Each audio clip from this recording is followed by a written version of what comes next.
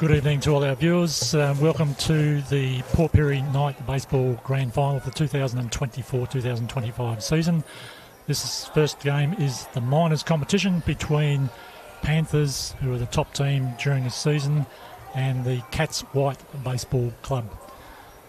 Now we have our players on the field at the moment. Defensively for Panthers, we've got young Cooper Kenyon on the mound pitching. Behind the plate there in the mask is Andrew Haran. Over at first base is the father of the pitcher in Dale Kenyon. And we have Chris Clark at second base. We have Jason, sorry, my apologies there, wrong player. At third base we have Greg Fidge. Shortstop is young Peyton Roberts. And then we go out to left field with Brodie Langsford. In the centre field position is Naish Primus, and filling our role out at right field is young Abby Marsland.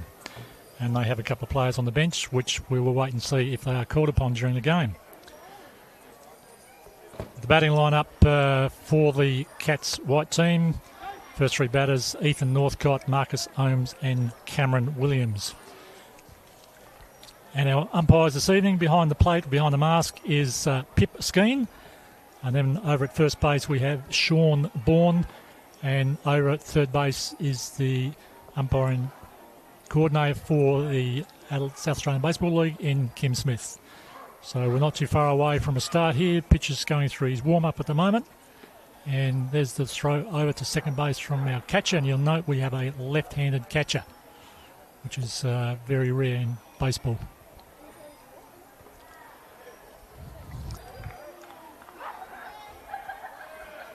So here we go. Lead-off batter, Ethan Northcott, into the batter's box.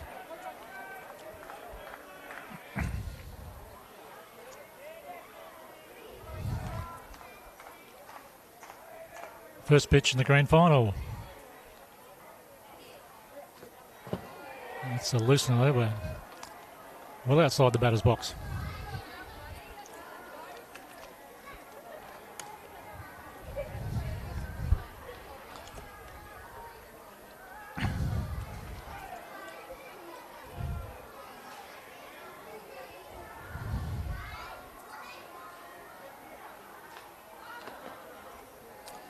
Another ball high and outside. Might be a bit of nerves out there in the pitcher's mound from young Cooper Kenyon. Young lad that's come up over the last couple of seasons. Comes down from Whyalla with his family to play in the local competition. And batter's fouled one off there. So young Cooper's grown in strength and confidence over the last two seasons and has been performing well this year. And as we said, help his team to get top position on the premiership table. So 1 strike, 2 balls on the batter.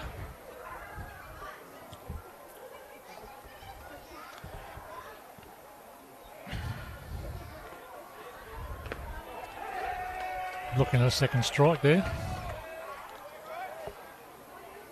Ethan Northcott's been a reliable batter, has some good speed on the base path as well. So if he gets on there, he'll be challenging the pitcher and the catcher.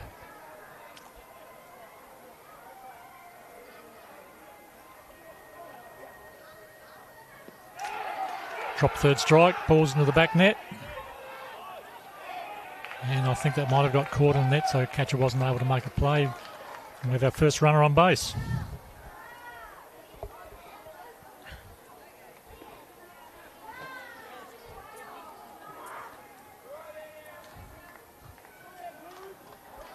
We have Marcus Ohms up to the batting box. Another reliable hitter and some good speed on the base paths as well. Now, Northcott, the runner on first base, will be looking to steal here.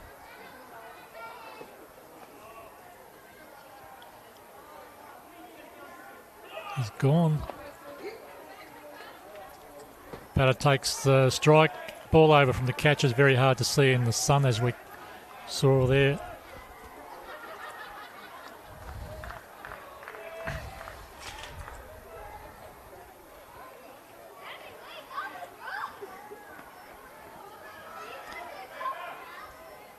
Safe easily there on the replay.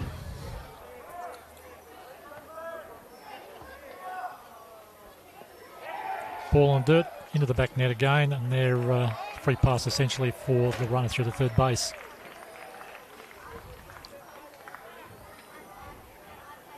None down, Cats White with a big chance to score here in the top of the first innings.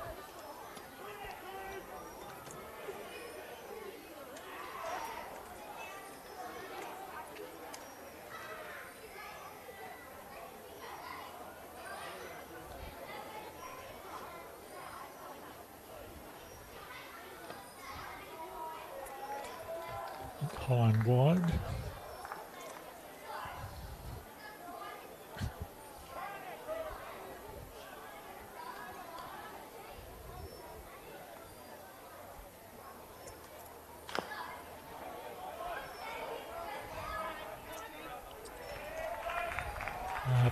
Holmes reaches first base, high rise, bounce ball there. Too difficult for the pitcher to get across and field that one, and obviously it was too hard for the shortstop to come in. We have Cameron Williams into the batting box now, runner on first, runner on third in the split position. Cameron Williams is a power hitter. I would think he'd be trying to get the runner across to second base in the scoring position here.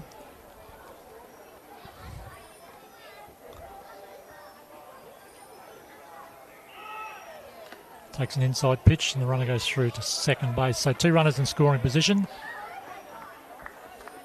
One ball on Williams. He'd be looking for a ball down the tube here and be hoping to score both of those runs.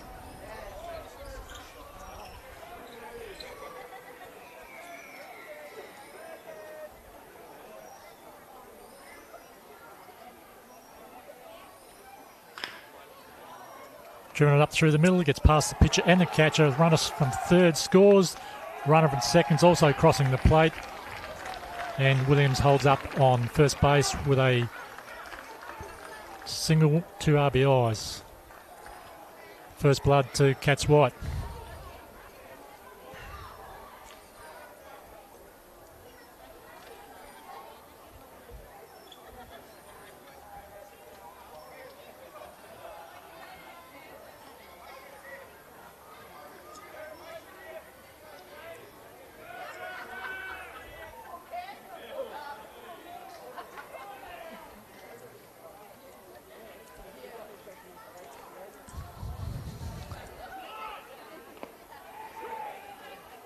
Batter again takes the pitch, allows the runner to get across to second base. Again, that sun is creating an issue out there with second base shortstop trying to field that ball.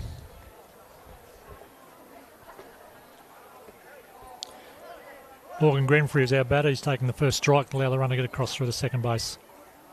Another run in scoring position.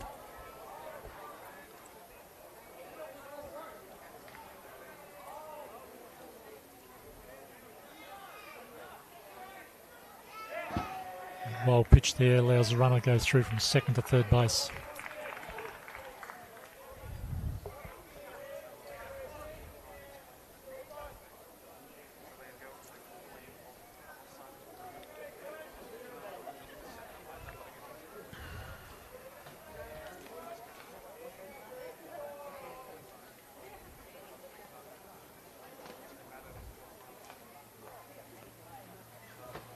Swing and a miss.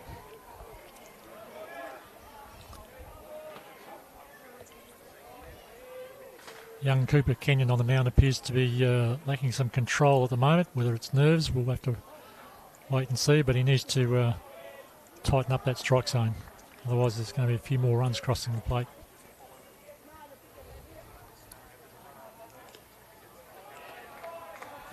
Another ball outside the strike zone there, just getting past the catcher. No run scores.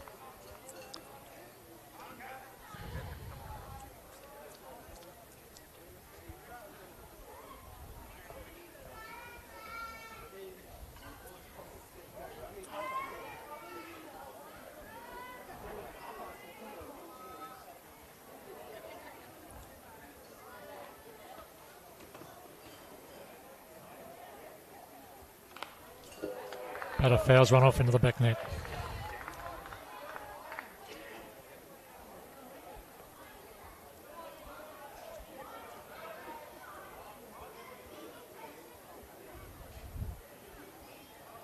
Two strikes, two balls on the batter, runner on third base.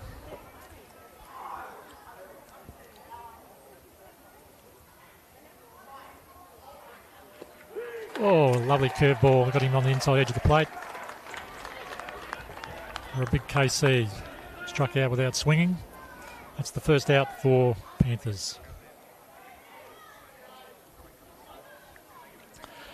Brings Jason Adams up to the batter's box, a strong left-handed hitter. Tends to pull heavily to the right side of the diamond. Gets that ball through first and second, that'll certainly score another run.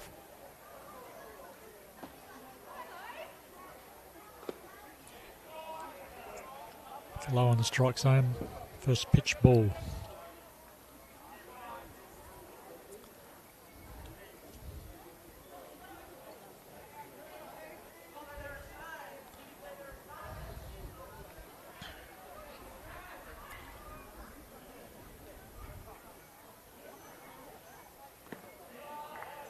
Again down low, 2 balls.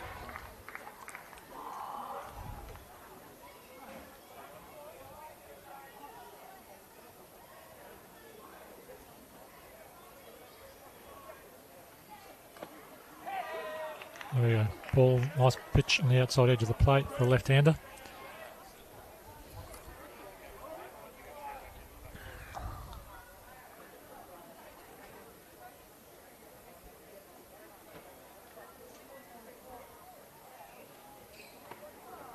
Inside. Batter avoids that pitch. Not prepared to take it for his team. Looking to hit.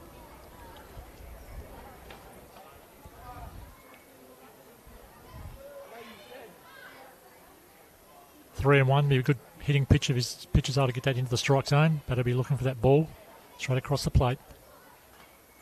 It's down low, ball 4.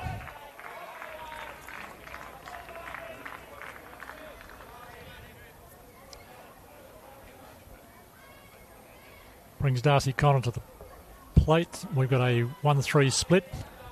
Only the one out. And Cats White have already scored 2 runs. They'll be looking to capitalise here, go and get that runner across through to second base, so they have 2 runners in scoring position.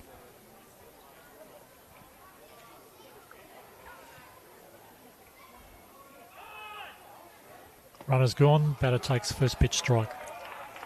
Easy, the runner gets through to second base. Now they have 2 runners in scoring position.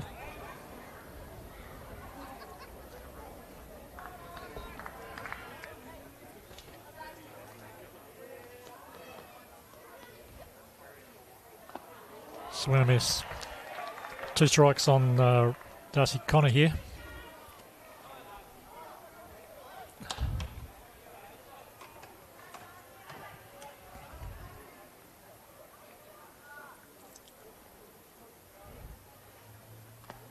And another swing and a miss. That's 3 strikes. 2 strikeouts now there.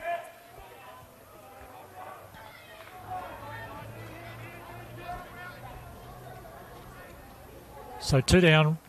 Runners at second and third. Cats White have already scored 2 runs. We've got Grayson Roseberg in the batter's box. Has been a reliable batter and again has some speed on the base pass. So Cats White would still like to capitalise here and get a couple more runs just to give them a good lead going to the bottom of the first. Catcher takes that one barehanded.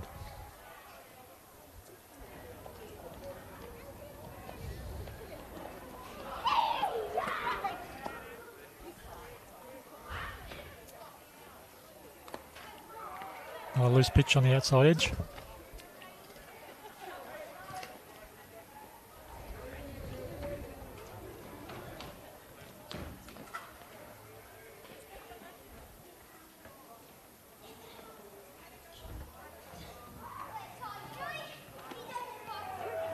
He's got that one on the outside edge of the plate, so 1 strike, 2 balls. Notice that Grayson just moved a bit closer to the plate, trying to cover that outside pitch again. Good opportunity. And there it goes. Good opportunity for the pitcher to throw it inside, which he's done. So he now has 2 strikes, 2 balls for an even count.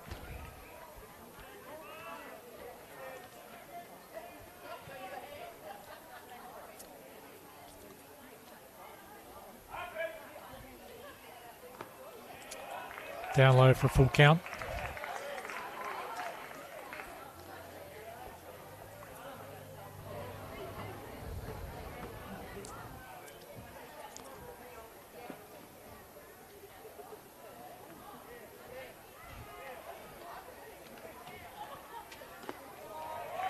Ball 4.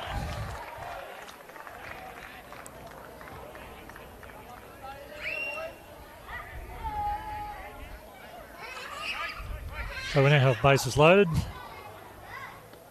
2 down, and Matt Howell to the batter's box. Matt has also been another consistent hitter for the Cats White team over the season, and I'm sure he'd love to score a couple of runs here for his team.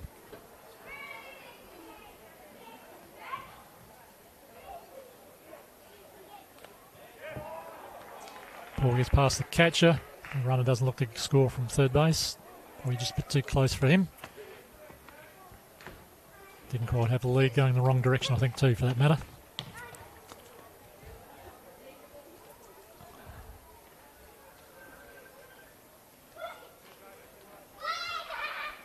First pitch ball on the batter. He's thrown high inside, 2 balls.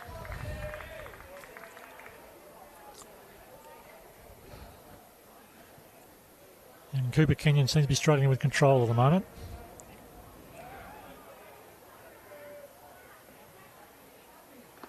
There we go. Nice strike, low, outside edge.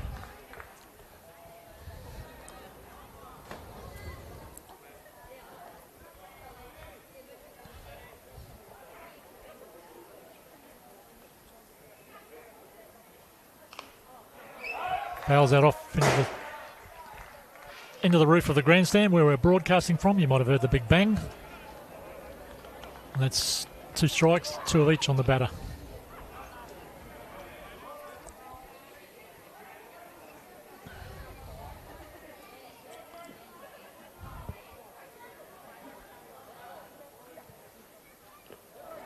And that's strike 3. That's batter out and side away.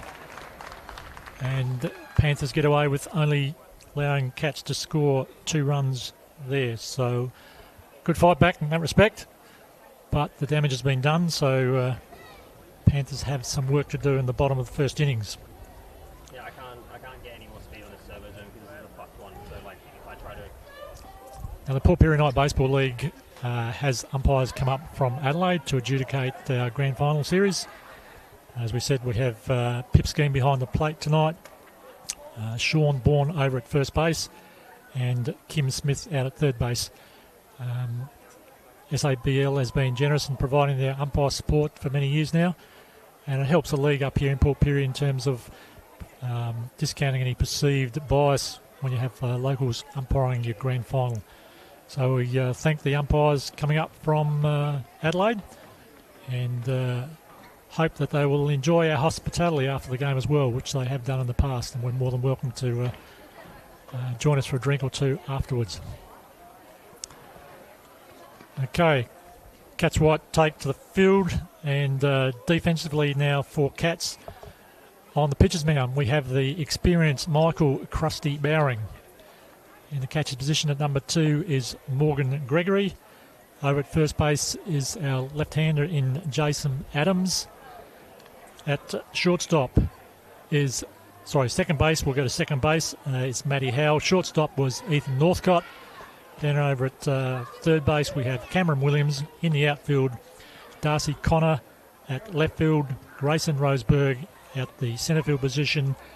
And then over at right field we have Marcus Ohms. Now we do have a DH for the pitcher. And that is Stuart Roseberg, who's the father of Grayson Roseberg out at centre field. So we have 2 father-son combinations out here tonight. So we hope those guys do well. And one team might be perhaps a little bit happier than the other come the end of the night. But I hope they both do well, father and son combinations. Leading off the batting for Panthers will be their pitcher, Cooper Kenyon, followed by one of their power hitters in the catcher, Andrew Haran. We then have Peyton Roberts as the third batter. And Peyton plays shortstop. She's a young girl that's played Port Pirie baseball for the last couple of seasons. Perhaps lacks in some of the strength. She's a softballer as well, but certainly seems to have a good knowledge of the game and knows the plays where and when. So we wish her well tonight as well.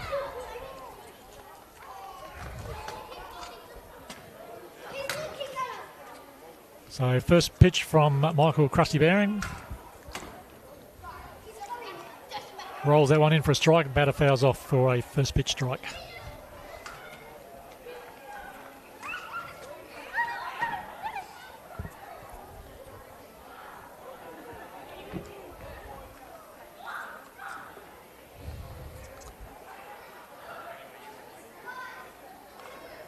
Fouls off the second pitch. He's looking for a hit here, young Cooper.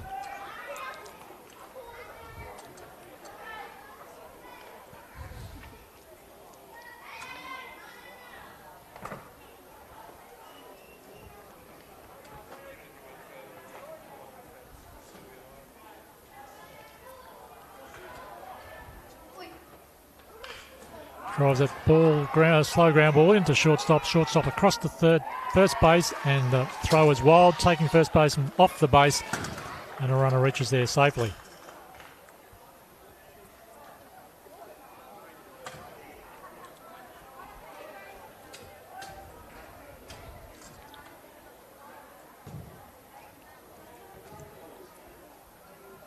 So Panthers runner on first, and our power hitter. One of two in the lineup for Panthers, Andrew Haran, has quite consistently over his career put the ball over the home run fence. Takes first pitch strike. Runner does not steal. Might have been missed signals there. Pitcher fakes a pick off to first base, pushes the runner back.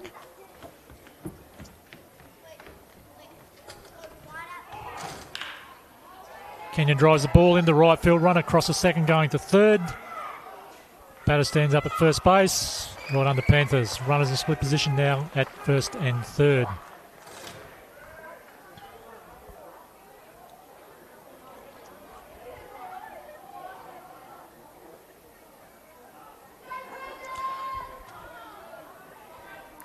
Brings young Peyton Roberts to the batter's box.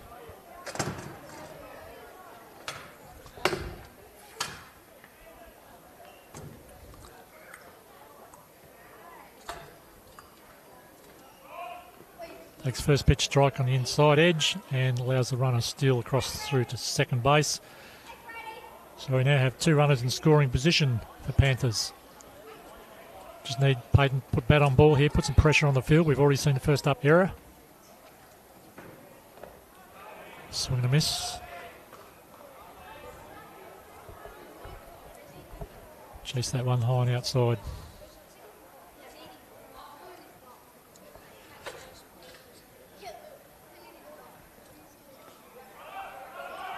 Ball gets away from the catcher. Now, quite often the runner on third base can score when the ball gets away from the catcher. Generally speaking, that ball must go at an angle away from the catcher, not directly behind him into the net.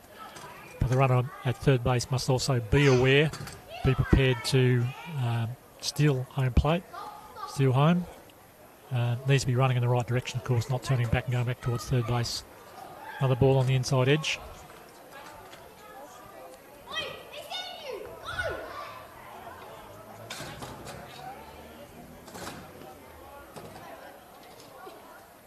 So 2-2. There's a swing and a miss. At least she goes down swinging.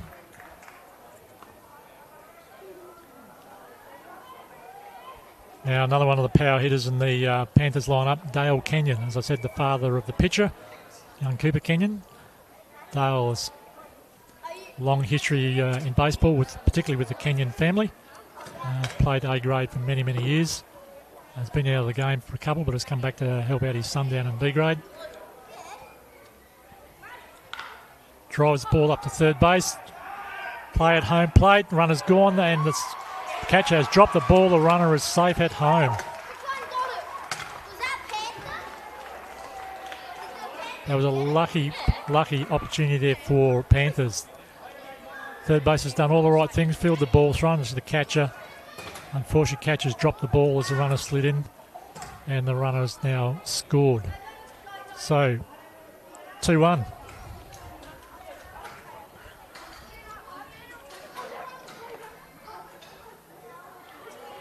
We now have young Naish Primus.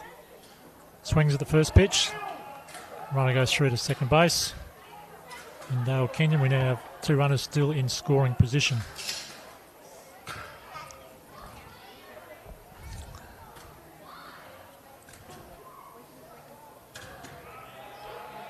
Second pitch strike.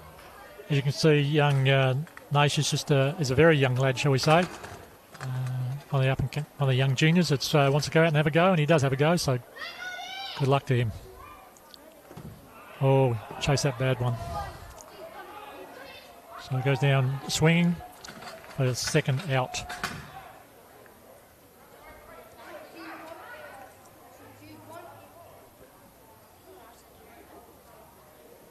We just called time here for the catcher, so the runner, as in young Naish, goes to run for the catcher, Andrew Harron, at third base.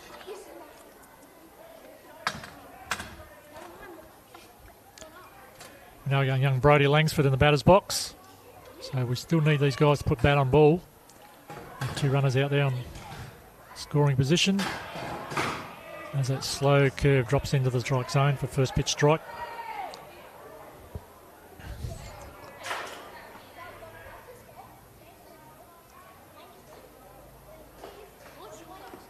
Second one.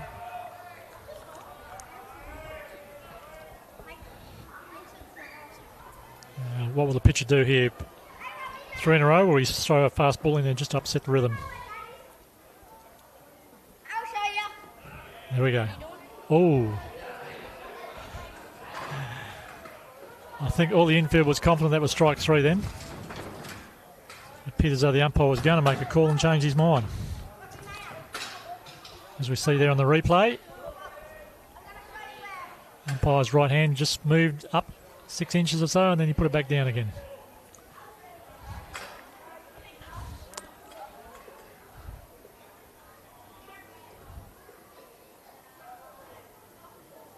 There we go, strike 3 down the tube.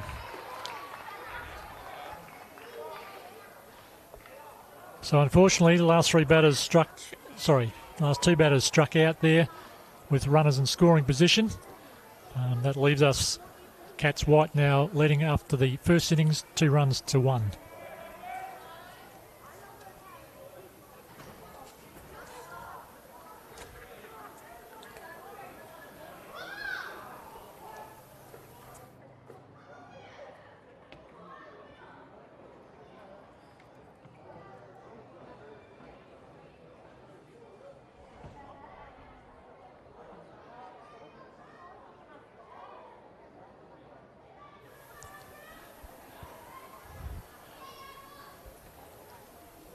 Now it's a lovely night here in Port Pirie.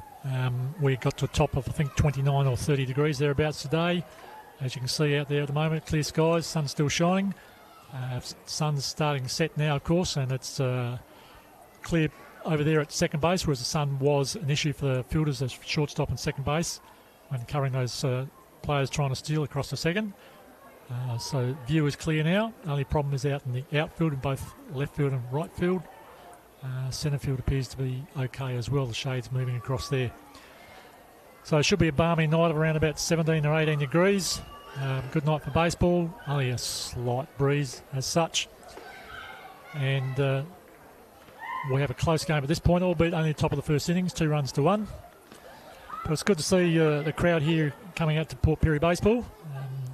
Some of the locals we have here currently are the Cougars Softball Club. I can see a few of their teammates and their coach. Cougar Softball Club played one of their finals last weekend and moved straight into the grand final for the 4th successive time, so we wish them well. Come grand final, which will be next weekend in local softball competition. We also have some of the committee from the Port Pirie Softball Association here watching tonight. Welcome, ladies. Good to see you along.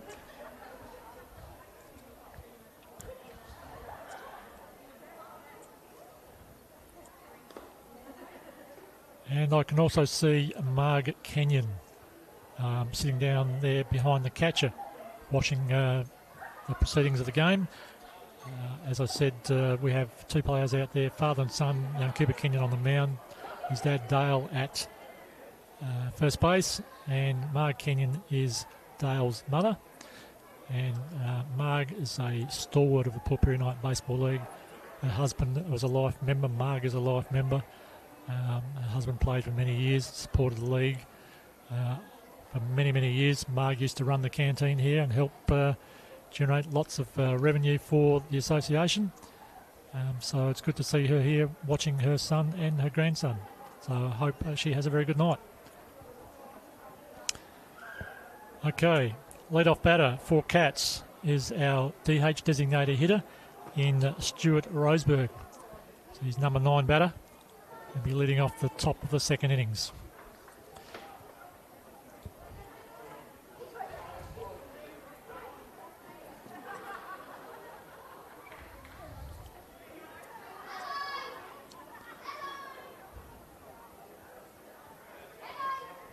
Now Stuart's playing right.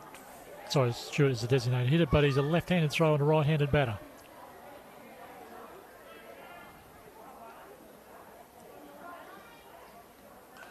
He fouls off the first pitch.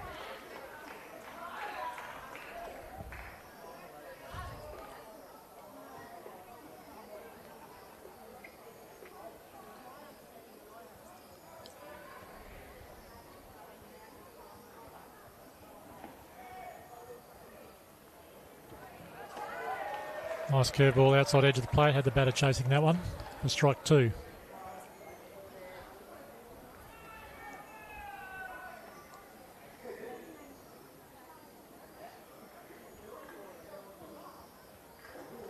Oh, wild pitch outside. Good reach there from the catcher to take that ball.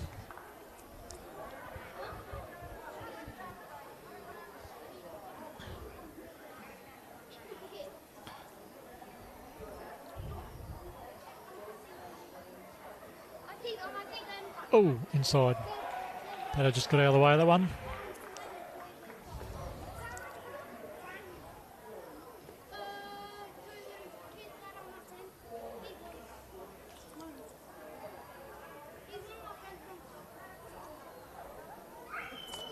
All right, 2-2. Batter's been aggressive in the batter's box. Oh, he's fouled that one off. Inside pitch. I think he's claiming that it hit him, but I don't think the umpire wants a bar of that, so foul ball.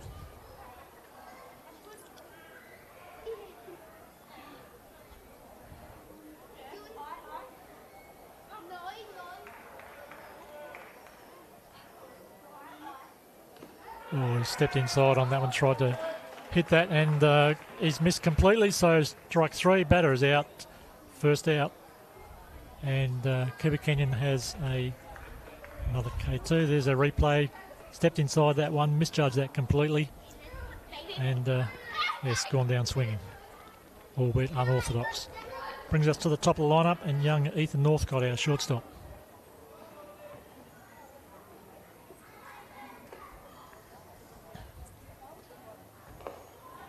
First pitch low outside.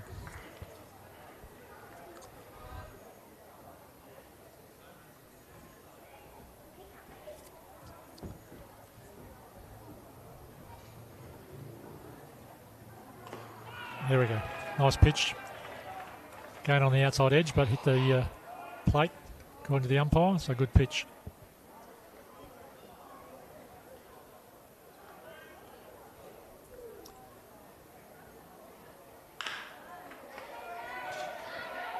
Slow roller across to shortstop. Runner's got some speed. Too slow there to release the ball at shortstop, and the runner achieves first base safely.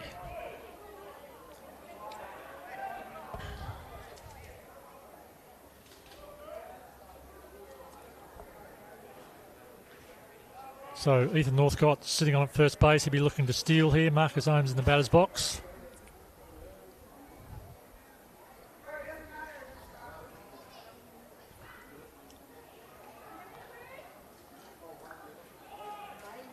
Takes pitch, first pitch inside.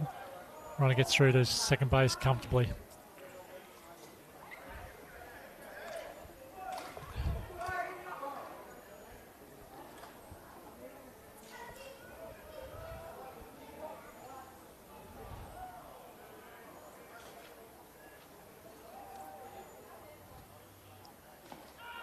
Nice pitch outside edge. Now, some of our viewers may note young Marcus in his closed stance there. Ethan Northcott also had a similar stance. I'll come back to that.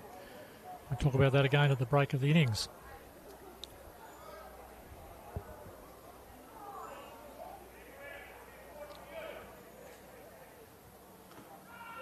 Ball inside. Catcher tried to frame that one to convince the umpire, but no success.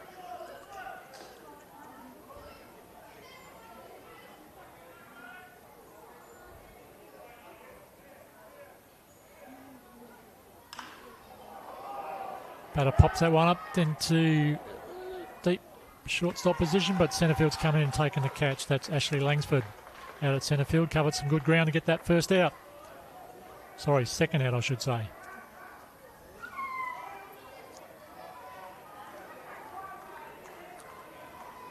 So 2 down for Cats here. Runner at second base, and we've got Cameron Williams, I say one of our power hitters for the Cats side, in the batter's box. He hit safely to centre field last innings, scored a couple of runs. Ball outside. Scored 2 runs last time off the bat, so he's hoping to score another run here with his teammates sitting at second base.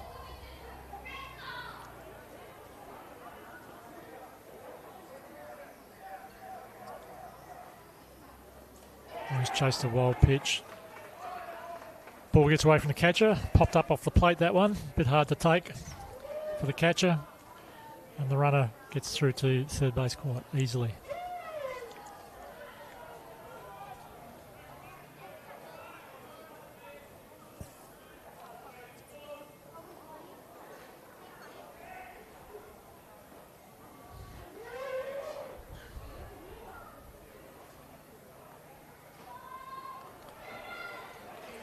Another loose pitch.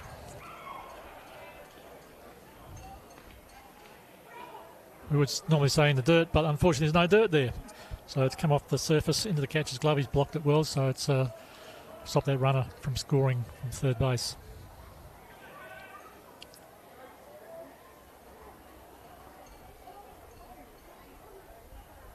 Oh.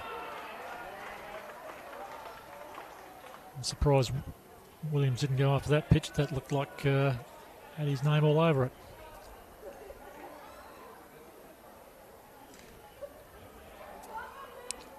Two and two.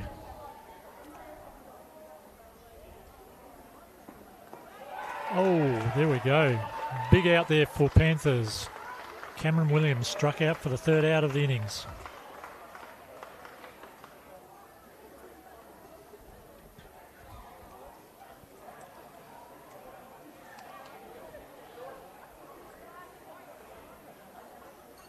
I spoke about those 2 batters, Ethan Northcott, Marcus Holmes, in their closed stance when they're in the batting box. The Cats White team has been predominantly made up of a group of young lads who play hockey. And they decided to come out and give baseball a go, I think 3 seasons ago now, and have done very well. Starting to learn the more detailed aspects of the game. But good hand-eye coordination, can hit the ball. And as we saw when in the batting box here, they do have that closed stance, which is similar to hockey when they try and hit the hockey ball. But as I said, they've adjusted reasonably well. There's a couple of good batters there, as I said. Cameron Williams showed us that his first at bat when he drove that ball out of centre field and scored 2 runs for his team. So just goes to show good hand-eye coordination can be applied across different sports. So, bottom of the second innings, Cats leading 2 runs to 1. Leading off for Panthers will be Chris Clark, who's our second baseman.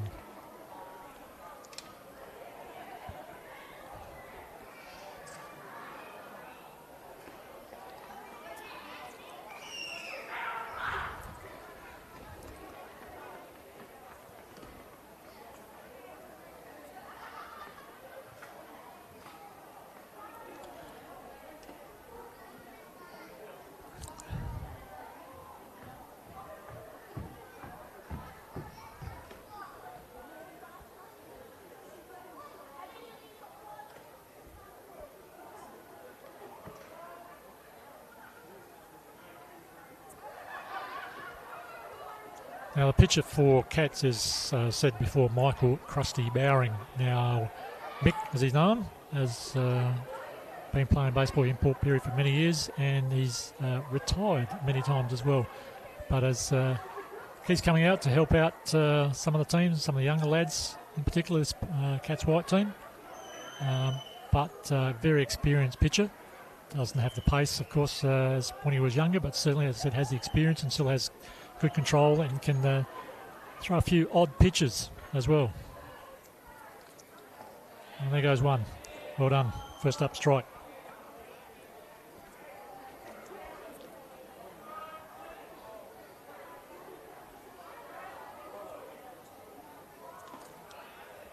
Inside, just missing the edge plate on that one.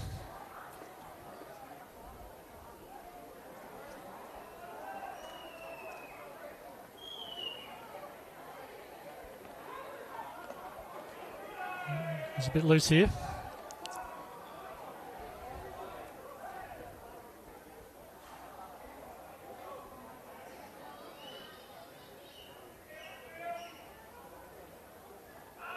There we go, inside edge.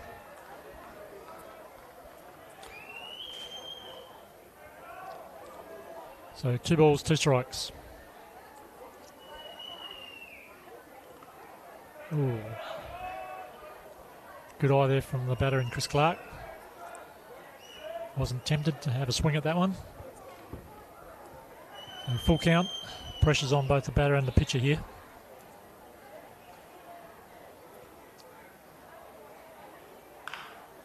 And roller into third base. Cameron Willen has the arm. It's bounced into first base. The catcher, first base has picked up the ball before the runner got there, but the umpire's called the foot off the base.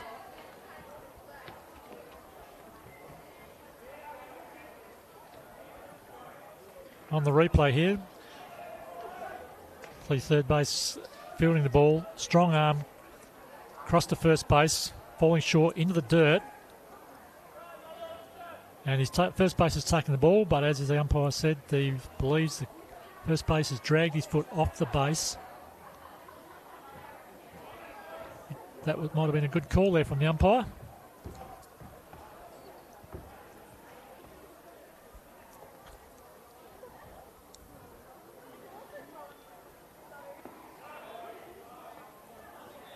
All right, so Panthers got a runner on first base. In the batter's box, we have young Abby Marsland. That's a young lady's been helping out the Panthers team for the last couple of seasons. Can put bat on ball, but not much power. There we go. Fouled that first, second pitch off.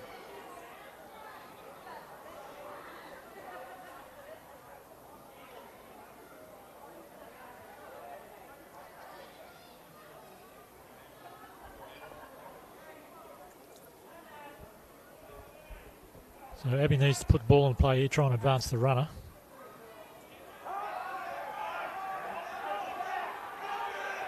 Drop third strike, batter's out because there's a runner at first base. That's automatic, but the runner's gone through to second, and it looks like he's actually fallen over and hit the base at second base. That's good play there from the runner, whether she knew it or not. It's always good to drop third strike when there's a runner at first base, just to run to try and tempt the catcher into throwing the ball across the first base. So hopefully you can get the runner through to second. All right, one out, and we've got we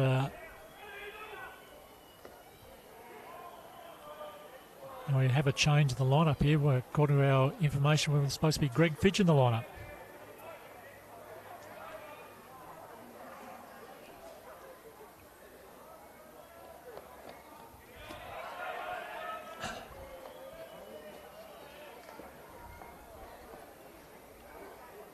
This looks like McGregor.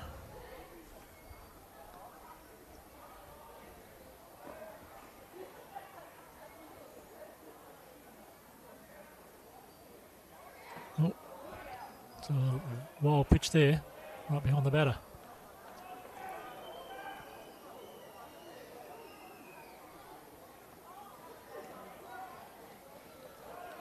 So this is Shannon McGregor in the batter's box. And there's a slow roller up to third base, just rolls foul.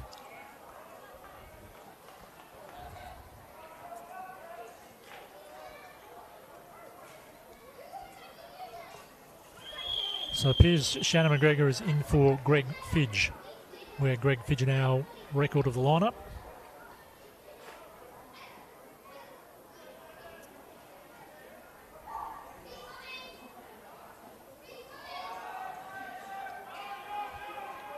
Catcher's lost control of that one. The runner still stays at second. It's not very good base running there. Should have been standing up in third base. Not being aware of the situation. Not getting a good enough lead.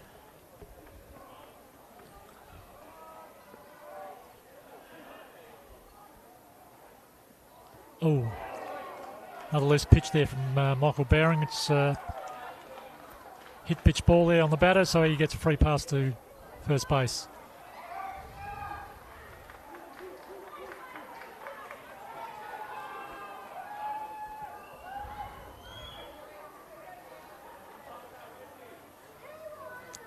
So one out brings us to the top of the lineup. Runners at first and second. Cooper Williams is our lead-off batter, of course, so at the top of the lineup.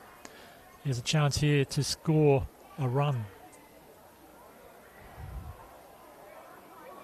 Inside pitch. Oh, umpires called that one. They look well inside from our position up here behind the plate.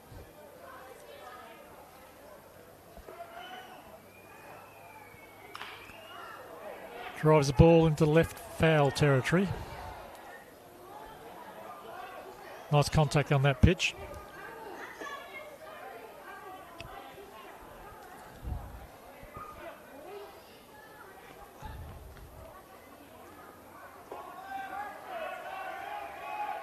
Now, the ball's got away from the catcher again. The runner's still standing at second. Only had a short lead. Wasn't moving down with the pitch. And should have been standing up on third base. So Panthers should have then had runners at second and third with no force, and they're still in a force situation. So not good base running.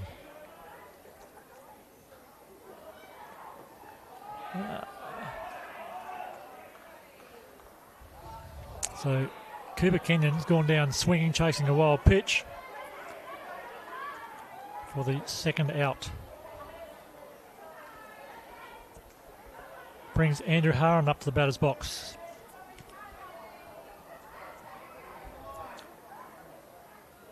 Now he drove the ball into right field first at bat and scored the run for his team. So he would looking to do likewise again here.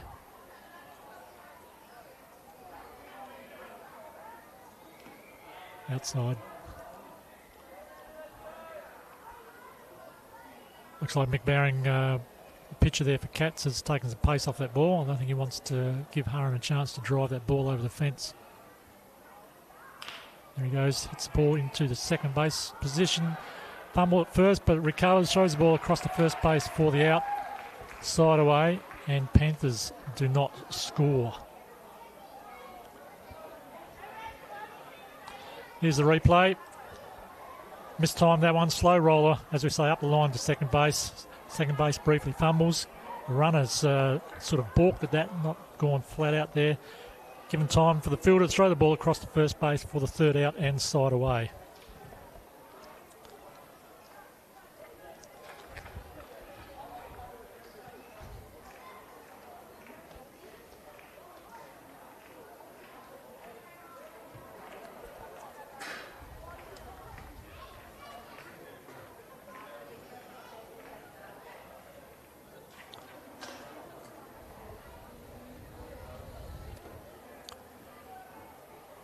So as we can see the sun setting on the silos in the background there. And we now have the lights on here at Memorial Oval. The ground is still looking a picture. We had a AFL trial game here between the Crows and Port Adelaide just before the season proper started in the AFL. And the local Port Pirie Regional Council made sure the ground was in very good order, and it still is for that matter. So service is looking very good out there, and it seems to be playing very well also.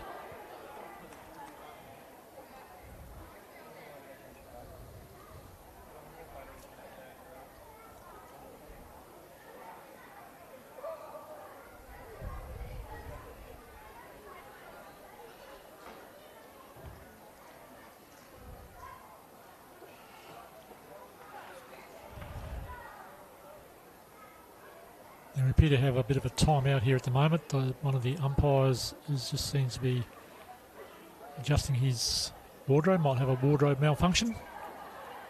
So the fielders might have a few extra throws in terms of their warm-up while we wait on the umpire from first base.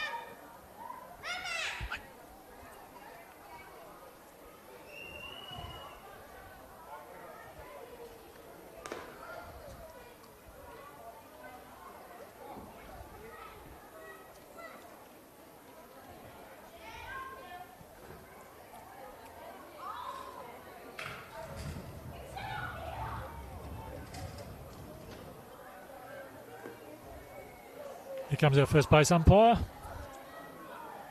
So we should be right to go. Now, the minors competition, or B grade, as some people refer to it as, is a time game of 110 minutes, so it's not a regulation 9 innings game. And the goes to an even innings, unless, of course, the team that bats second, which is Panthers, are leading anyway, so they don't have to finish their turn at bat. As I say, 110 minutes is the time for this particular game, so it depends how many innings they will get in that 110 minutes. So, leading off for Cats White is Morgan Gregory, their catcher. First pitch inside for a ball.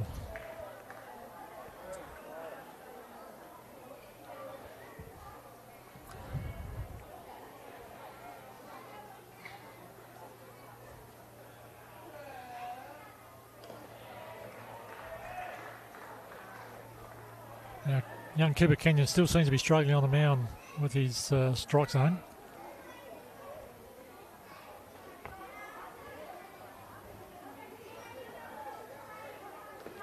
Brought that one back.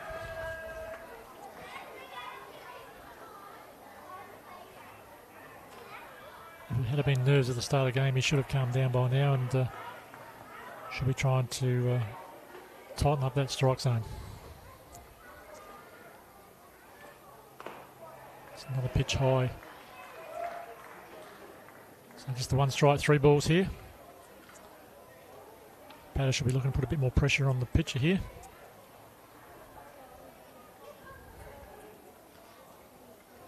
There we go, ball 4.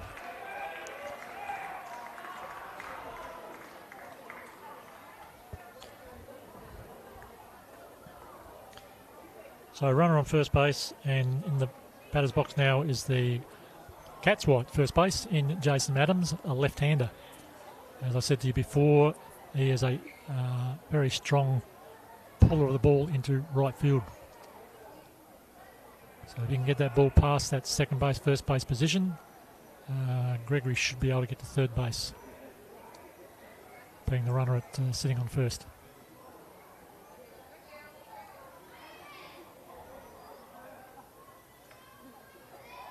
Pick off attempt.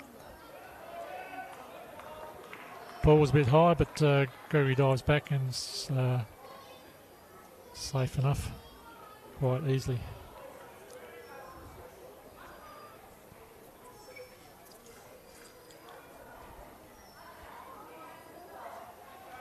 Another attempted pick-off. Again, Gregory dives back into first base and is easily safe.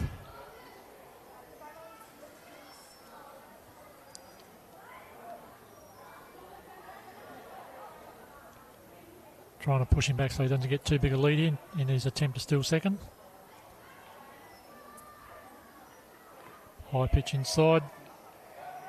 Now the runner's gone through, but the catcher took a long time to release that ball. Not too sure if he didn't see that the runner had gone with a left-hand batter in the batter's box, but Gregory stands up at second base. As we're watching the replay there, catchers took too long to get rid of that ball.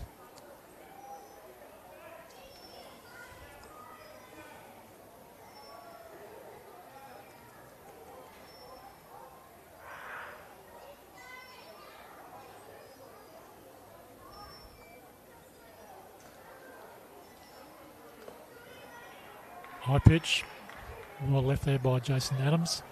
So Cats with a runner at second base in scoring position. None down. We'll be looking to score here again. It's top of the third innings.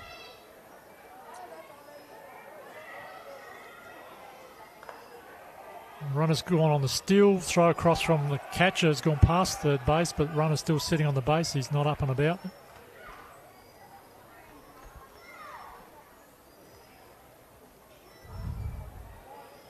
So we go to the replay there.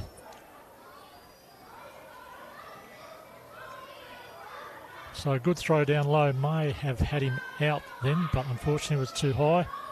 Slipped past the third base's glove. So runner sits up on third base. And we have a 3-0 count. There we go, one pitch down the tube.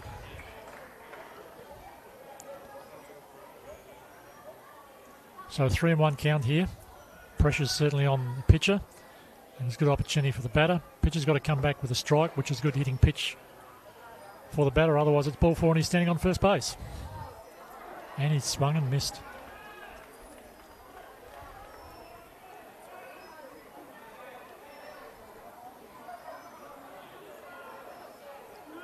So we've now got a full count. Pressure's on both players, pitcher and catcher.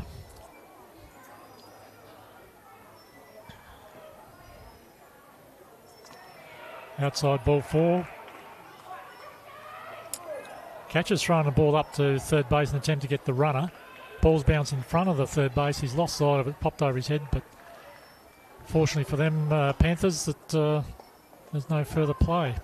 Runner hasn't gone anywhere, and the runner at first base is still standing on first base.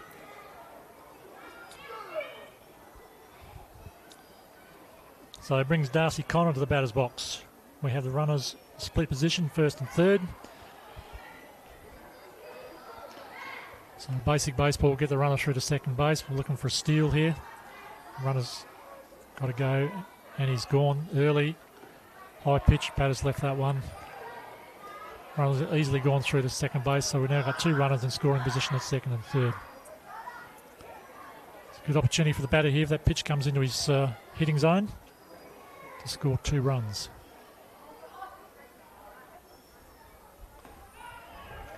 Outside edge for a nice strike.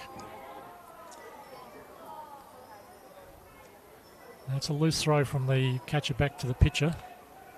Any further on that, the opportunity would be there for the runner to score from third base. Shortstop is not real quick on his feet. Doesn't have a strong arm. And there we go, second pitch strike on the outside edge of the plate again.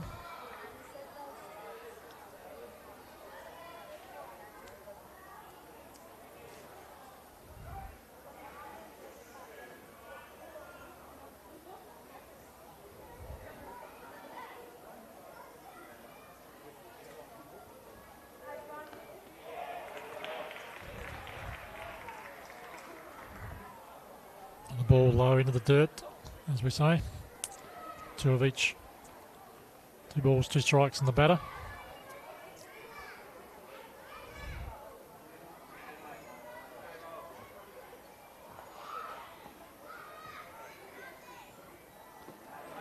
Swing and a miss. Strike 3. Batter is out. First out there, Panthers have now.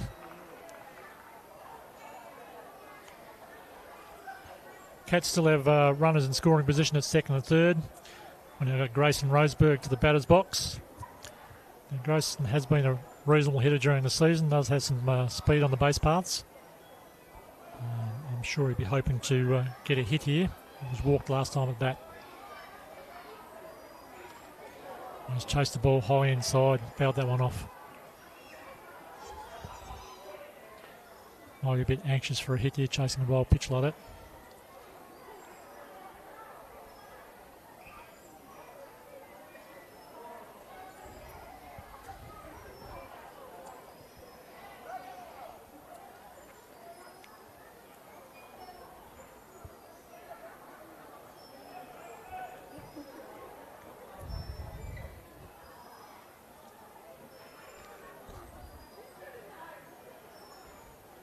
Okay, 1 strike on the batter. Play to resume.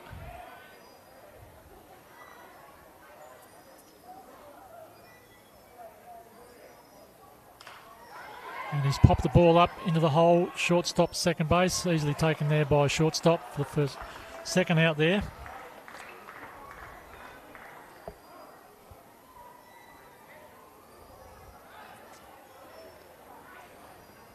Time is called. We now have a runner for the catcher.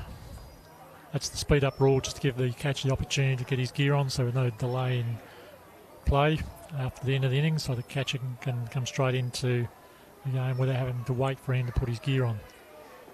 So Matt Howe in the batter's box. That got struck out last time I bat, and I'll be hoping to make amends for that. Ball low, gets past the catcher. Runners don't go anywhere, staying at second and third.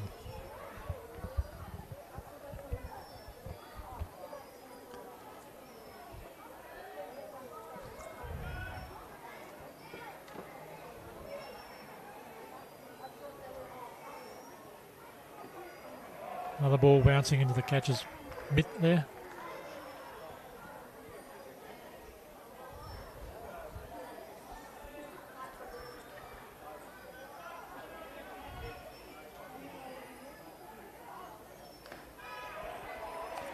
Ball three, high and outside. And as I said, Cooper Kenyon seems to be struggling with his control here. Does not seem to be improving very much. He's been very good during the season. Had quite good control, good speed on his pitches, but seems to be struggling tonight.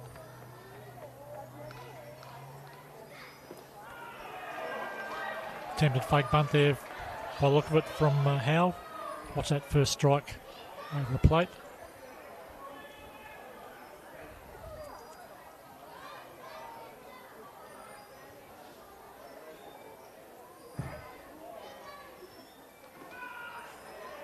Oh, nice pitch there. Looked all right as it was in the strike zone, but the umpire doesn't think so and called it ball four.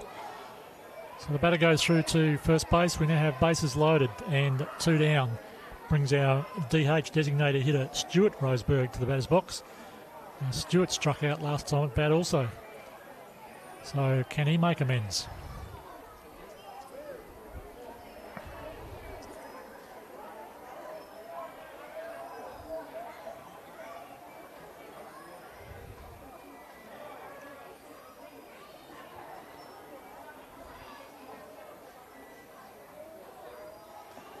Swing and a miss.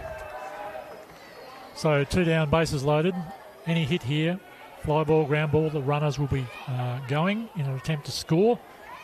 It doesn't matter whether the fly ball is caught because it won't change the result. But should the fielder drop the catch, or should any runs that do cross the plate will score, will count.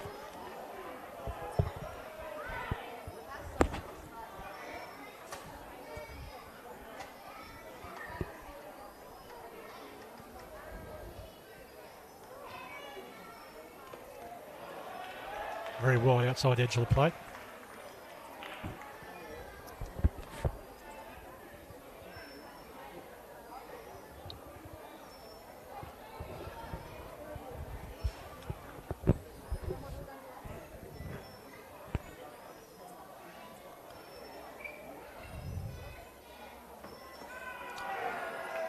Line of strike zone for strike two.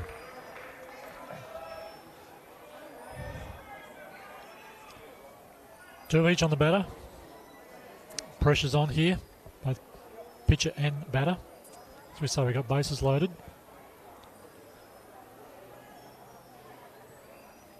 Oh, he swung at that one outside low. And Panthers get away with that, bases loaded. They had only the none out with bases loaded, and they got the last three batters out without allowing Cats to score. So good recovery there from Panthers.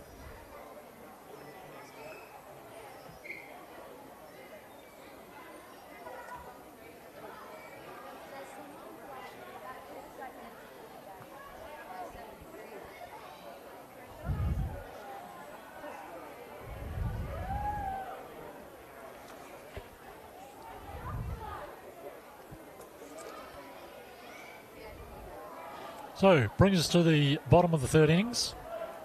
And Cats White are leading 2 runs to 1. Now, Panthers need to shake things up here. Time is starting to get away from them. We've been playing for just over an hour now, and they've only scored the one run, which was in the first innings, of course, and haven't looked like scoring since then.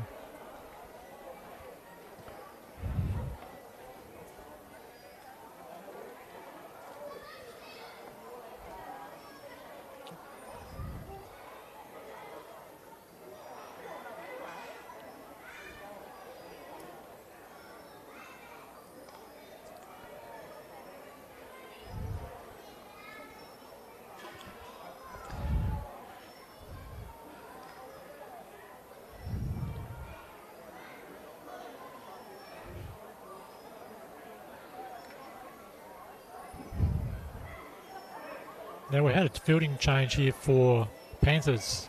We didn't pick that up earlier. Rowan Neck has come in for Peyton Roberts, and Rowan Neck will be the first up batter here for Panthers.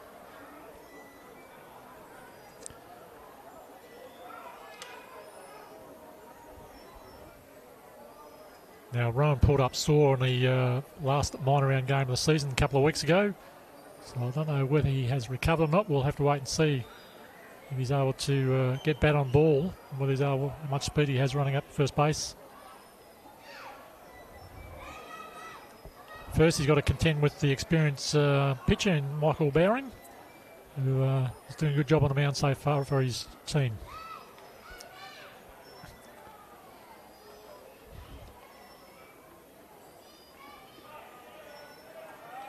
This pitch ball. Pitcher thought that was a reasonable strike by the looks of it.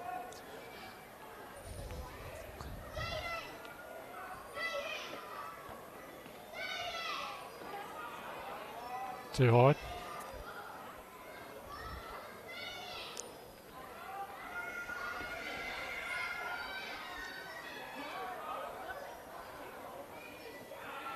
And he's got that one to drop into the strike zone on the inside edge for strike one.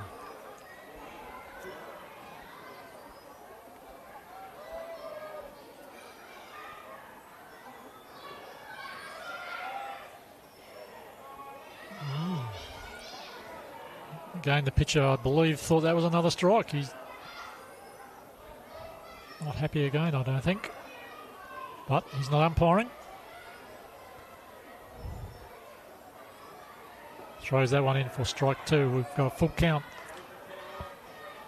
So pressure's on both pitcher and batter.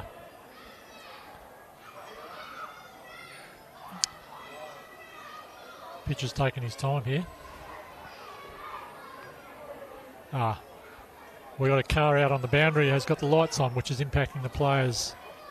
It's difficult for the players to see the ball when the car lights are in their eyes, so we're just asking somebody to turn those lights off.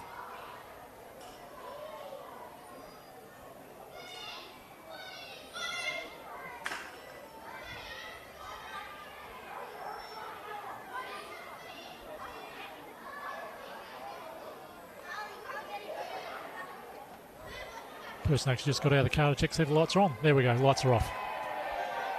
And we'll get the cheers from the crowd. Okay, play to resume, full count. Oh, big pitch down the tube, strike three.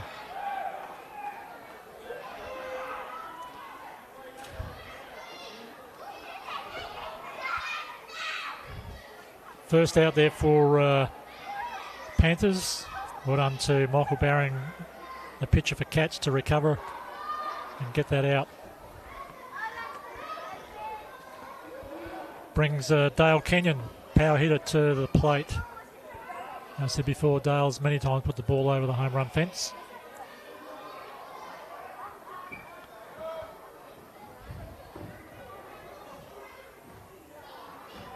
First pitch ball too low.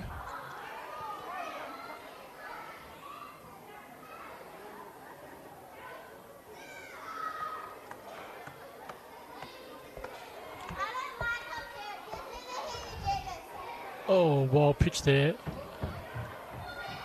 Gone way past the bat on the behind his back there. And pitcher's having a bit of a chuckle.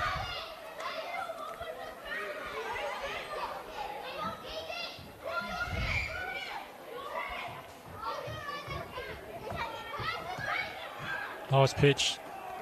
See that ball drop across the inside edge of the plate. Bowring just being careful here not to throw too much pace on that. He doesn't want to see that ball sail over his head. There we go. Dale Kenyon has driven that ball up the third base line into foul territory.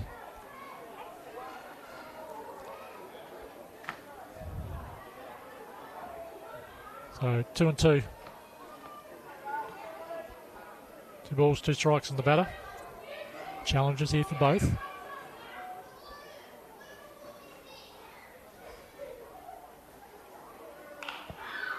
And there he goes again. He's driven that ball up the third base line into foul territory once again.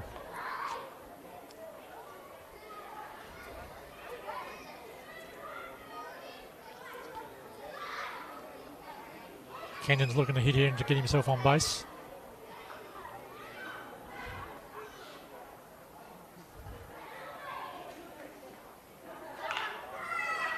Going up the third base line straight. The third base ball goes across diamond and it's into the dirt once again. And first base is unable to take the ball cleanly. He's blocked it, kept the ball in front of him, but the runner is safe at first base. Here's the replay. Hard hit up the third base line. Third base takes the ball well. Strong throw across, but he doesn't have the flight. And the ball goes into the dirt and ricochets off the legs of the first baseman. Runner again, as we said, safe on first base. Should have been an out. Unfortunately, another error there from third base. As the ball gets away from the catch on the first pitch to Ashley Langsford, and the runner in Dale Kenyon strides across to second base.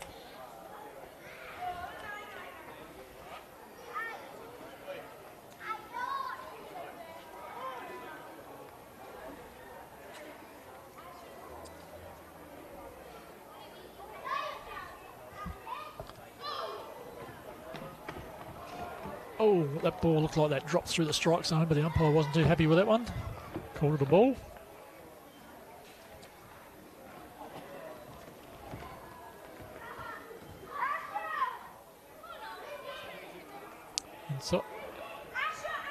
Inside pitch, and he's called that one a strike.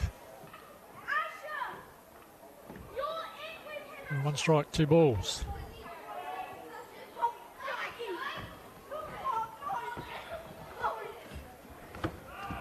And again, same position almost for a second strike.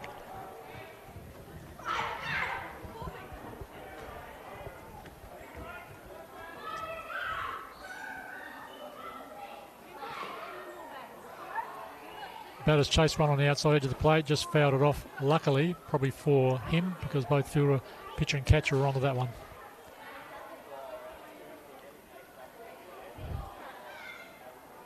Now Dale Kenyon, the runner at second, has gone through to third base, but the umpire's just reminded him it's a foul ball and he's got to be sent back to second base. So still 2 balls, 2 strikes on the batter.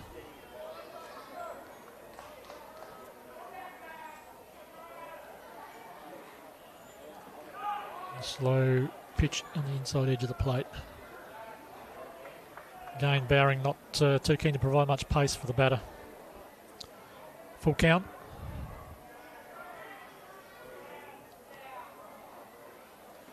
Drops that one into the strike zone and the batter goes down swinging for strike 3.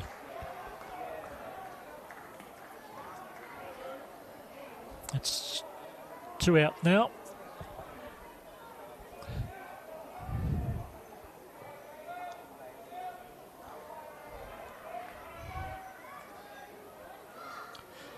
Yeah, we've got another fielding change in the batting lineup here. Looks like Caleb Alcock come to the batter's box.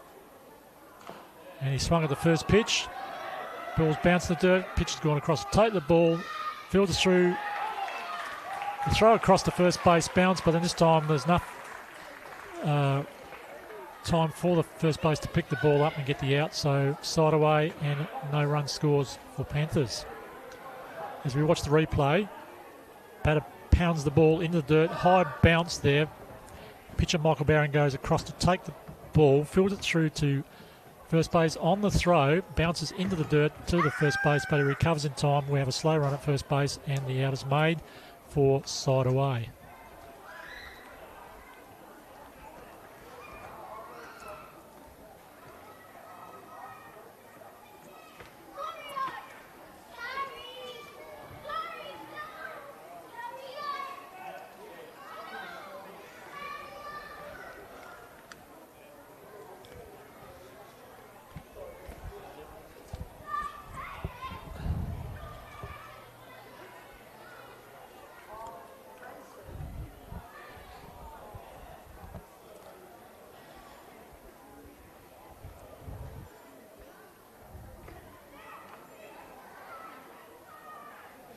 So here we are, top of the fourth innings. Score 2 runs to 1 in favour of Cats White. Nothing's happened for the last 3 innings. And as a coach, you would want to expect them to start to change things up a bit. Whether we look at trying to lay down a bunt, get runners on base, or advance those runners. We need to change strategies here, I think, if you want to win this game. That applies to both sides. So after our first innings, we had 3 runs scored. It's been quiet since then. Although the pitchers are not dominating, Michael Baring for Cats White seems to be doing the better of the two. Young Cooper Kenyon seems to be struggling on the pitcher's mound tonight. Hopefully he can get himself into form as the game progresses.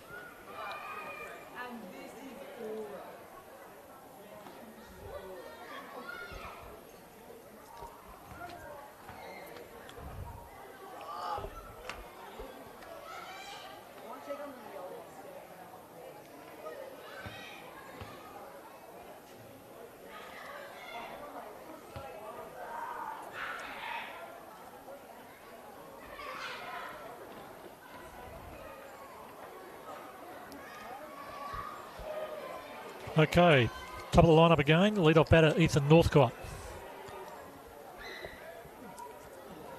Now Ethan got on base through a drop third strike first at bat, and then had a single to shortstop. And we'll notice that closed stance he has there again. It's one of the hockey players that come out to play baseball.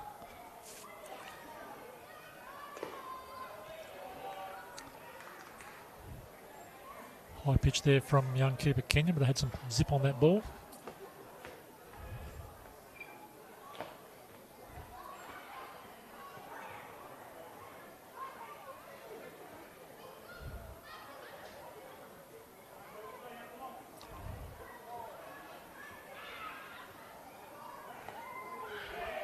Nice strike on the outside edge of the plate.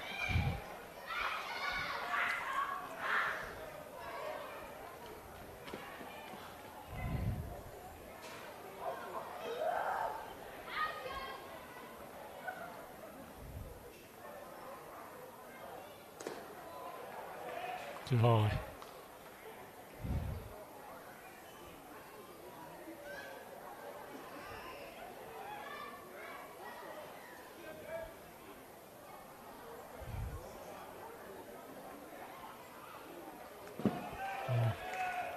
Loose pitch again. Unfortunately went straight through the catcher into the back net, but bounced right back to him, so doesn't have to go too far to get that one. So 1 strike, 3 balls here. It's a good hitting situation for the batter. Pitcher's either got to get the ball into the strike zone, which could be a good hitting pitch for the batter, or otherwise loose pitch, and he's standing on first base. Ball 4, which it is.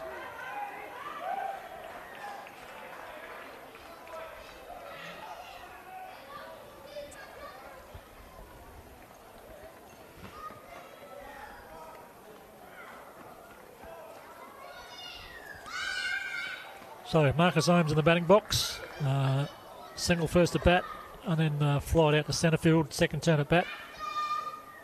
He should be letting the runner scoot across to second here, get him into a scoring position. Pitch attempts pick off. Oh, that ball looked like it was soaring over first base head, but first base was able to stretch and take that one, so no wild throw there.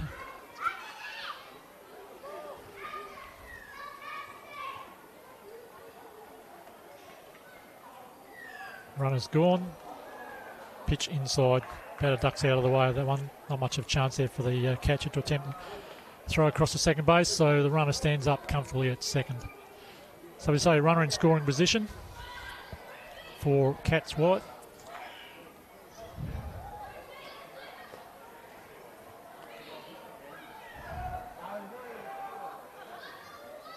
Runners attempt to steal third. Done that easily. And the ball this time on the outside edge of the plate.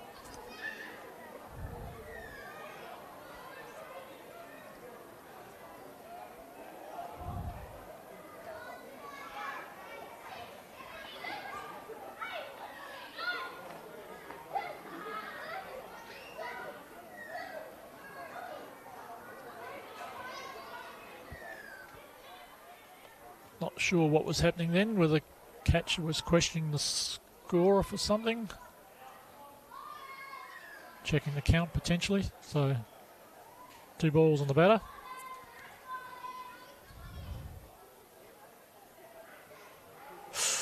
There we go. Another hit pitch ball. So runner stands up on first base. So we have runners at 1 and 3 for the split.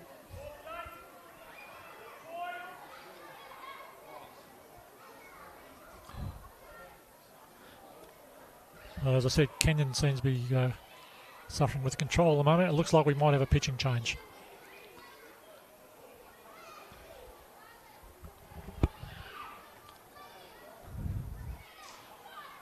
So it looks like Ashley Langsford, the centre fielder, is coming in to pitch. He's just having to change his shoes at the moment. We have a fiberglass mound out there for the pitchers, and the generally players will use metal cleats, which tend to slip all over the fiberglass mound. So he's going to put on some rubber-soled shoes. It looks like just a straight positional change, 1 to 8, 8 to 1.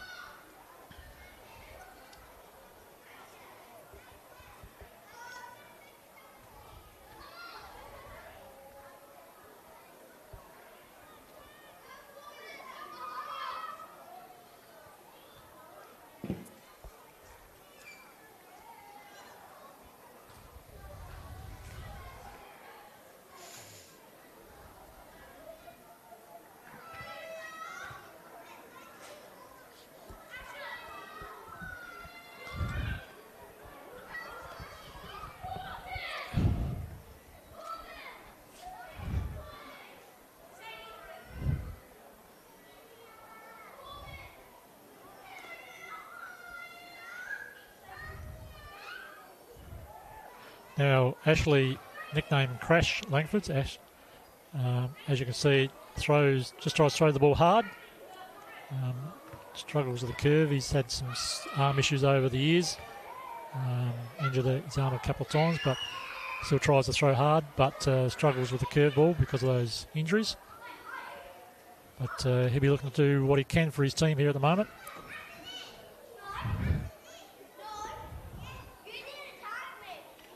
We're not the best time to be coming in as a relief pitcher when you've got your team down 2 runs to 1, runners at first and third, and one of the power hitters coming up to the batter's box. And that's Cameron Williams. Now, he did strike out his last turn of bat, but his first turn of bat, he hit the ball to centre field and scored 2 runs. So again, Cats be looking to get their runner to steal through to second base. So they've got 2 runners in scoring position. So I would expect Williams to take the first pitch here.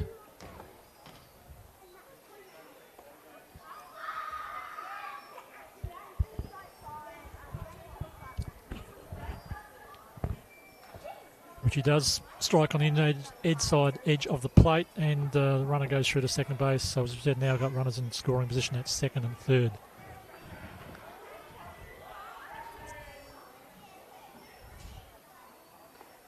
Big swing there from Williams.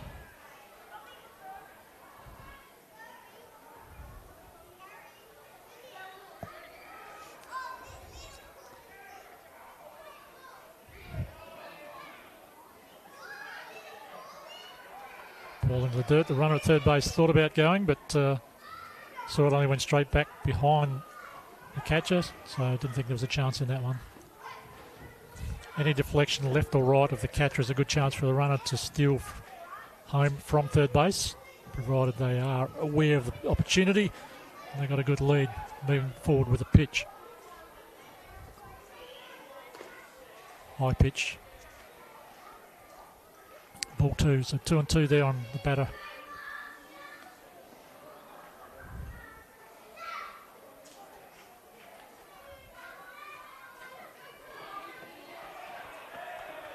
Top of the zone there.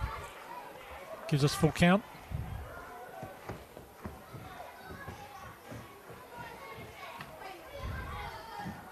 Challenges here for first up pitcher Ashley Langsford. And ball 4 high in the zone. So Williams has walked. And brings our catcher, Morgan Gregory, to the batter's box.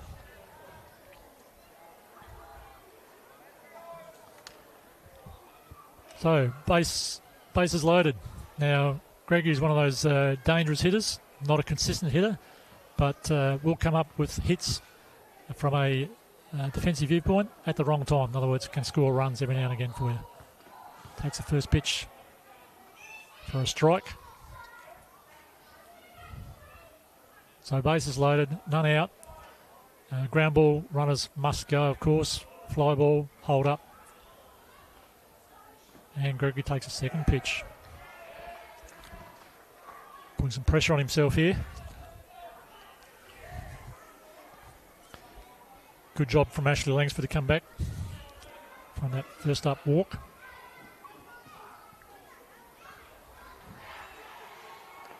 Oh, swing and a miss for his strikeout.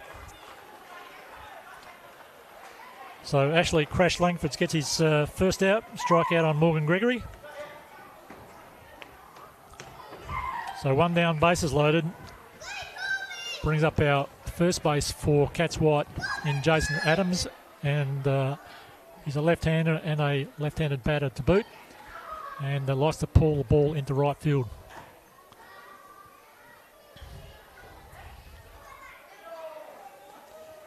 It's a strike outside edge of the plate. Now if he's able to get that ball in the right field out of the infield, I'm sure we'll have two runners scoring, because both those runners at second and third have got some speed. Way outside, second pitch ball.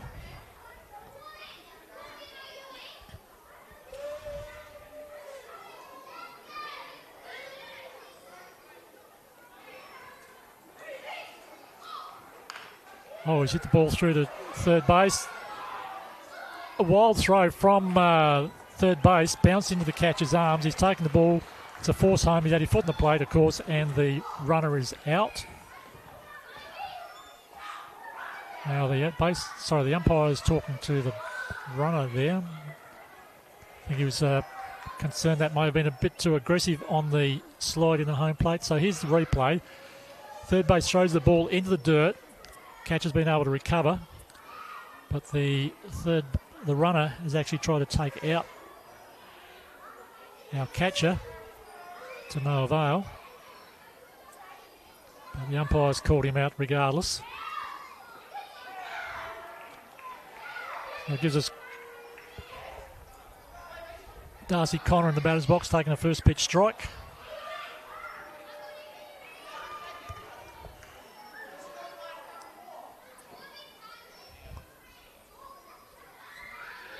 And then the second pitch ball outside.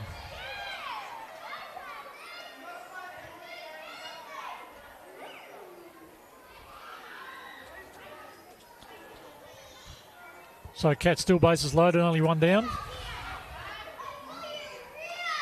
He's fouled the ball off.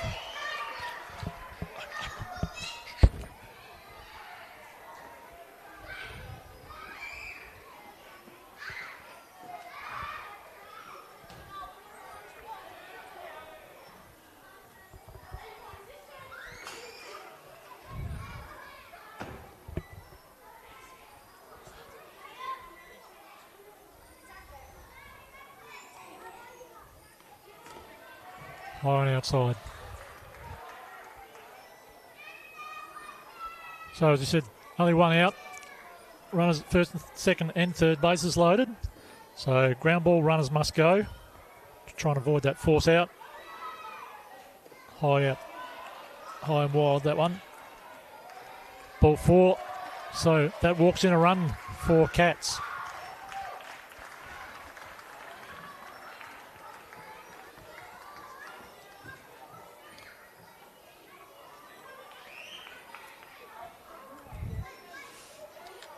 Right, Grayson Roseberg to the batter's box. Now Grayson got a walk first up and flied out to shortstop second time bat as he takes his first pitch. Still only one down.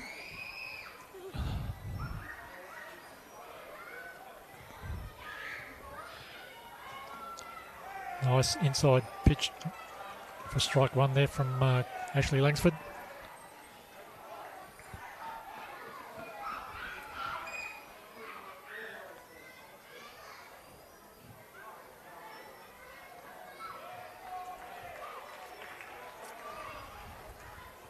Well, the ball's been thrown. No. I was about to say the ball's been thrown past the pitcher on the return from the catcher. The runner's looking to steal home, but thought better of it because the pitcher went after the ball and he's gone back to third base. So no action, no play there.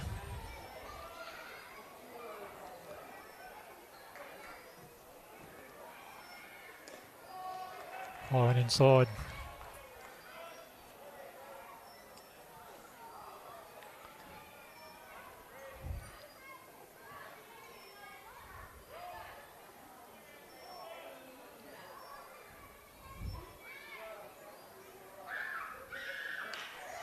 All right, ball's gone into centre field.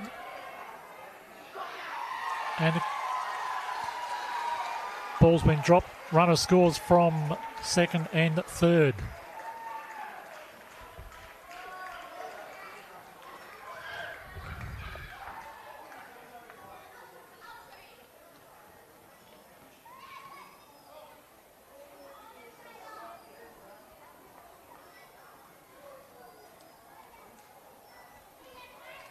So just seen that replay there. The ball, see that replay again. Runner scoring from third base. Ends from second base. So 2-run scores. The runner's now sitting at second and third.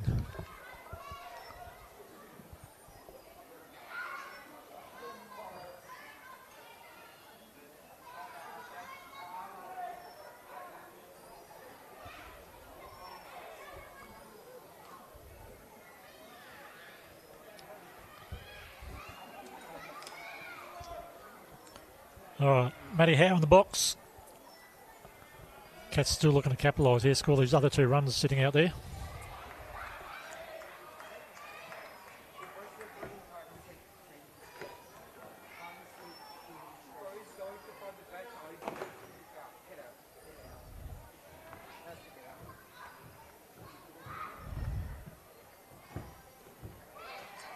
Ball down low, gets away from the catcher, but no play from the runner at third base.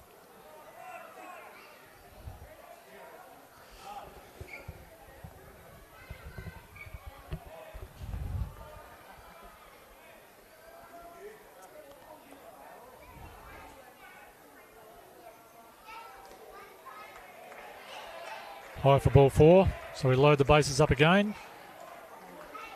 And we come to the bottom of the lineup, and our designated hitter in Stuart Roseberg.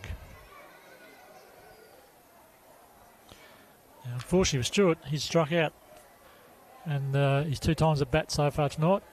So I'm sure he'd be looking to make amends and like to get a good hit here and score some runs. Watches the first pitch for a strike.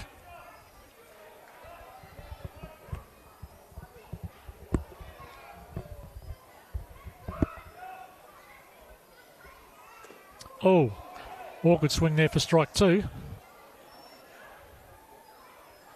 Yes, the home plate umpire wasn't too sure about that one, and the catcher's asked to check with first base when first base has definitely called a strike. So 2 strikes here on the batter on Stuart Roseberg.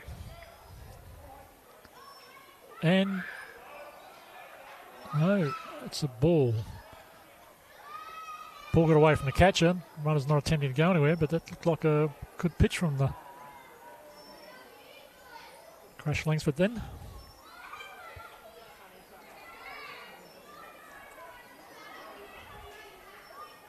So 2 strikes, 1 ball. Roseberg's fouled that one off.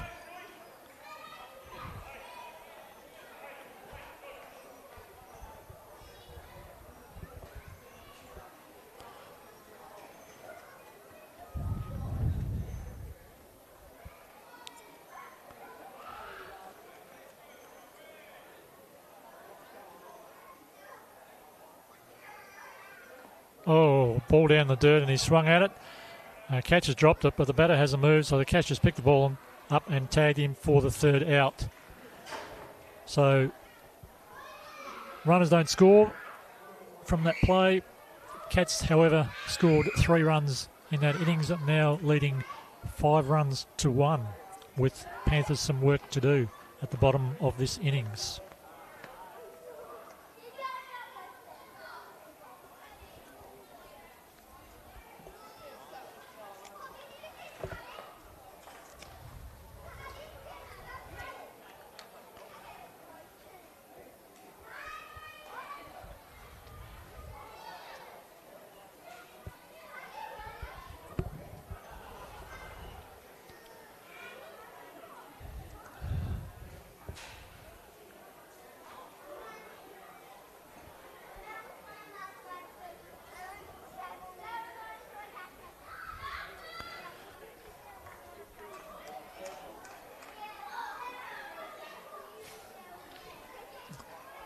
Now the crowd is starting to build here because we have the A-grade game after the finish of this Miners Grand Final.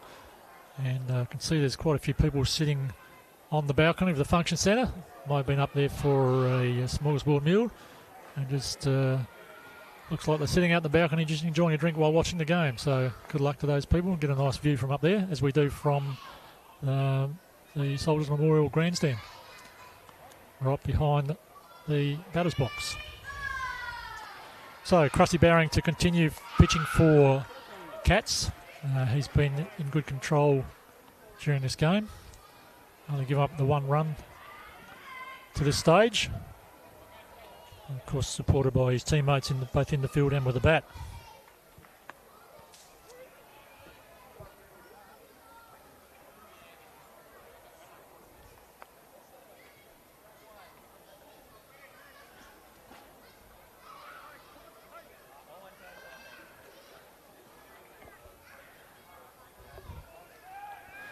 Okay, leading off the innings for the bottom of the 4th innings here will be Chris Clark, their second baseman, with Abby Marsland, who's out at right field, and then Shannon McGregor, who's playing third base in the number 9 position.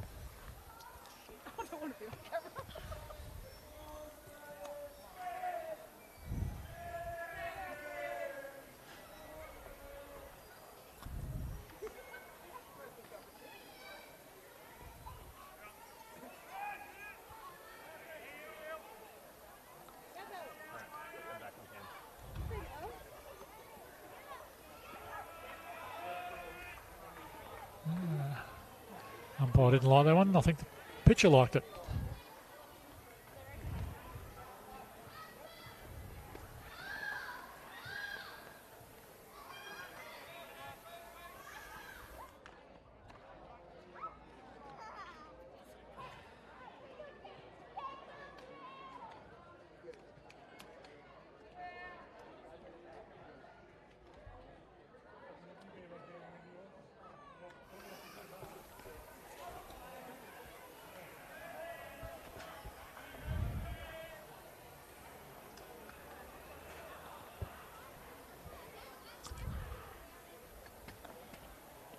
All right, Michael Bowring seems to be struggling here, or not happy with some of the calls from the umpire, but he's not making the decisions.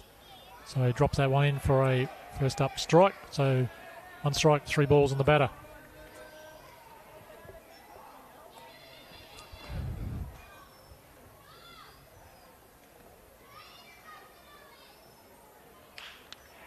And the batter, Chris Clark, drives that one into centre field for a single. And Panthers have a runner on base, their lead-off batter.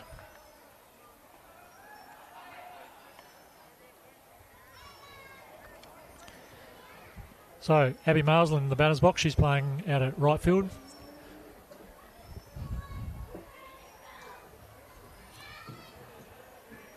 Not known for a power hitting, so as you can see the outfielders come in closer to the infield. But she can put bat on ball, hoping she can do the same here. And advance a run. There we go. First up pitch. Straight across to third base. He plays across to second. Oh. Second base not aware there. He had the force, so he just had to touch the base and look for the double play, but he's tried to touch the base and tag the runner, which is not necessary. So they got the lead runner out, but missed the double play opportunity. So one down and still a runner on first in a forced scenario with a slow runner at first base.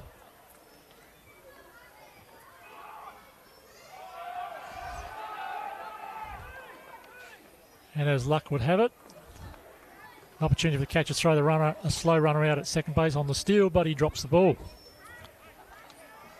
So runner steals through to second.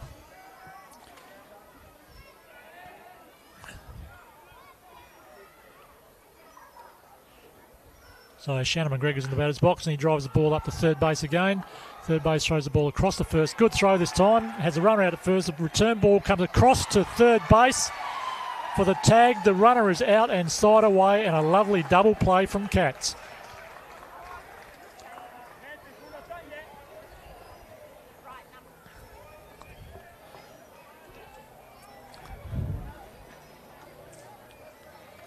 So we go to the replay here. Batter drives the ball up the third base line. Williams fields the ball. Strong throw across to first base. Not in the dirt this time. First base able to take it clean. He has the runner out at one quite comfortably. Throws return ball across to third base. And we've just missed that play, but the runner was caught out trying to get through to third base. So the second out in a double play for side away. So well done to Cats. And Panthers go begging.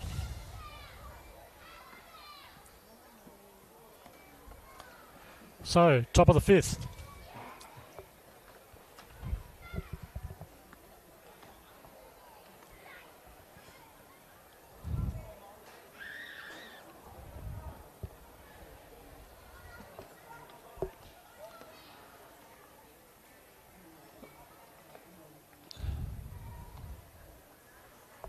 So top of the fifth innings, and our lead-off batter is the lead-off batter for the start of the game in our shortstop, Ethan Northcott.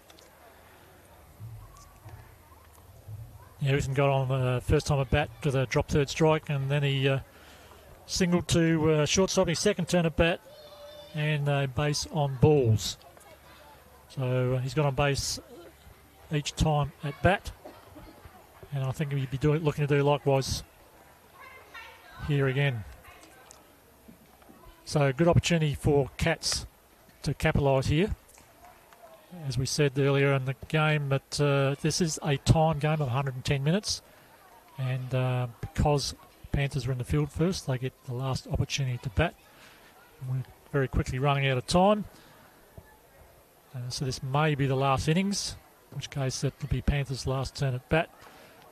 So if Cats can capitalise here, get a couple more runs, and make it very difficult for Panthers to recover.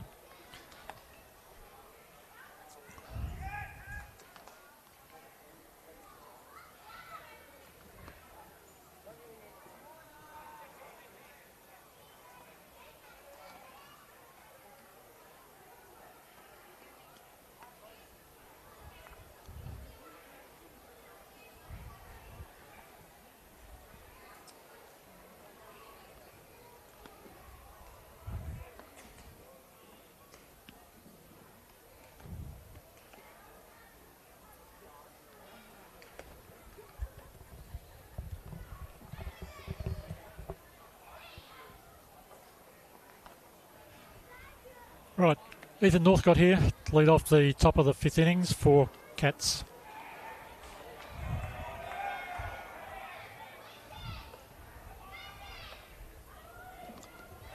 Swing and a miss first pitch.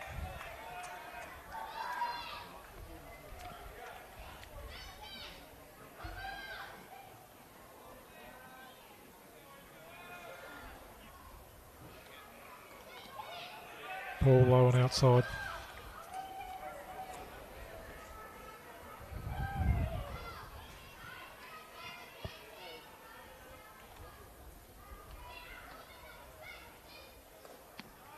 Nice pitch. top of the strike zone, but all the same, good call there from the umpire for strike 2.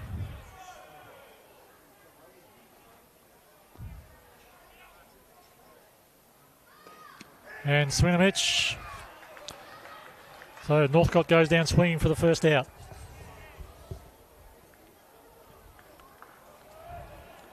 And looks like we have another change in the lineup here. So Scott Wardle is coming in for Marcus Ohms.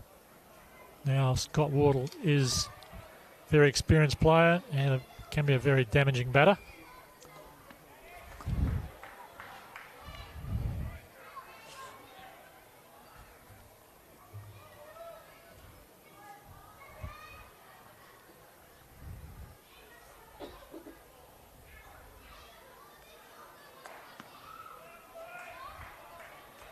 So watches the first pitch ball, second pitch ball out the outside edge of the plate.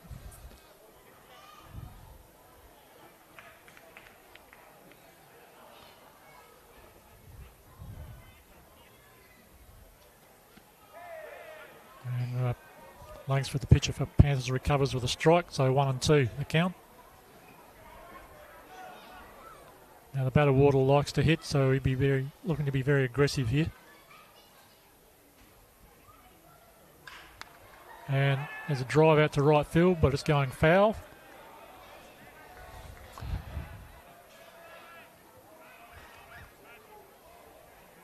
So tried to drive that outside pitch in the right field, which is good batting, if you can get that into the fair territory.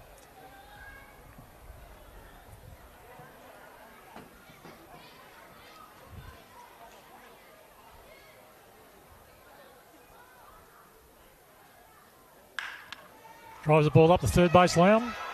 Third base, fumbled the ball, recovered, got the ball across to first base. A good stretch there from Dale Kenyon on first to have Wardle out. So very good recovery there from Shannon McGregor at third base. As we watch the replay, fumbled the ball, was able to pick the ball up, strong throw across to first. Plenty of time to make the play. Ball was wide, but Dale Kenyon had a good stretch to hold the ball and get the out. So 2 outs there for Cats. And we have our man Cameron Williams, the power hitter, in the batter's box.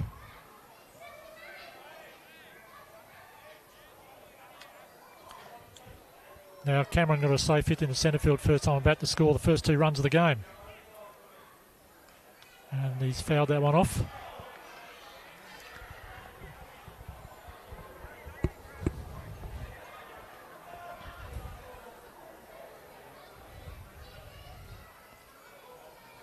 As we see the replay there. And the crowd's ducking.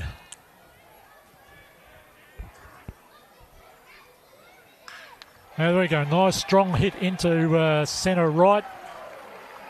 Ball's gone into the fence. Runners go through the second base, standing up second for a lovely hit. Stand-up double effectively for Cameron Williams.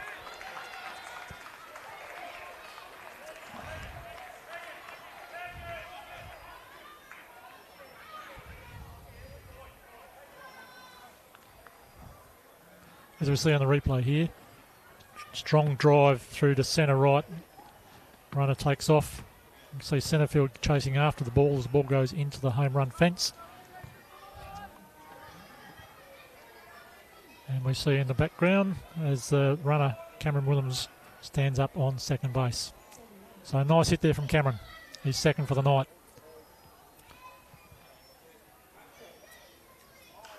And Morgan Gregory attempts to drive that ball, score the runner, but fouls it off. The runner was going through the third base, but has to go back. I said to you before, Morgan Gregory is one of those dangerous batters. Not that consistent, but tends to get hits at the wrong time as far as the defensive fielding team is concerned. Nice pitch on the inside edge of the plate. High inside. Well done there from Ashley Langsford.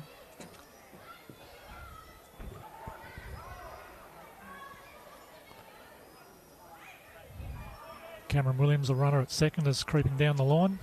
Might be looking to steal here. There he goes. But drop third strike, catcher recovers, tags the batter for the third out of the innings.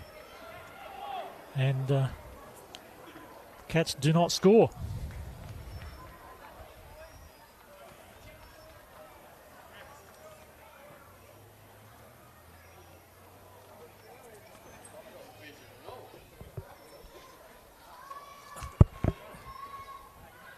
So, bottom of the fifth. And we have 5 runs to 1 in favour of Cats. And by my reckoning, this could be the last innings and the last chance for Panthers.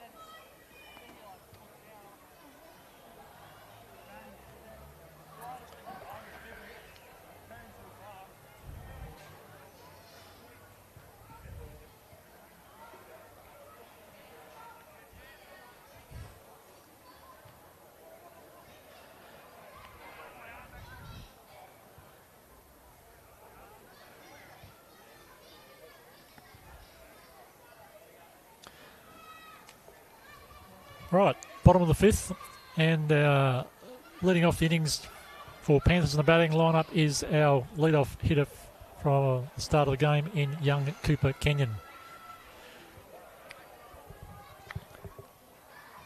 Now Cooper scored the first run for his team in the top of the first inning, or bottom of the first inning I should say, but unfortunately struck out last time at bat. So I'm sure he'll be looking to make amends for that. I'd love to get a hit, get on base and score some runs for his team.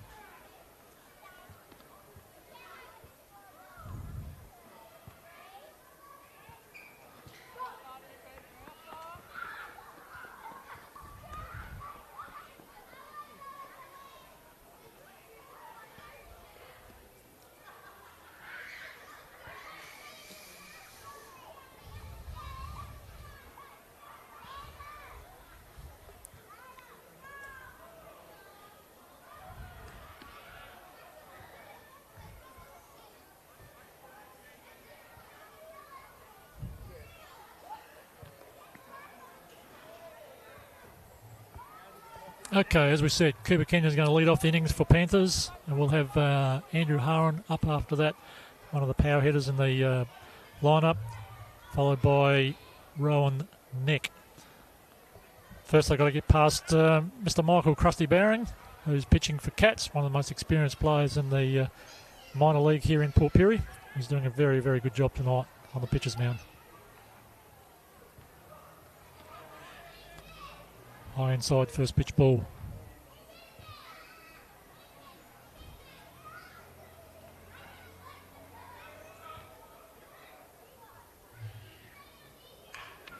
Oh, Ken drives that ball into third base. Throw across from third base is hard.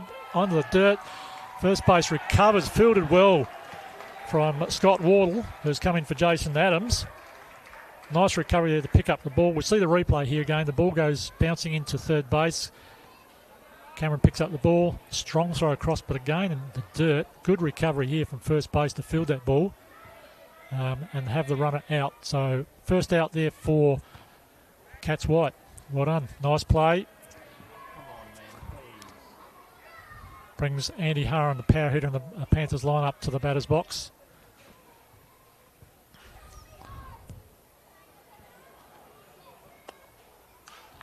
And slow pitch from Michael Bowring there. We saw Andy Haran try to tee off on that one. Not much pace on it. He's fouled that ball off.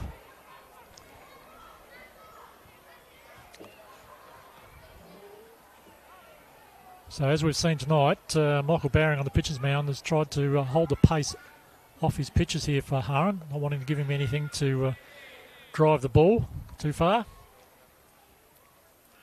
And another slow pitch, but outside the strike zone.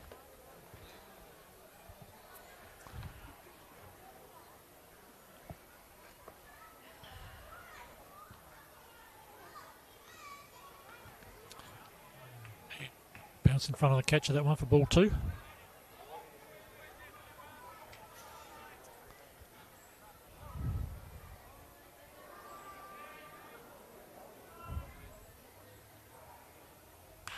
There we go. Drives the ball into centre right. One bounce through to centre field. And Haran just strolls up the line to first base for a single. And giving his team a runner on base.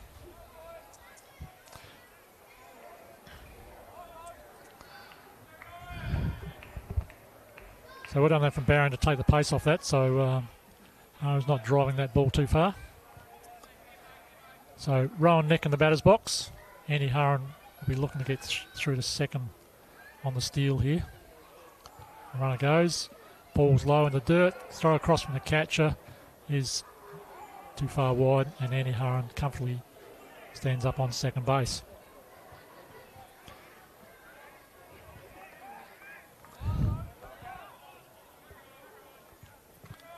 So Rowan Nick needs to get a good hit here, score that run at second. Inside pitch.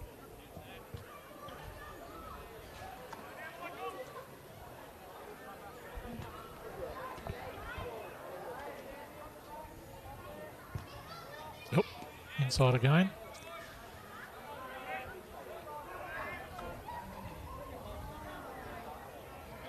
So 3 balls on the batter.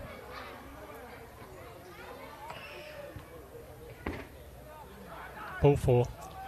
And the ball bounces in the dirt away from the catcher. The runner from second goes through to third base. And we now have the runner batter at first base in a 1-3 split. And another one of those power hitters in the Panthers lineup in Dale Kenyon comes to the batter's box. Now, big chance here for Panthers. Question whether Rowan Nick, runner on first base, will attempt to steal here.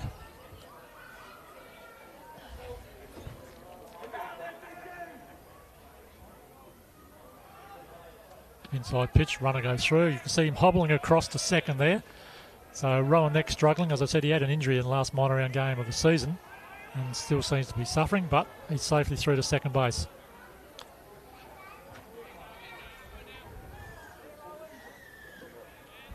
Low for ball 2 against Kenyon. So again, the pitcher, Michael Bowering, not wanting to give him too much pace, trying to keep the ball out of his hitting zone.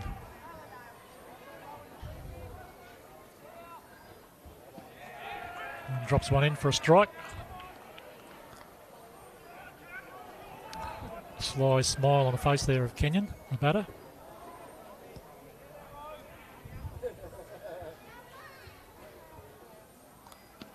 Outside, catcher takes that ball. Make sure the runner didn't try and attempt to steal home from third base. So runners at second and third. 3-1 the count. Drives the ball into left field. Runner from third will score. The runner from second, Rowan Nick, has hobbled home to score also. So 2 runs on across the plate there for Panthers. And Dale Kenyon stands up on first base.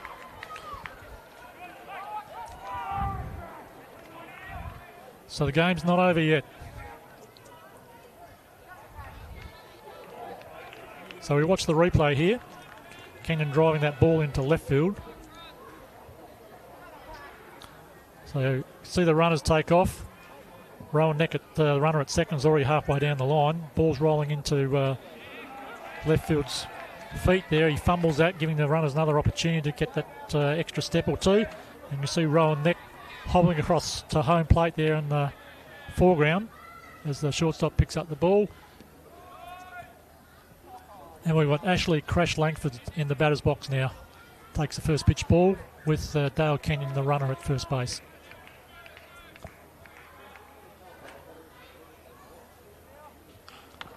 Oh, miss hit here from Langsford, straight to the back to the pitcher, throws the ball across to first base.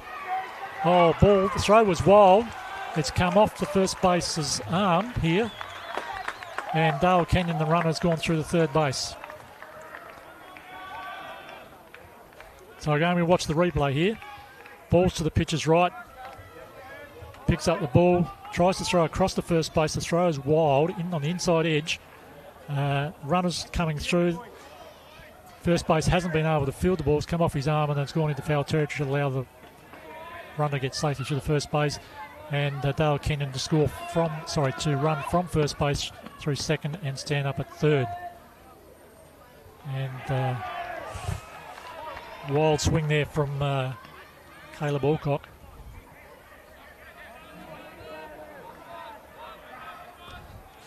So runners first and third. Just the one out at the moment, but the score 5 runs to 3. So Panthers in with a chance here.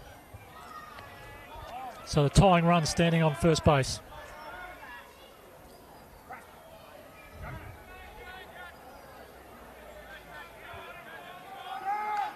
Oh, there we go. Oh, line drive to second base, come off the second base's glove.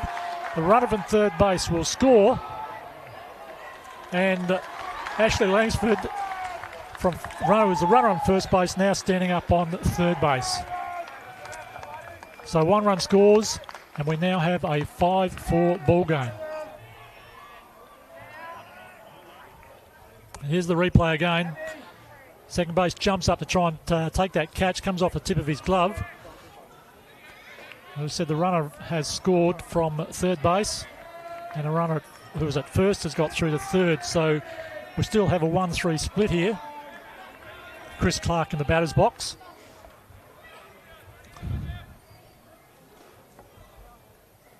And a nice strike, falls in the strike zone there.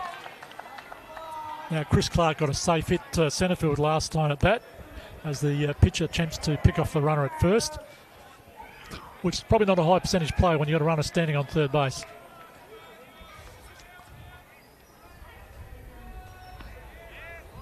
Round arm pitch has that ball going on the outside edge of the plate. So 5-4, 1 down. Runners at first and third. And he's fouled that ball into right field just outside first base's reach.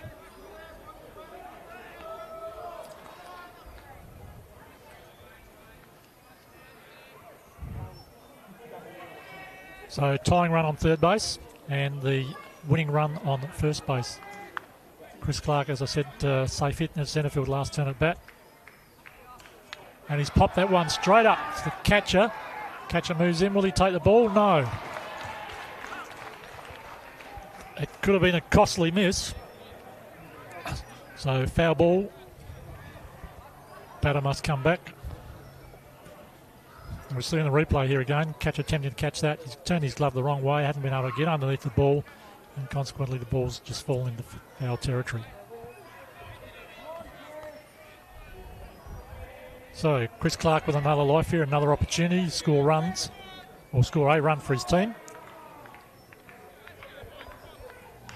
And he's hit the ball out to shortstop. Shortstop has played the one, and the runner slid into home plate, and he's safe.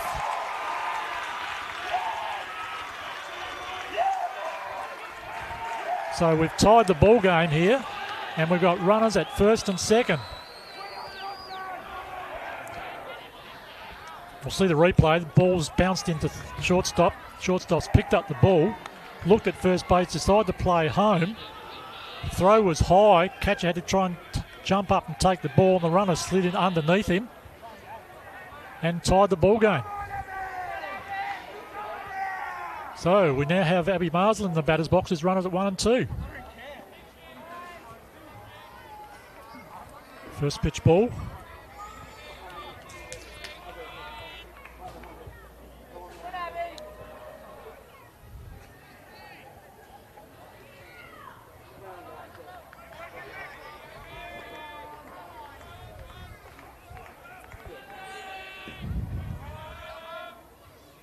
High pitch inside.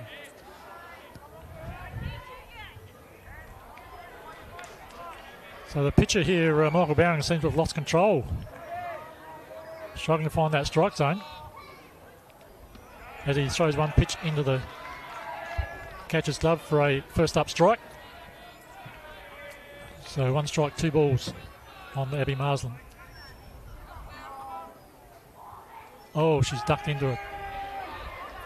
I was going to say she ducked into a strike that time, but the umpire hasn't called it. Must have thought it was too high.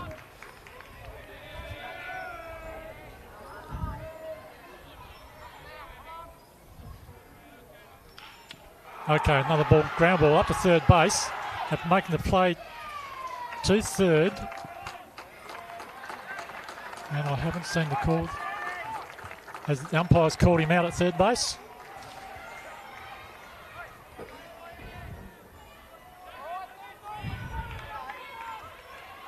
So well done there from Cats. They've got the out at third base and still have the force with runners at first and second. We now have 2 down. So here's the replay. Third base picks up the ball. He's had the call from shortstop. He's thrown the ball to shortstop. I'm not so sure he's actually touched the base for the force, but may have just tagged the runner out. So they have the out. Oh. Very close inside pitch there from Michael Bowring. Could have caught the batter easily and had another runner on base.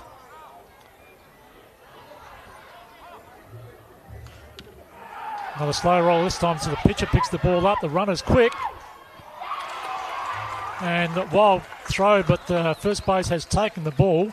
But we've advanced the runners, and we now have runners on first, second, and third. We've got 2 out. We go to the top of the lineup with young Cooper Kenyon, who's normally the pitcher for Panthers, but he is their leadoff batter. Now, Cooper struggled with the bat tonight, so hopefully he can get a hit here for his team. As Michael Bowring throws a first pitch strike. So we're all tied up, 5 runs each. This will be the last innings. 2 outs, bases loaded. We have 2 balls on the batter, and a poor throw, poor return from the pitcher, from the catcher to the pitcher. Seen the ball go past the pitcher, but there's no attempt from the runners to steal from third. Runners just comfortably sitting on third base. And Cooper Kenyon popped the ball into right field. First is going after it, but no, unable to get there to make the out.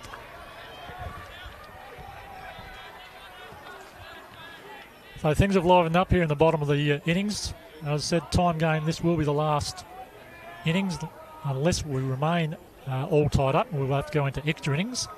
So opportunity here for Panthers to score and win the game.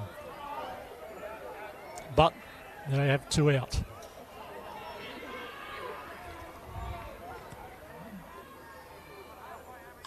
And Kenyon pops the ball up. It's going to third base. Third base calls for the play. And yes, he's taken a catch. And that's side away. And the game is still tied. 5 runs apiece. So we will go into extra innings. Here's our replay again. Cooper Kenyon pops the ball up to third base. Third base backs back behind the line. Calls for the ball. Says it's his. And has to take back another step or 2 to reach back and take the fly ball. Has the out. Congratulated there by shortstop and left field. That catches stopped Panthers from scoring and also saved the game at this point in time because we have a 5-run tied ball game.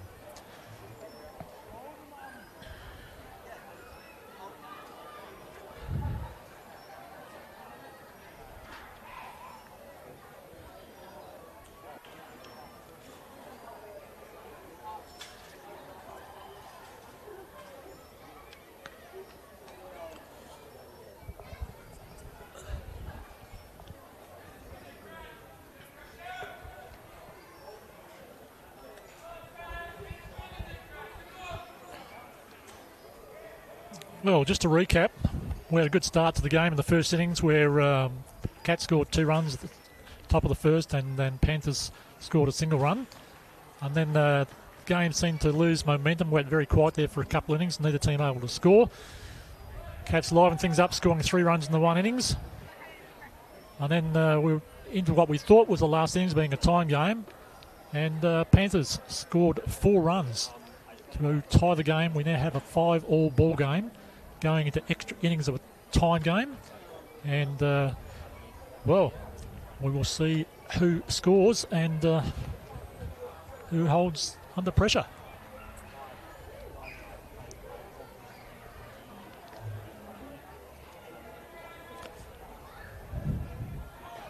So Ashley Crash Langsford still on the mound pitching for Panthers. And our leadoff batter for Cats will be Morgan Gregory.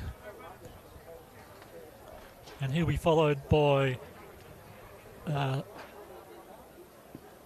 Jason. No, that should be Scott Wardle, I believe. And then Darcy Connor.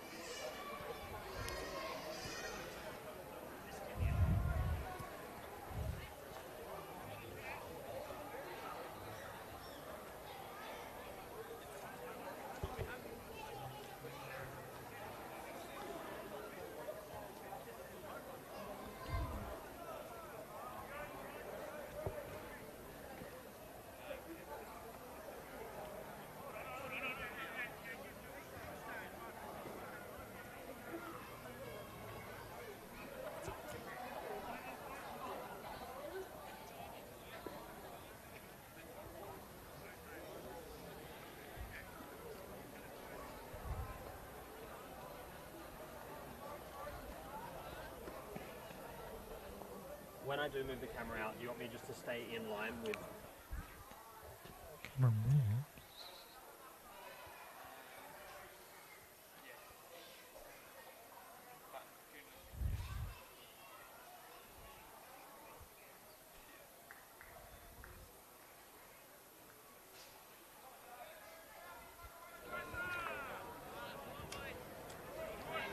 Okay, so we have a correction here.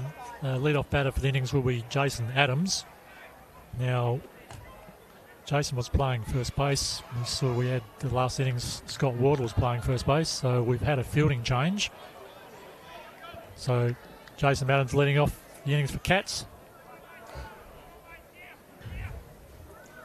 Ball on the outside edge of the plate gets away from the catcher. Now, Jason is we said, a strong pull hitter to right field. So I'm sure he'll be looking to drive that ball into that area and get a runner himself on base. It's a runner for his team.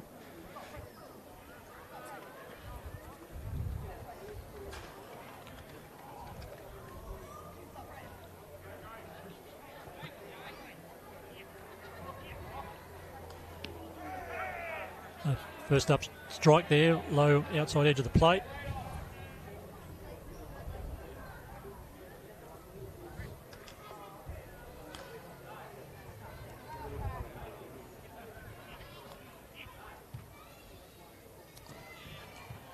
Inside, low, gets away from the catcher, ball 2.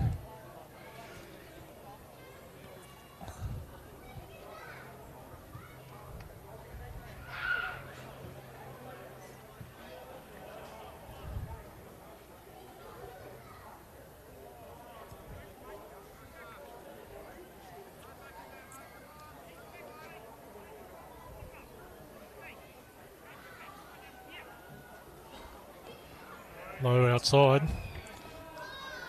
So the pressure's on here.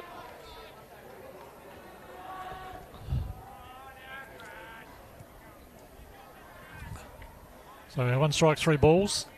Good hitting opportunity here if the pitching puts that ball into the strike zone as far as the batter's concerned, but pressure's on, ball 4, and he's standing on first base. And there it is, ball 4.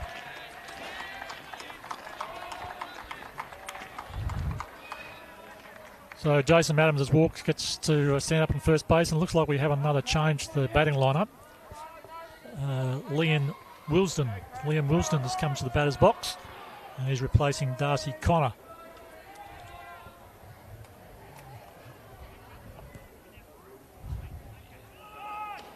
High and outside, a runner goes through the second base, throws a bit wild, gets away from the second baseman, and I was going to say runner standing up on second, but he's unfortunately appears to be laying on the ground injured at the moment. On replay we go again. So there's a throw across to second base. Oh, runner's slipped in the grass. His feet's gone out from underneath him, and he may have damaged something there. But he's up and about.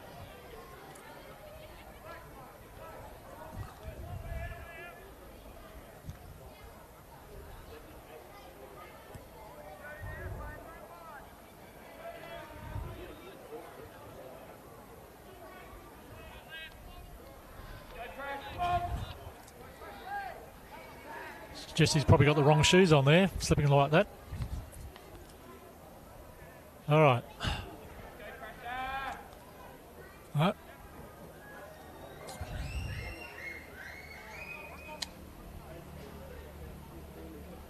Pitch was ready to go, but the umpire wasn't, so pitcher steps off the back of the mound.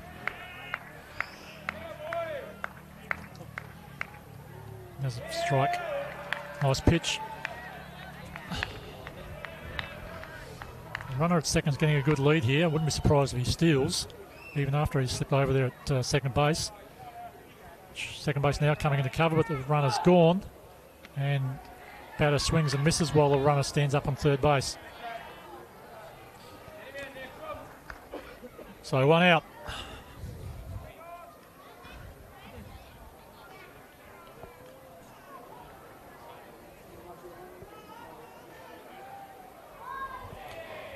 All right, this brings Josh DeMarco to the batter's box. Now, Josh is a good batter, can hit a long ball, so he would be looking to score. It's runner on third base here. Outside low.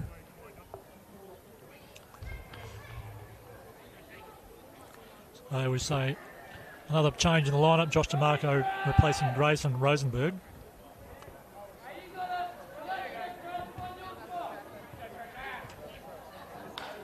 There we go. Drives the ball into left field. Underneath is the left fielder, and that's gone over his head.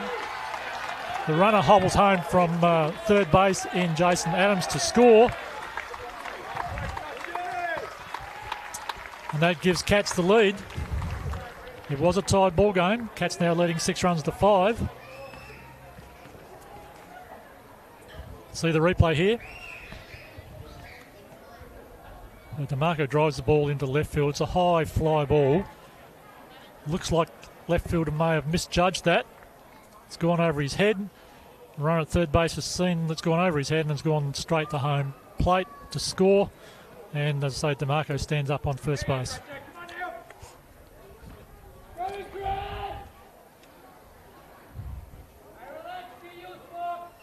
What's he doing?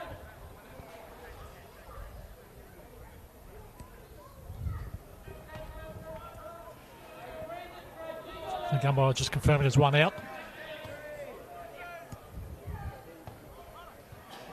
So, a fake bunt there to try and put the catcher off as the runner steals second. And it worked as the catcher's missided on the ball, gone behind him, allow the runner to go through the second quite comfortably.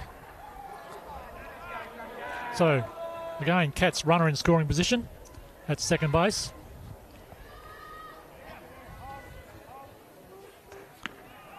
High ball. DeMarco looked to get a big lead then, perhaps overextended himself. Catcher saw that, tried to throw ball across to second base, but DeMarco's back comfortably.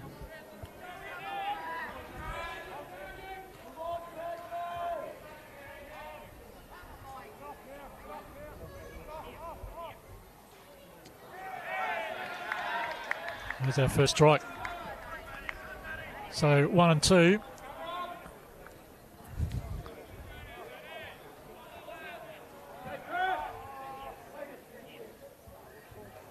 Oh, ball's in the dirt.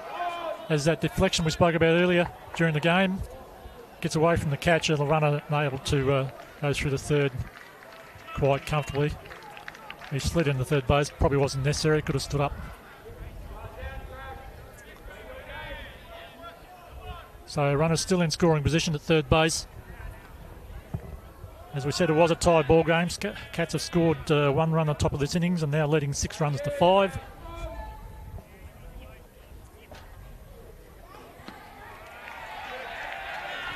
And that looked like a good pitch, but the umpire said no, that's ball 4, and the runner goes through to first base. So we've got the 1-3 split.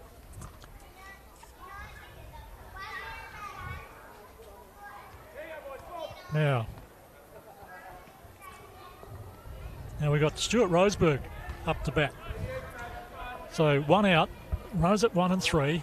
Stuart unfortunately struck out 3 times at bat. So he's on a roll, but he may be due. He looks at the first pitch strike. Runner at first hasn't gone through to second, which is not good base running.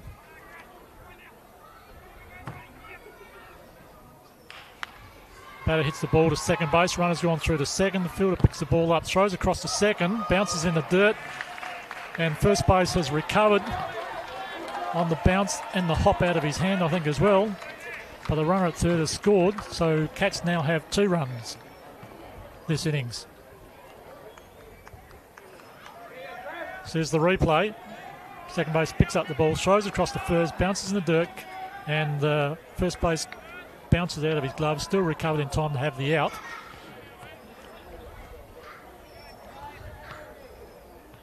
And we're back at top of the lineup with Ethan Northcott in the box. And we've still got another runner at second base for Cats in a scoring position here.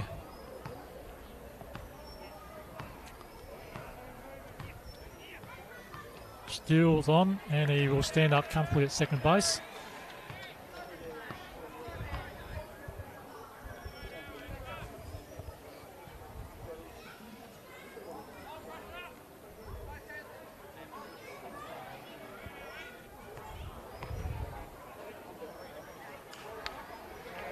Northcott's looked to drive that low pitch, but fouled it off into right field, first base line. Right on camera too, right? Yeah.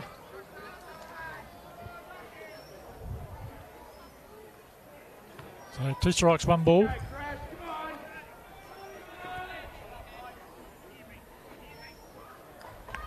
Wide and outside strike zone there. Gives an even count. 2 balls, 2 strikes. Runner on third base. 2 runs have scored this innings. And this is the last innings if Panthers cannot tie this ball game once again.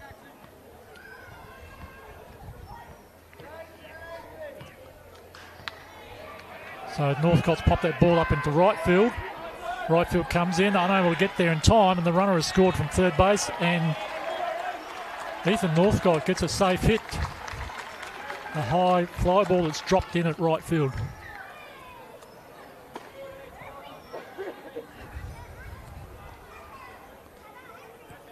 So here we replay again as that ball drops into right field in between second base and right fielder.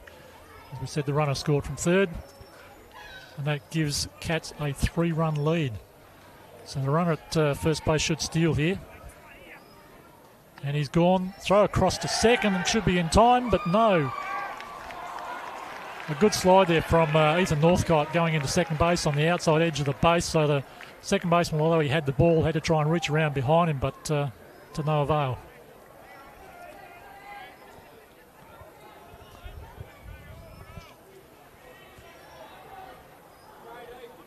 So Scott Wardle's in the batter's box, took a first pitch ball, a dangerous batter. And he's gone for that one, but swing and a miss. So Wardle has the ability to, and the potential to drive in another run here with a Northcott standing up in second.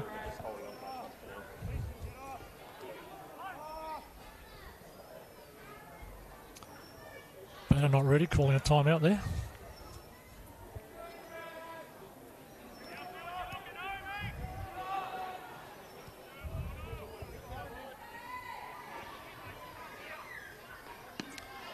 Nice pitch from Ashley Crash Langsford for strike 2. 2 of each.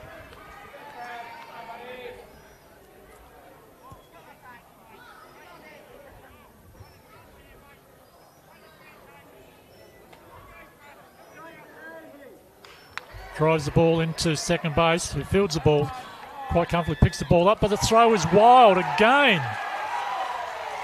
And good running from Ethan Northcott, who has scored from second base. Unfortunately, it's falling apart here for Panthers. It should have been a regulation out and no run scored to end the innings, but Cats have scored another run. That's the 4th for the innings. We now have Scott Wardle standing up on first base with that man who scored, I believe, 3 runs already for his team tonight in Cameron Williams, a power hitter who's had 2 safe hits, a single and double into centre field.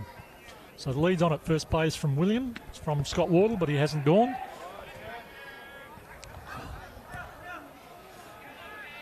Not the quickest runners, but should be able to steal here on the pitcher.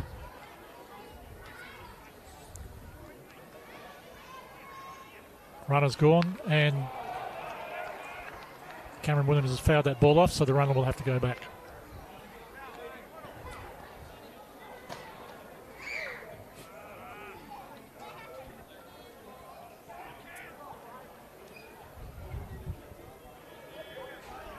So 1 of each, 2 down, runner on first base, should be looking to steal again.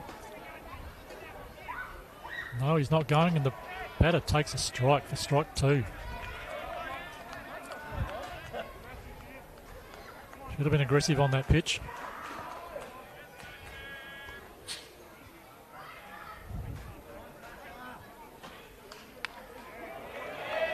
So pitch inside, Cameron Williams steps back and tries to hit that pitch on the inside, but fouls the ball into right field up the first base line. Runner still standing at first base. He's had ample opportunities to go through to second.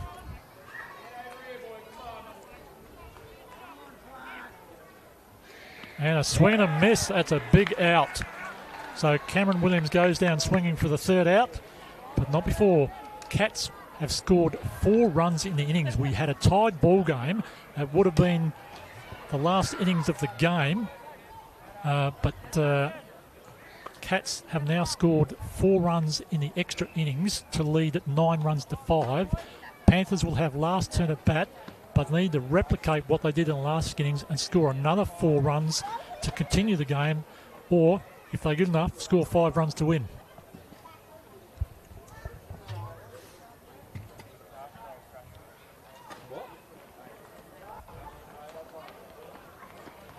Who's not pleased?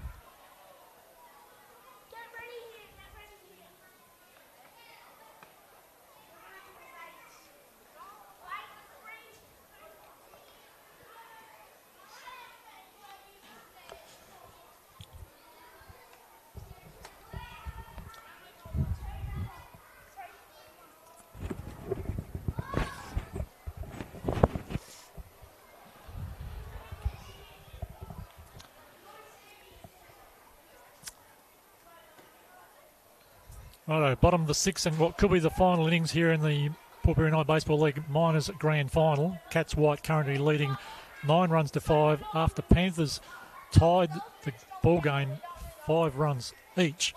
In the bottom of what had been a time game, we now have to gone into extra innings. Cats scored 4 runs in that top of their innings, and Panthers with the job to do, starting off with their lead-off power hitter in Andrew Haran. And he's driven the ball straight up to second base on a first pitch. He's taken the ball quite comfortably. Haran's not bothering to run. The second base jogs across to first base to make the out himself.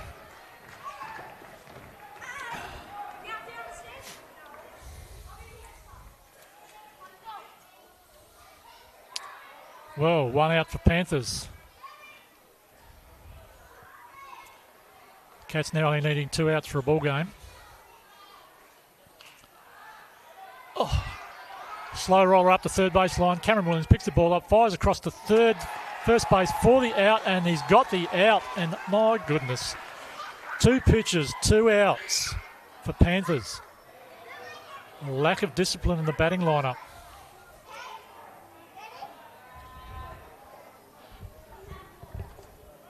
Bottom of the innings, you're chasing 4 runs after tying the ball game. One of the oldest guys in the league on the pitcher's mound who's tiring, lost control last innings, and they've gone and chased the first 2 pitches, and they've had 2 outs in 2 pitches.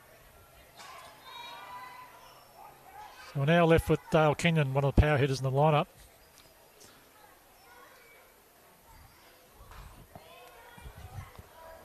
He's looked at 2 balls.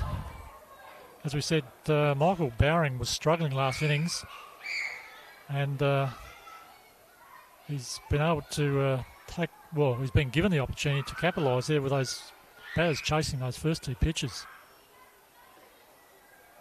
Now he's again trying to keep the pace off the ball when he's throwing those to Dale Kenyon here.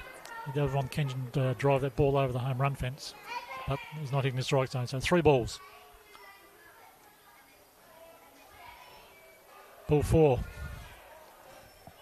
So, Panthers with a runner on base. Ashley Langsford, who's currently the pitcher in the batter's box.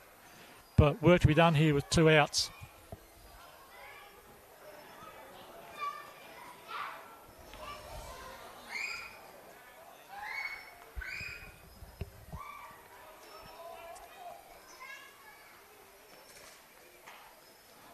Inside.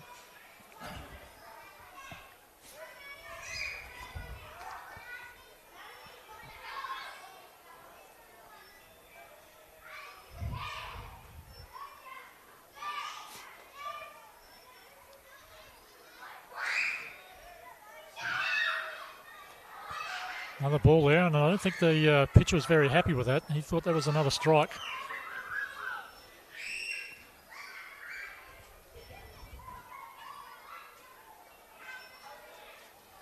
Another ball.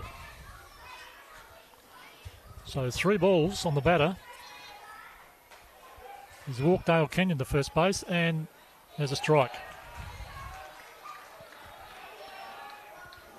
So 1 strike and 8 pitches from the batter when the first 2 batters out in consecutive pitches.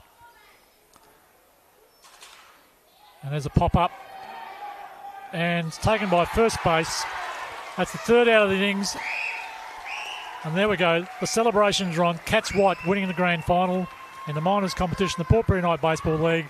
9 runs to 5 after the game was all tied up in the 5th innings.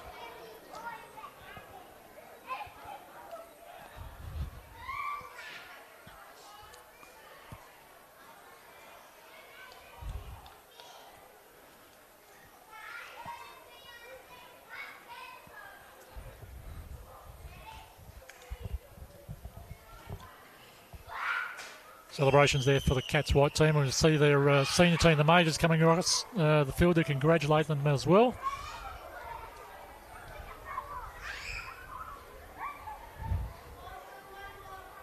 So an interesting game in parts there, as we've said. 3 runs scored in the first innings when Cats scored 2 in the top of the innings and Panthers retaliated with 1. Neither team was able to score there for a couple of innings until Cats scored another 3 in the 4th innings, I think it was, from memory, and then in the bottom of the 5th, after Cats were leading 5 runs to 1. Panthers scored 4 runs to tie the game, which we thought would have been the last innings, being a time game. Because it's all tied up, they had to go to extra innings. Cats were able to score another 4 runs to put the challenge out to Panthers. But unfortunately for Panthers, their first 2 batters went after the first pitch. And that was after their Cats pitch had been struggling the innings before. And that was shown after those first 2 outs when he walked the next batter and had 3 balls on the next batter before he popped it up to first base for the 3rd out of the game. So congratulations to Cats White, commiserations to Panthers after being the top team all season. But a job well done by the Cats White team. We're now going to have some presentations for the league. It will be the league presentation for the minors in terms of the best and fairest and batting awards, and the umpires will also get together and nominate one of those players for the MVP or most valuable player in the grand final.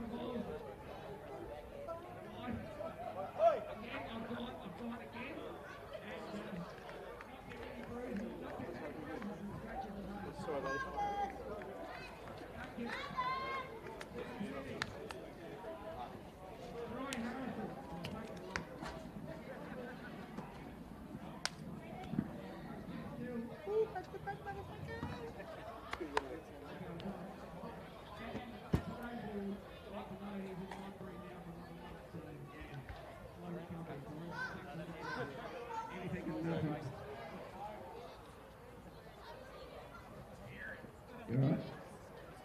Oh, that's a dude. Is that too loud?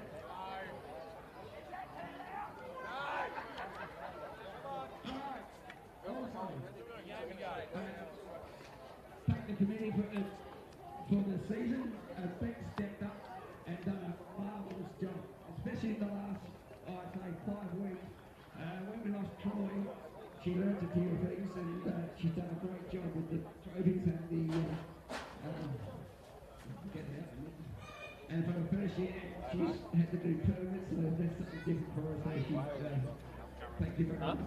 No, you're good now. You're good now. We're not on the shot. Just during the game, we're going to try and move it out to the end, which will give you guys some space. But just during the game, you guys are down.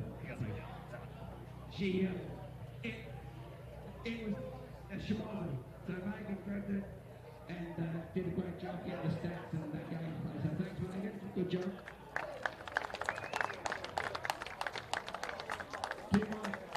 Two scorers. Janie, Amanda. Yeah, without you, it's what's kept Baseball going this year.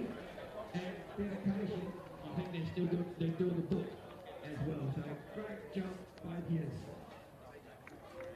To a lady in the canteen named Deb Halliday, twice she's put her hand up for me and just said, yes, I'll be there. And twice she's rocked up. We had a game here, of course, with the Crows. I asked her a week before and she said, yeah, no problem. Got on the phone and said, I've got the day off. A week before, so that's dedication. And thank you very much. And all those two that worked for that football game, the amount of work that went into it was just astronomical. When we opened up the bar to the box here was full. It just did not stop. So those people who were there, thank you very much. And they were Beck, Megan, Amanda, Jody, Aidan, Scott, myself. Great job. There's another girl who did the canteen tonight, Sarah.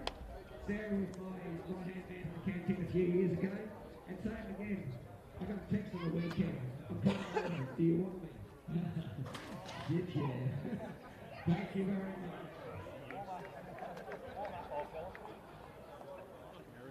Two people are doing something tonight. Chris Wright, scorers, what have you done tonight? Thank you very much.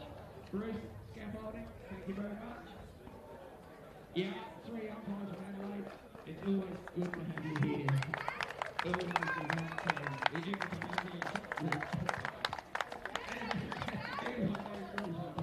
Great, thank you very much. Okay. 2 other people on that group I'm going to thank. You, the spectators. Baseball's struggling, but I get the same people out, not every week, but they all come out. It's you that keep baseball going. And the second one is these guys. These guys, the players, they haven't given up. Thank you.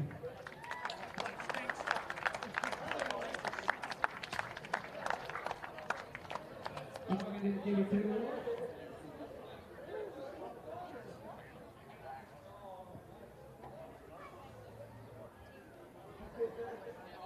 The first one, Division 2, on stats. Best stats builder, Chris Wright.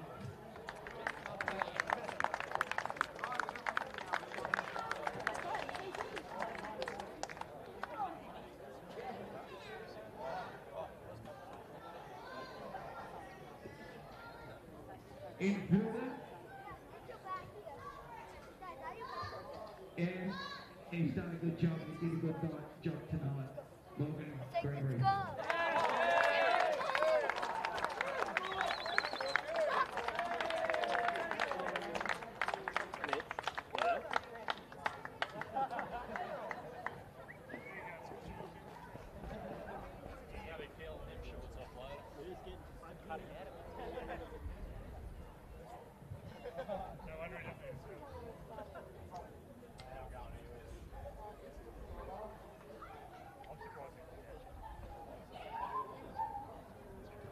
Slugging the wall. This lad's come a long way. Cooper Kenyon.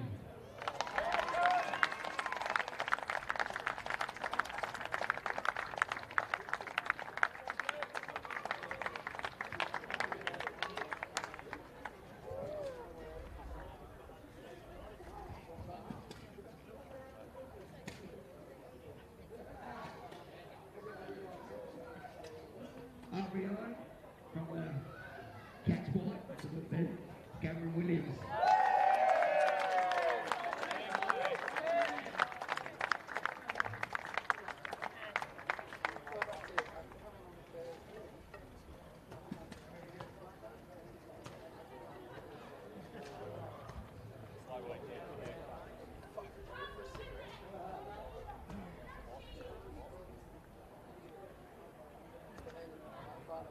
Batter, no surprise.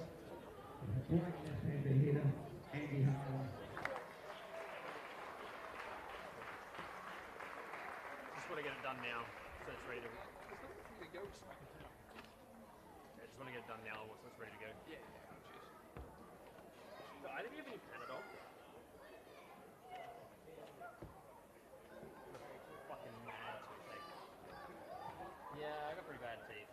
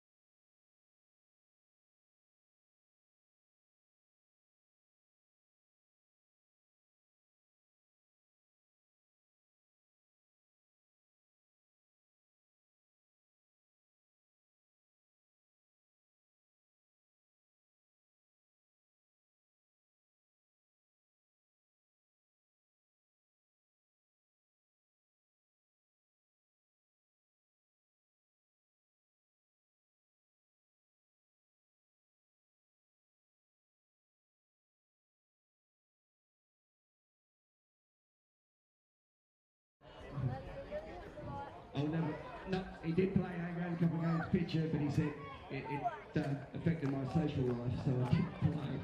That come from memory. So I'd like to award the best and fairest for Panthers, and it's no surprise whatsoever. Cooper Kenyon.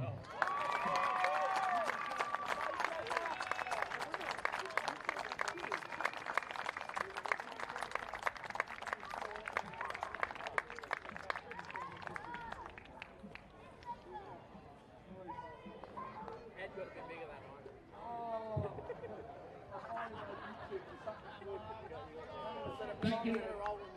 Cooper, get a photo from someone too. Alright, I'm going to do the A-grade too and get it out of the way, so sorry if you just... Thank you, Teresa.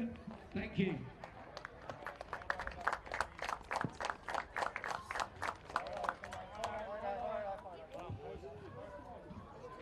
Wait, I won't get to hold it again for another 2.5 hours.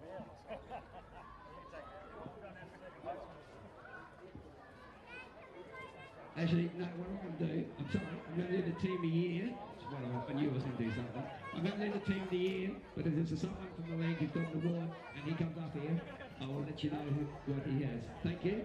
So, utility.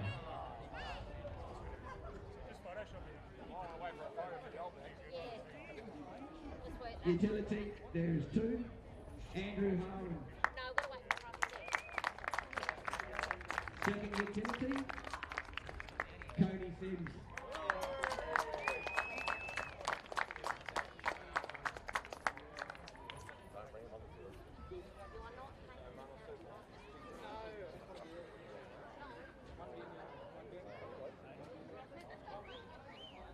Rules. Is that wrong? You didn't know that.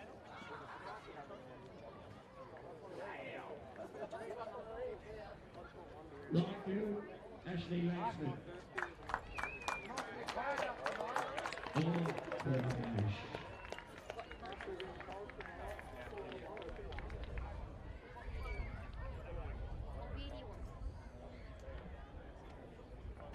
Hips Pala.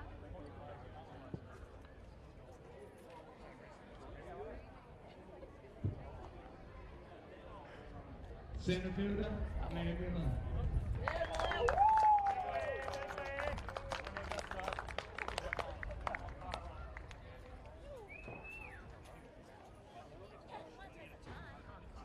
Also, best outfielder.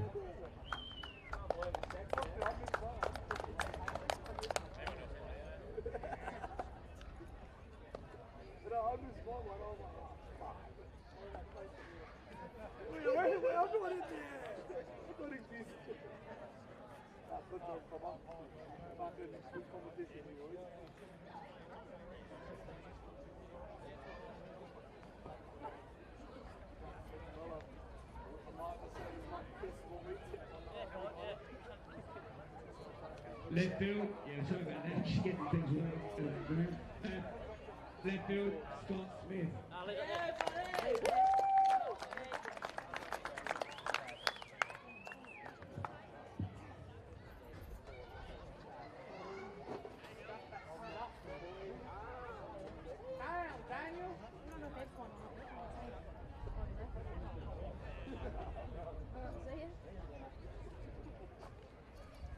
Shortstop, Troy Harrison. And also, best batter for the league as well.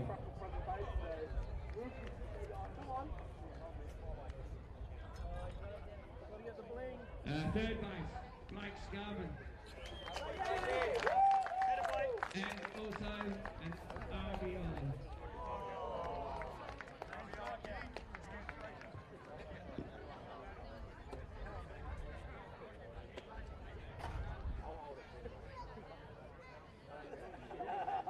Second base, beautiful, Cooper Kenyon.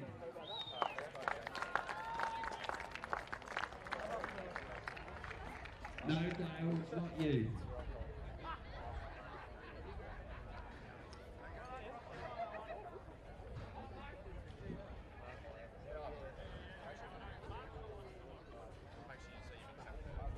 First base, Rob Anderson. And also best infielder, Rob Anderson.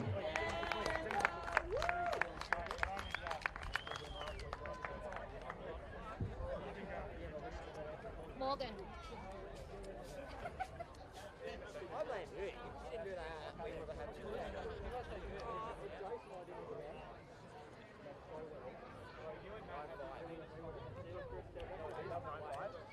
No, not what he was saying, this name. Catcher, Jason Lanowitz. Jason,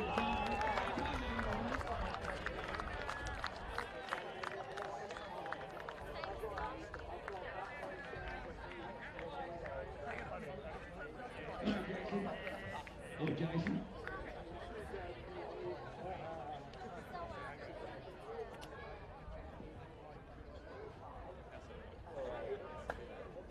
Pitcher, Ashley Brooke.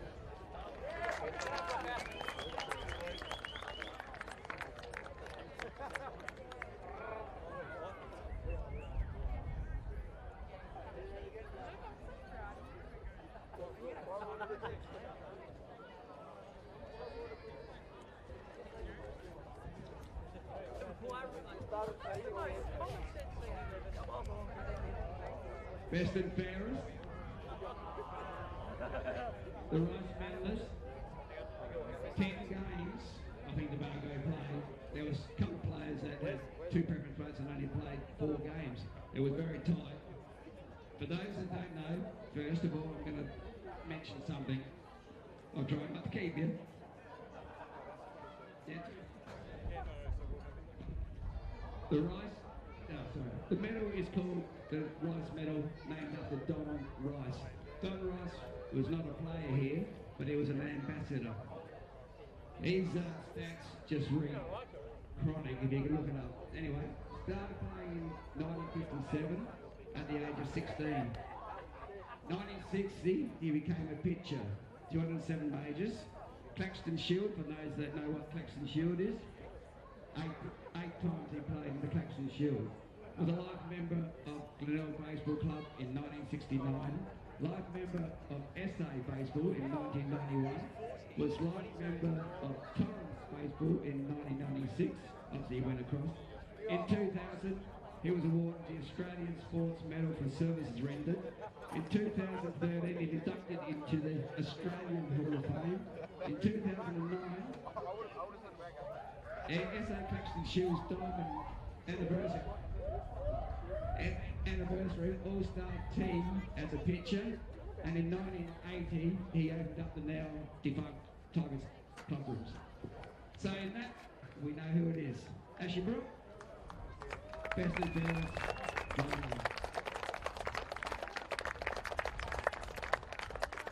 As I said before, sorry, we have one here. Slugging, Blair Miller.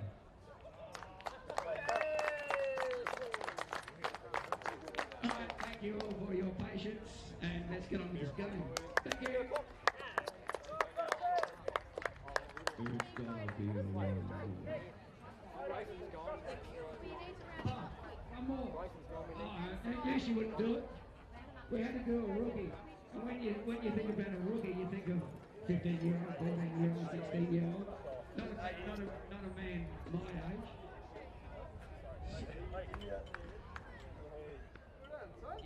Stuart Roseberry.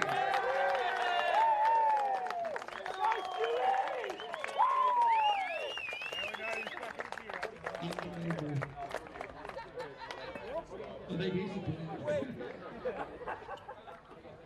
It's in vogue. I've seen that rookie.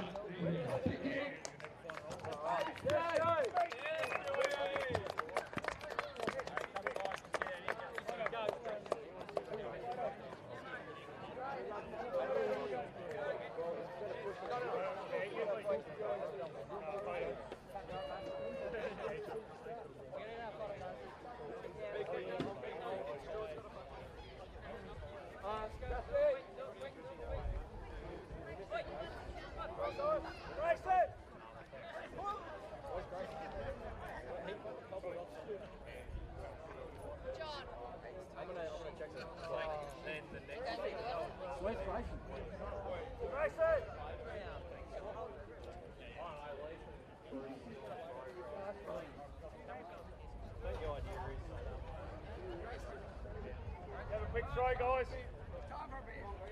No, Krusty. Then we can have a beer.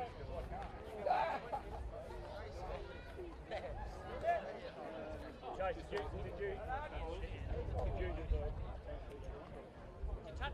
He's fighting for his life. Someone took one for the score here. Hang on, man.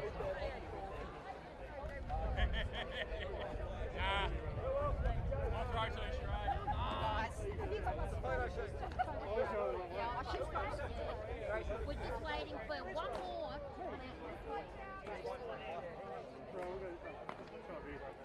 Start away. Photos are more important. Come on, Grace. Don't hurry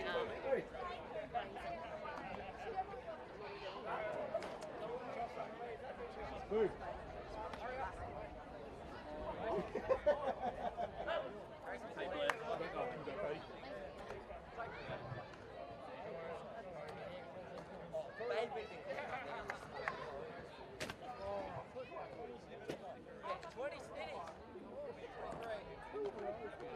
Oh, yes! It's mini!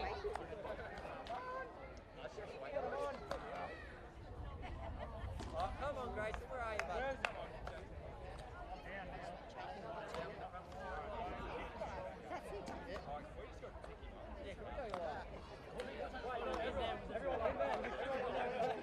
Don't worry about it, let's go, all of you, come on.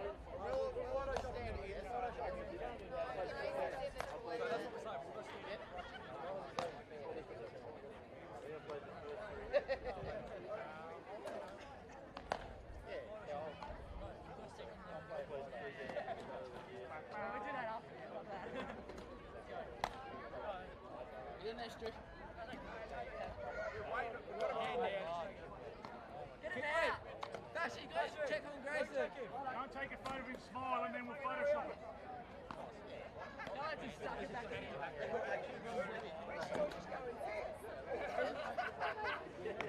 Before I go in, I'm not coming out.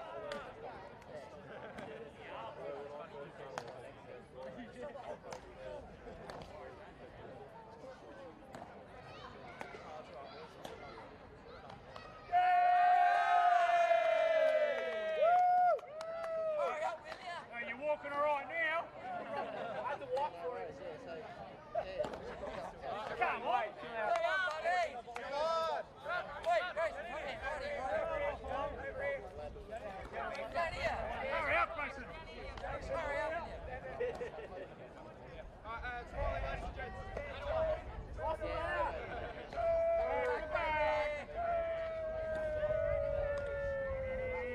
Can I drink now?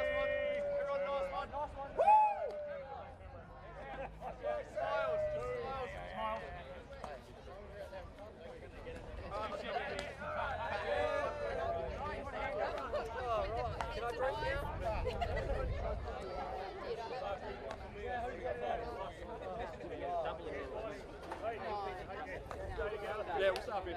Yeah, hell yeah.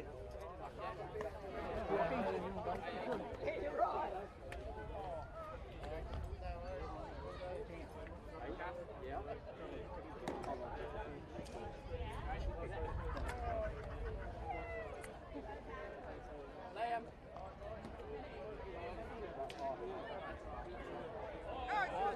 Talk to me that.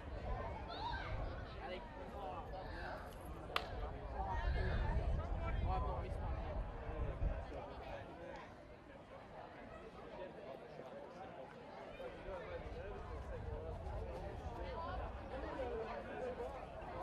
not missed one. I hope there's nothing going on.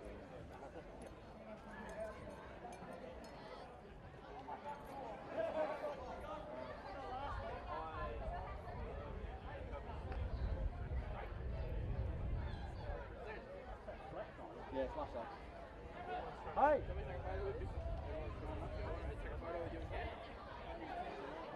Managers!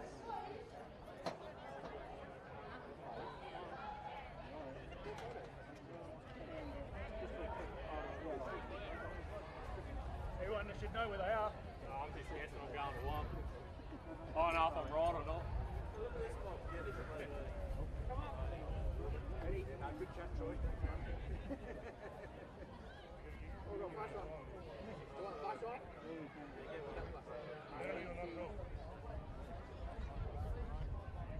Right, good. All good. No worries. Yeah, smile. All right. Good boy. You're going to have a dimple by the end of the night. Yeah.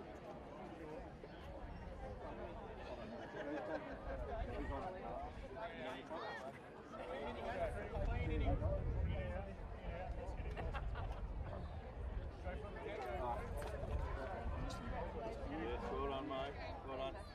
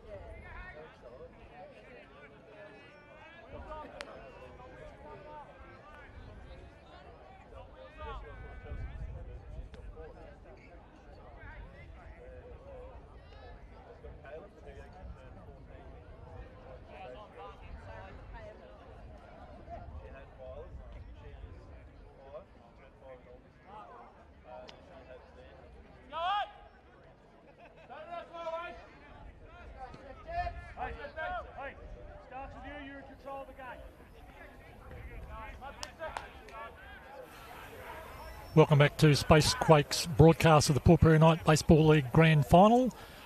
And there's the first pitch of the Majors competition in the Port Pirie Night Baseball Grand Final. We have Scott Smith on the mound for the Cats Baseball Club, who were the premiers for the season, up against Panthers.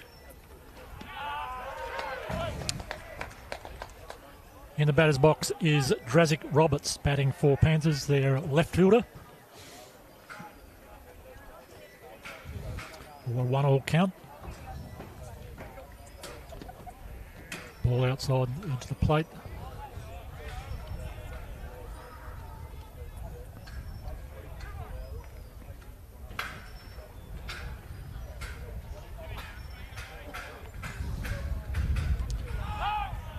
Fouls that ball off for strike 2.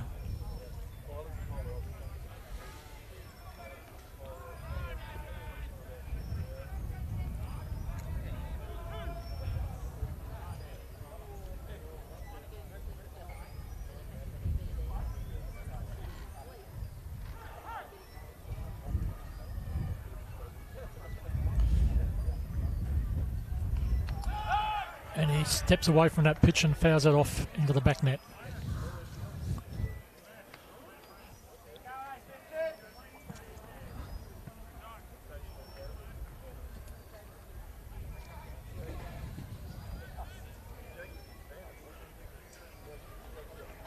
Unorthodox grip here on the bat with young Drazic, and you can see his batting stance is a bit unorthodox as well.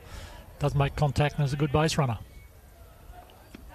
As I say that, commentators curse and he swings and misses for the first out of the game.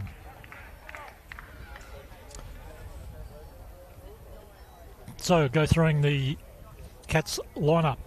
As I said, the pitcher, Scott Smith, is throwing to our catcher in Adam Bowering. At first base, Rob Anderson. Second base, Jason Adams. Third base, Blair Scarman. Cody Sims at shortstop. We have Taran Bignell at left field. Blair Miller at centre field. And Ashley Brook at right field. So we start pitch as a strike there against our number 2 batter for Panthers in Rowan Neck.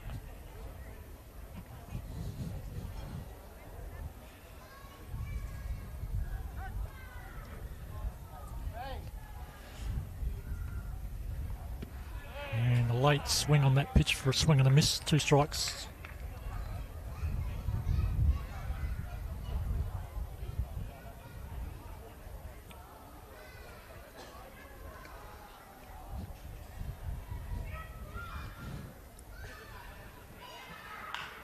Drives that ball into the left field. The ball's fumbled by the third base. Throw across the diamonds in the dirt, and unfortunately he's unable to hold that.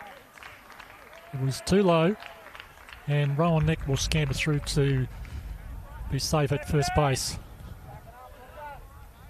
We'll see the replay there. That throw unfortunately fell short, and first base wasn't able to stretch far enough to reach that, so the runner is safe at first base. Brings Nathan Lynch to the batter's box. As you can see, a left-handed batter. Very experienced player, very knowledgeable player as well. Now I can't see Rowan Nick scoring here because he's been suffering from an injury. Ball low. So he's going to need Nathan Lynch to bat him around here.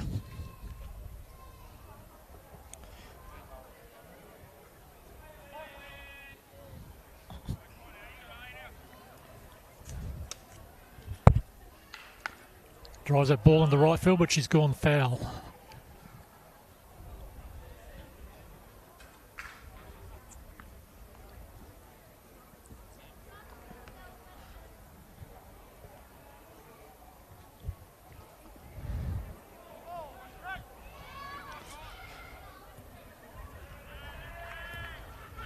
Back the ball.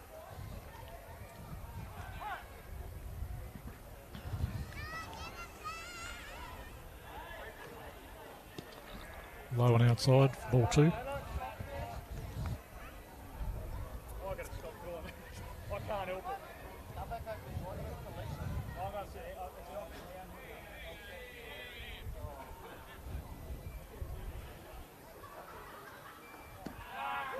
There's another strike. Nice pitch there from Scott Smith.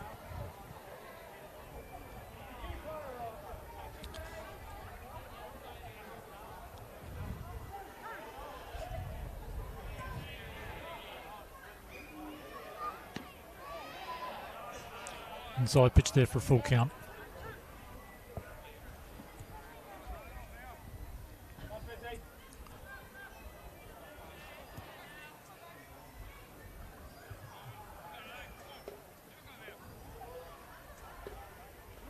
Swing and a miss there from Lynch for a strikeout. Second out of the innings so far. So 2 down for Panthers. And 2 strikeouts for Scott Smith. Now brings to the batting box Jack Steff. Now you may have just watched Jack hobble into the batter's box. He did his ACL early in the season, would you believe, playing soccer. I'm surprised to see him out here actually in the game at this point in time. And he's popped the ball up to third base for a pop fly, and you can watch him hobble off now. And I'll question why he's actually in the game. Just looking at that. So, comfortable start there for Cats. 3 out of 4 batters out.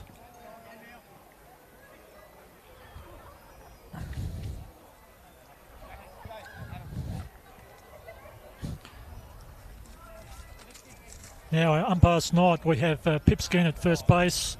We've got Kim Smith covering third base. And Sean Bourne is behind the plate for us tonight. Another big thank you to the umpires coming up from Adelaide to adjudicate our game tonight. Much appreciated. So the defensive lineup for Panthers. On the mound is Ashley Crash Langsford. And we saw him pitch the last half of that Miners game, so I'm surprised he's starting on the mound as well. Behind the catcher's mask is Jackson Lenardowitz. Over at first base is Nathan Lynch. In second base we have Rowan Neck. Our third base is Jack Steff. And we saw him hobble in and out of the batter's box just briefly a minute ago. Shortstop is Bradley Joyce. Over at left field we've got Drazik Roberts, who is our leadoff batter. Shannon McGregor out there at the centre field position, and over in right field is Dylan Knight.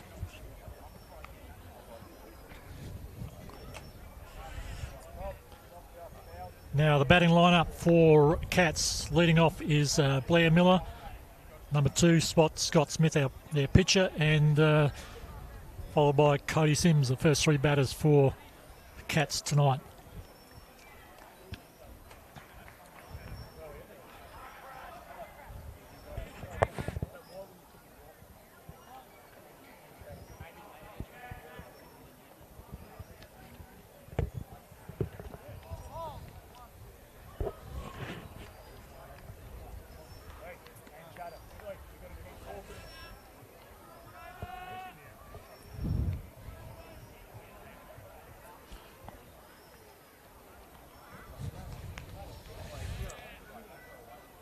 Now, so Blair Miller's leading off the batting lineup for Cats in the majors. I saw Blair a couple of seasons ago playing in the minors, hit 3 consecutive home runs, so not a bad batter. We'll see what he can do first up.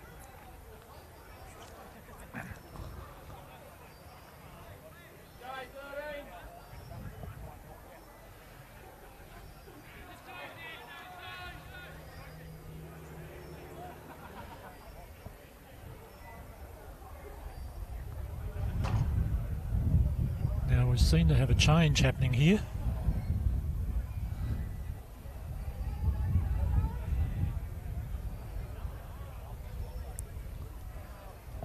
Looks like Jack Steff is out of the game. And we have Dale Kenyon coming in to go to first base. And then we've got Nathan Lynch who's going across to shortstop.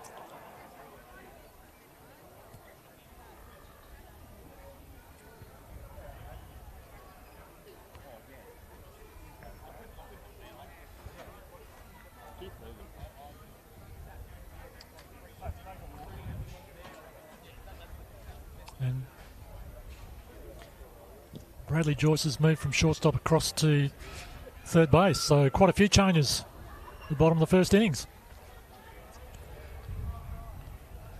As we said, just looking at Jack Steff walking into the batter's box there, he did not look too good. He looked very, very proppy, and as I said, he did do an ACL early in the season, so I'm surprised he was out here at all tonight. Hopefully he's okay. So first pitch strike to Cats Blair Miller from Ashley Langsford.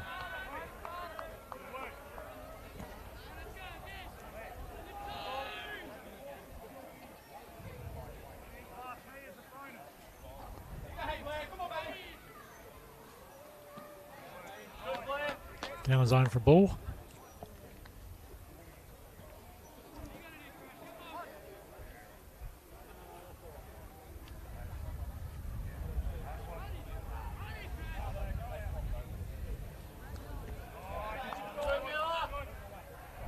Good pick up there from the catcher, Jackson Lenardowitz.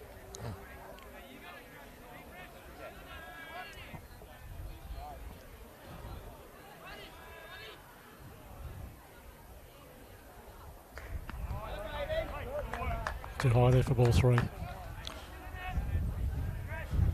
we've got a 1-3 count here.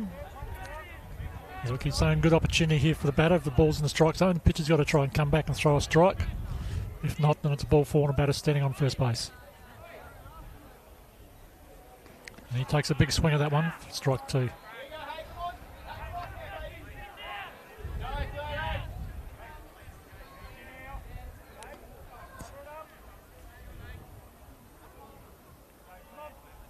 Full count against our lead-off batter, Blair Miller. And he's fouled that one off onto his foot.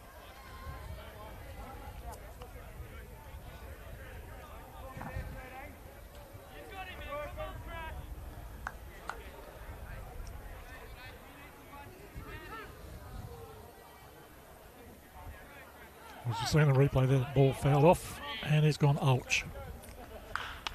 He's driven that ball into left field just inside the line. He's rounding first, looking for second. The ball's gone past the left fielder. He's going to stand up at second quite comfortably. He's looking at third. No, he's going to hold up. Good start there for Cats and a nice hit there from Blair Miller. Cats have their lead-off batter now standing up on on second base in a scoring position. Brings the pitcher Scott Smith in the 1-2 spot to the batter's line. As you see on the replay there, the ball just getting past the left fielder as he overrun the ball.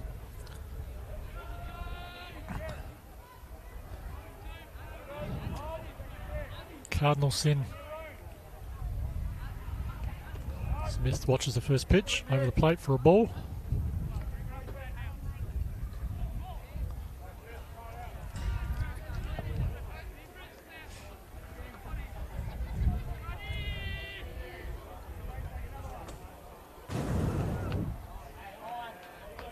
Way outside for ball 2.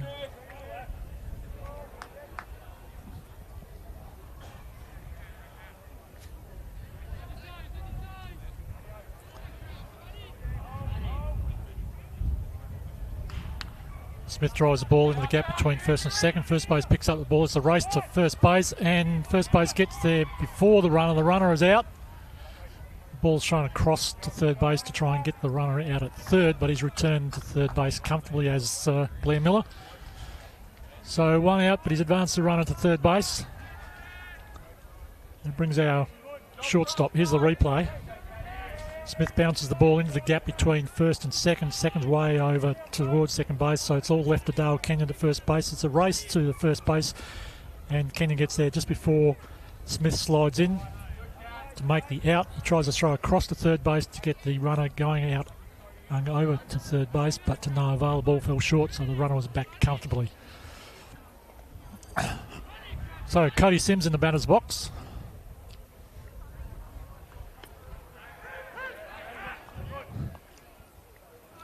Takes a first pitch strike.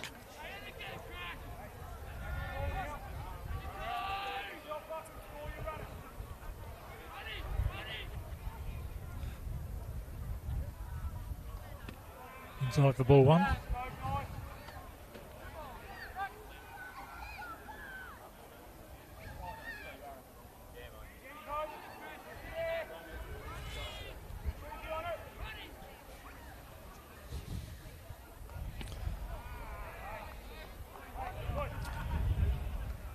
Looked good, but umpire thought it must have been too high, so 3 balls. 3 balls and the 1 strike.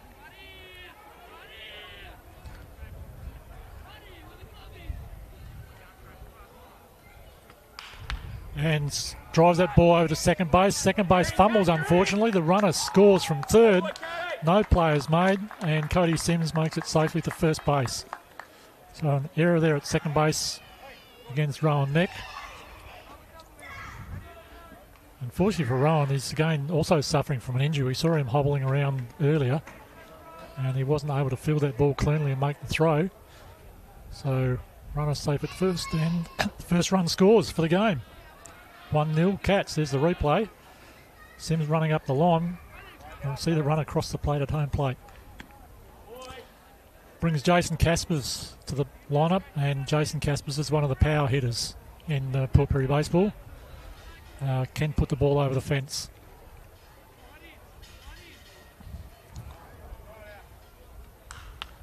And he's put that one high and wide, deep into left field foul territory.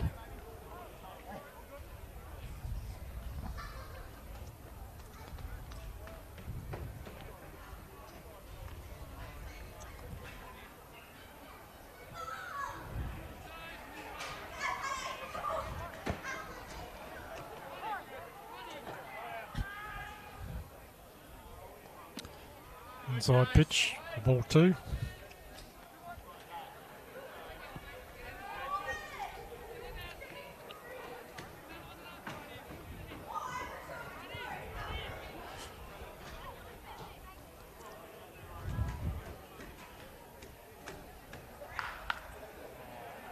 Driven another long ball into foul territory up to third base. So making good connection, but that's 2 foul balls, 2 strikes. So 2-2's the count.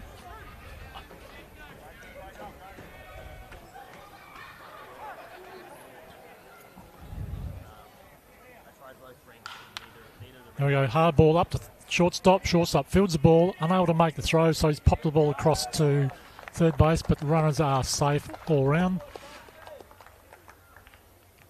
So Cats now have runners at first and second.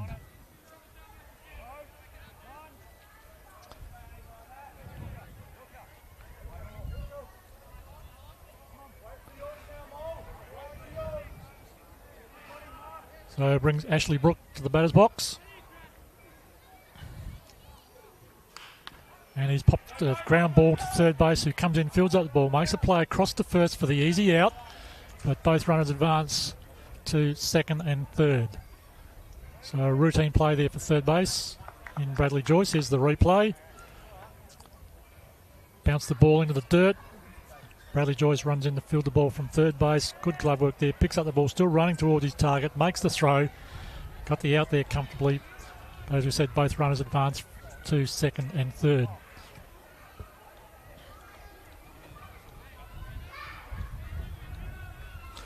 Now, Adam Bowring in the batter's box. He's our catcher for Cats. Hasn't played a lot of baseball this season because he unfortunately works away up in the mines in the mid-north. Well, upper north, I should say. But watches the first ball over the plate for ball 1.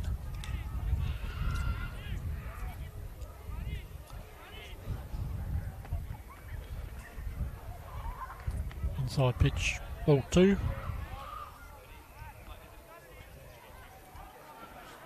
So Cats have scored 1. Runners at second, third, scoring position, 2 out.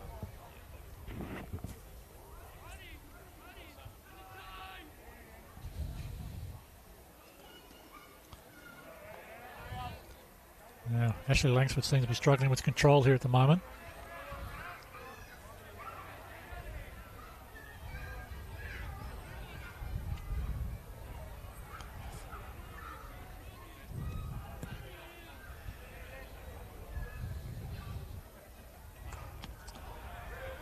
There's his first strike.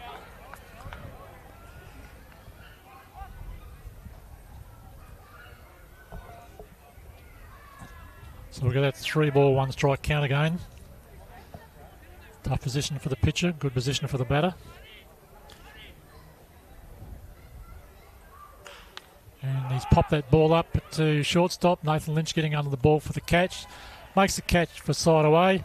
And the runs at second and third do not score, but Cats did score one run in the bottom of that first innings to take the lead.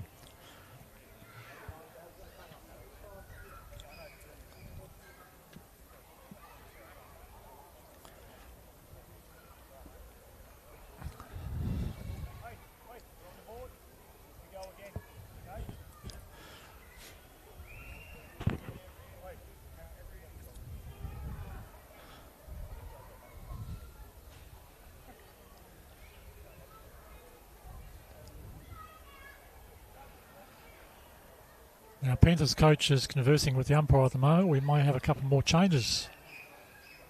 We'll just have to wait and see if we can see who enters the field or who enters the batting lineup.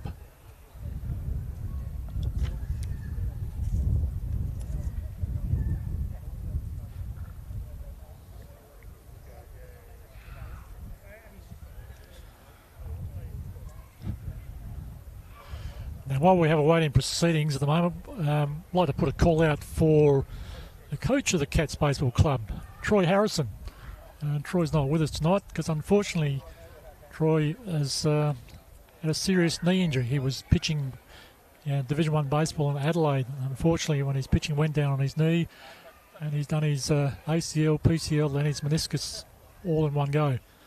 And quite a serious injury. He's going to be out of action for some time, so we wish him all the best and hope he has a speedy recovery, albeit it'll be 12 months or more recuperation, but hope he can avoid the frustration and get healthy and get back to baseball again. So best wishes out there to Troy Harrison.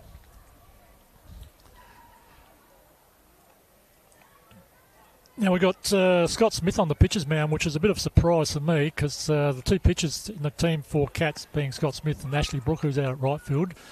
Personally, I would have thought that they might have started Ashley Brook, who's generally been a starter, and Scott Smith comes in as the finisher. But Cats have decided to change that up tonight and started with Scott Smith on the mound.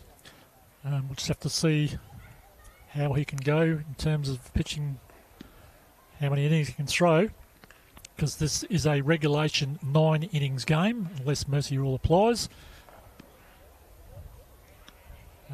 So I'm hoping, or Cats would be hoping they could get at least 5 innings out of Scott Smith before Ashley Brook has to come in, because Ashley Brook then has to go another 4 or 5 innings himself, depending on whether they go the full regulation 9 or they go the extra innings.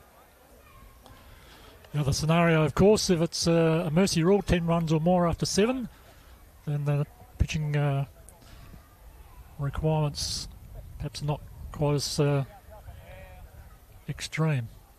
Now we still have a discussion out there with the umpires with the Panthers coach, so we're not too sure what's happening down there at the moment.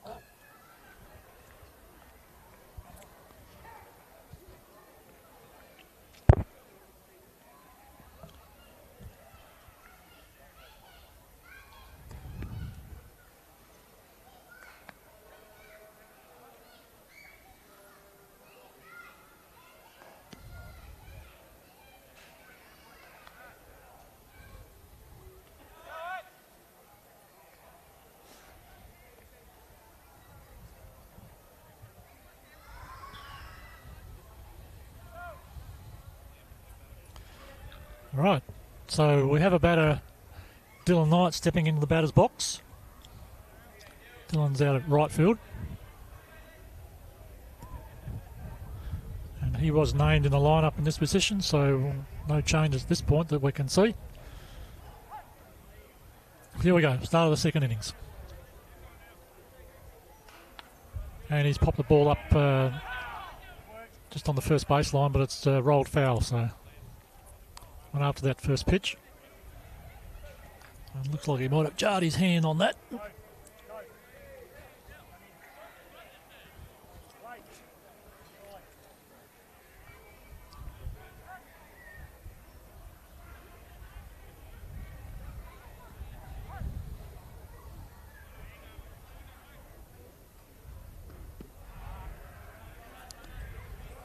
Looks like low ball there.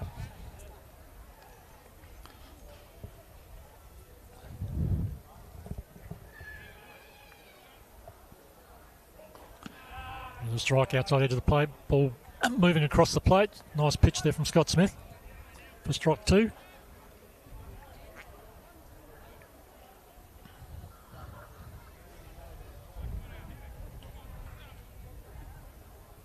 And swing and miss for strike 3 for the first out of the innings. At least Dylan Knight goes down swinging.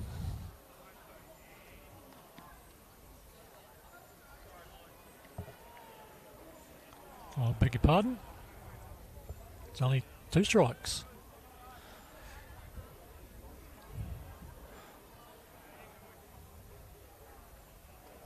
There we go. That's definitely 3 strikes there according to the umpire, so first out.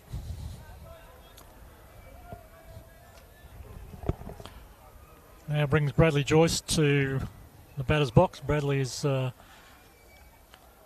he was playing shortstop. I think he's now gone to third base.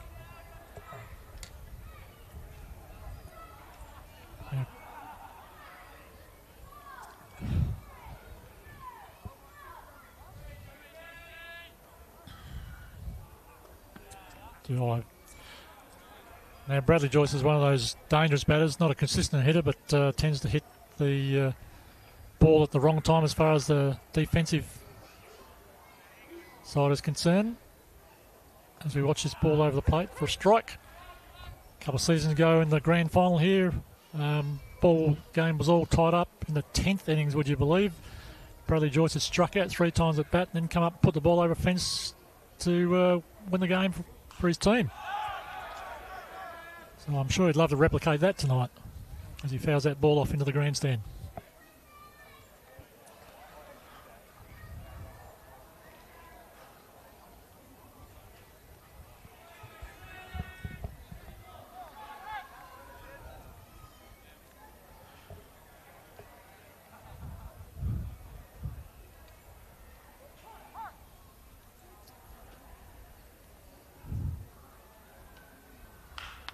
There we go, pop the ball up, high ball, out over shortstop, second base. Second base is coming in, take the catch, and yes, takes that comfortably in the end. Albeit down on his knees, so that's a second out for Panthers. Here's the replay. Joyce gets underneath that one, pops it up, high ball. You can see shortstop and second base both coming across. Second base has claimed the ball. He's moved across the line. Just watching the fly of the ball there and almost misjudged it, but got underneath it, down on one knee to take the catch.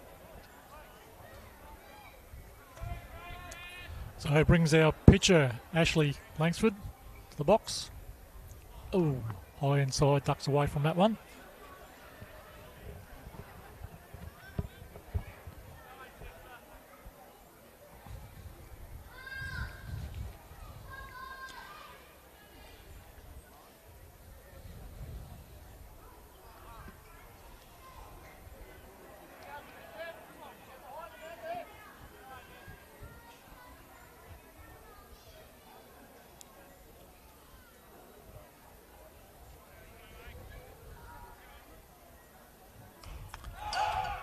And Langsford fouls that one off into the backstop net pole. That's the big ding that we hear then. Smith, the pitcher, not happy with the ball. Sends it back to the umpire. Umpire's just checking that ball out to see if there's any issues with it.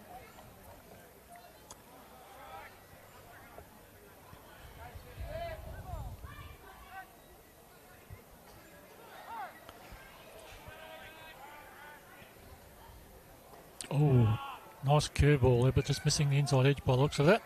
According to the umpire, at least, anyway. So 3-1.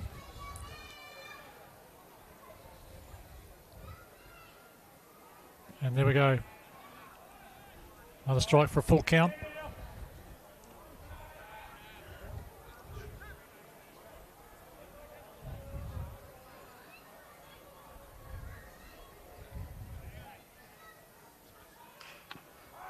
Dribble the one back to the pitcher. The pitcher picks up the ball. Comfortable throw across to first base for the out and side away.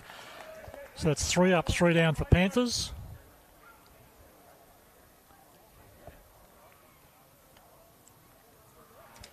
And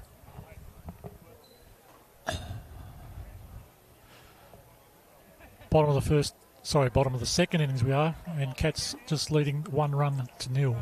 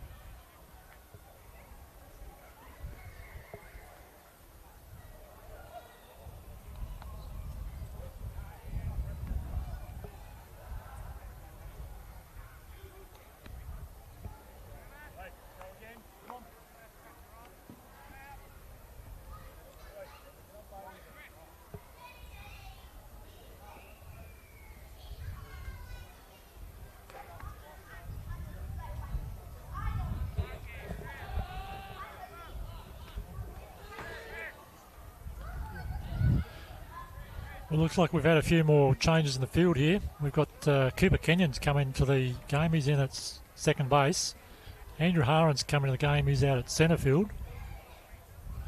Looks like Drazic Roberts has gone from left field to right field. And Shannon McGregor was standing at third base, but he's popped out to the left field now, going across to right field, and Drazic Roberts going from right field back across to left field. And we've got Bradley Joyce at third base. So, changes are plenty. Will it make a difference?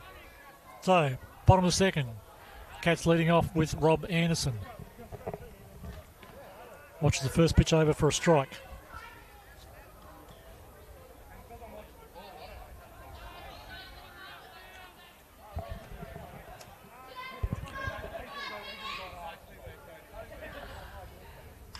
And drives the ball into the gap between first and second out to right field. Right field comes in to make the play at first, and umpire's call is... Well, haven't seen the umpire make a call, but the runner's just walked off and gone back to his bench. We watch the replay here. Throw comes from right field. He's definitely out. There's no signal from the umpire. Certainly out on the play. That's a lovely 9-3. Meanwhile, back in the batter's box, first pitch strike against Blake Scarman.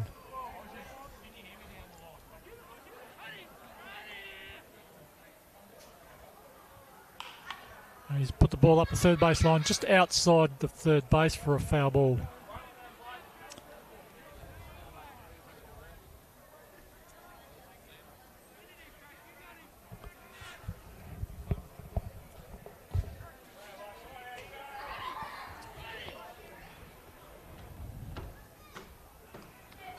Ball way outside, gets away from the catcher.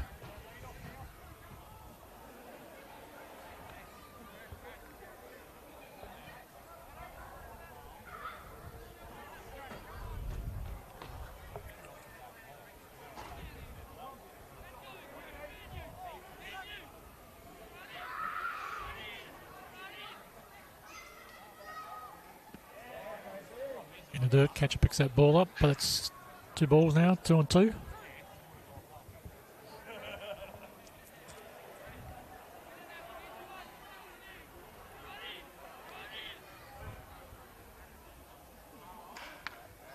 put that ball in the right field, but it's curling. Foul. Yes.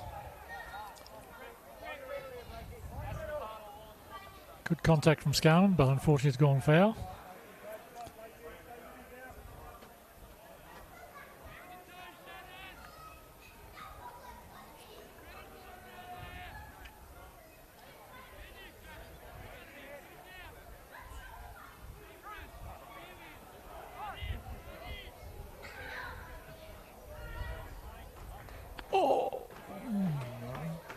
Looked like a nice pitch there from Langsford, but the umpire says no, that's a ball. It's for a full count.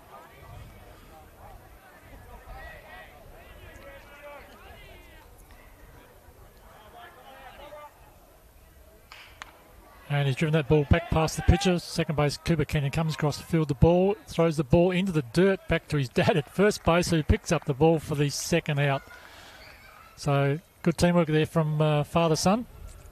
We're watching the replay as that ball gets past the pitcher. Cooper Kenyon comes across behind the ball, fields the ball.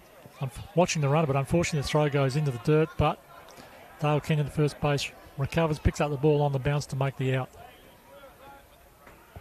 So 2 down for Cats.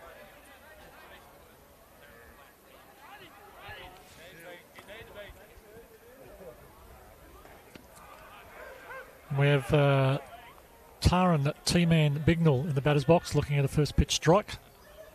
He's our number 9 batter in the lineup for Cats. And he's playing centre field. As he swings for a second pitch strike.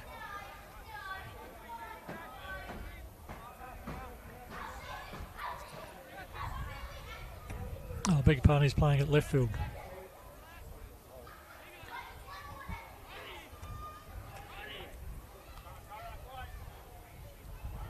And he fouls that one off.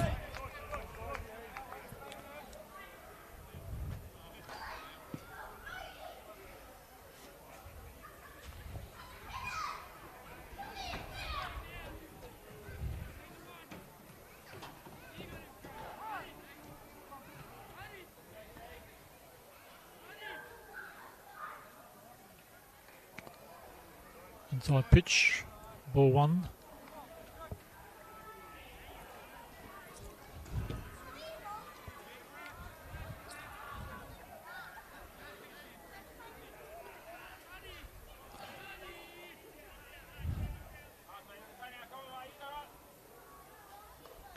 High pitch inside. Bignell ducks underneath that one.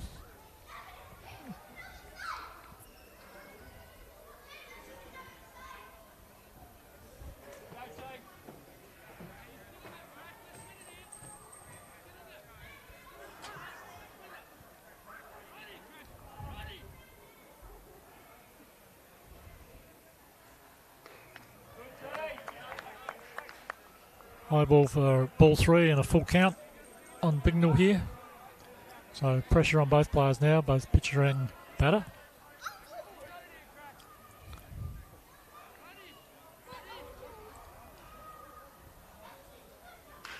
He drives the ball straight up the middle, past the pitcher. Second base, Cooper Kenyon runs across to dive and field the ball to stop it going any further, but Darren Bignell reaches first base on a safe hit.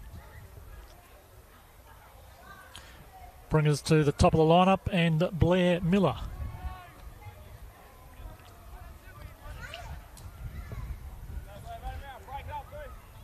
Now Bignell should steal here.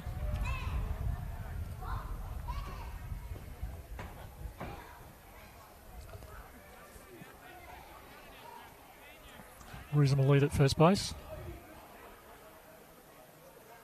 Standard lead, he's gone. Yeah. Too big a break there. Catcher never had a chance on that one. So Bignell stands up at second. So Cats have a runner in a scoring position. Unfortunately, they have 2 out. But chances there.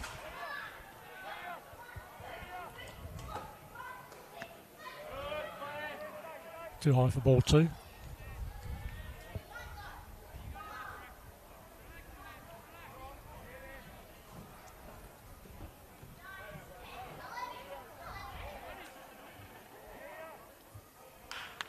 Oh, ball's deep into centre field. Andy Harron's going back towards the fence. Takes the catch comfortably for the third out.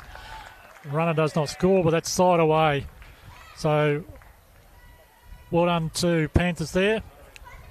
After going through 6 batters in the first innings, they'll drop that back to 4 in the bottom of the second innings and stop Cats from scoring. So, good fight back there from Panthers.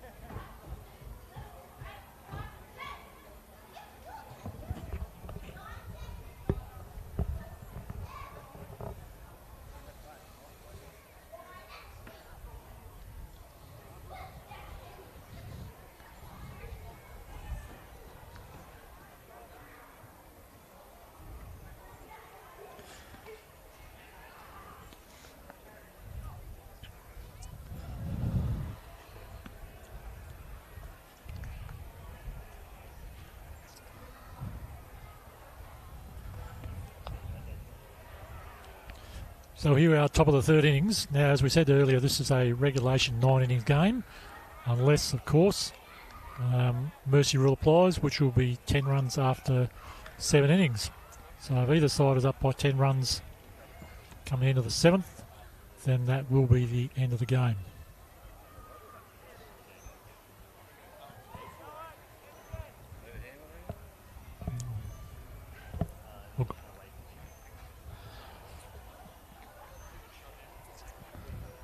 All right, leading off for Panthers is Shannon McGregor.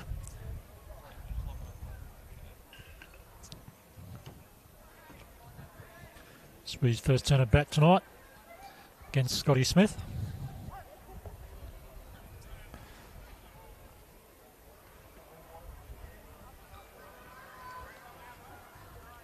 First pitch out of the zone for ball 1.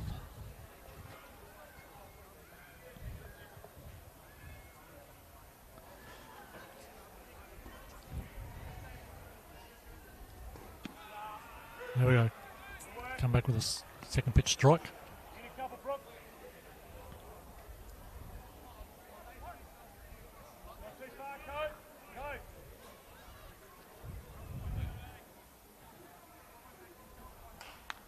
Fouls that one off into the crowd. And there we go, all safe.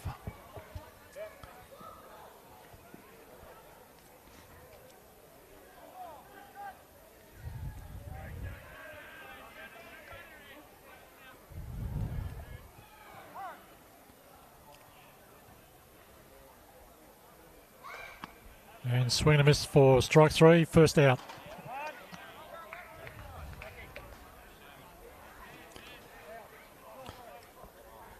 That brings Jackson Lenardowitz to the batter's box. He's our catcher for Panthers and number 9 batter.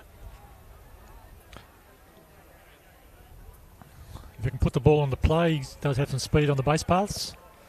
And it would be good if Panthers would get some runners on base and perhaps challenge Cats this early stage of the game. Just takes that inside pitch for ball 1.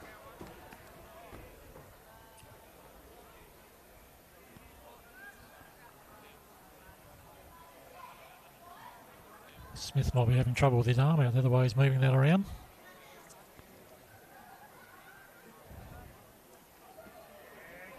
Just swing and a miss. Strike 1.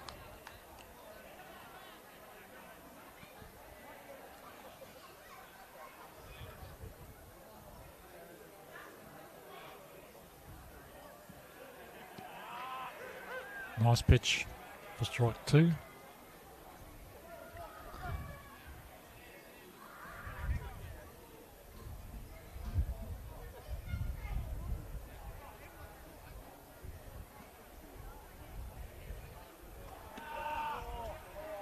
Inside pitch. Jackson didn't move away from that one. Looked as though he might have been trying to accept the hit pitch ball if it happened.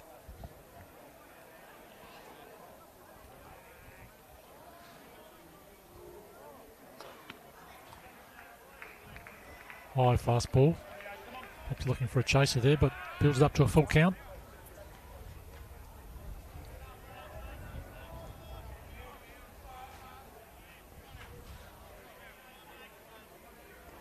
Oh.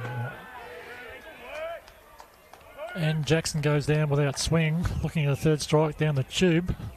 Nice pitch from Scott Smith, but Jackson walks away with a big KC against his name. That's 2 down for Panthers.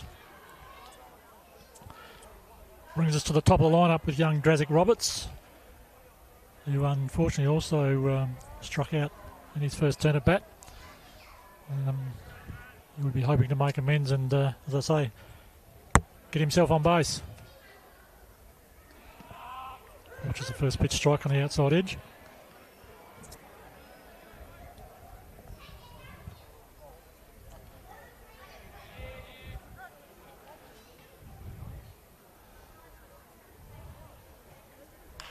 Chases the ball outside, hits the ball up to the first baseman. He runs, after fielding the ball, runs across to make the out, and that's slide away. 3 up, 3 down for Panthers, unfortunately, to end the innings.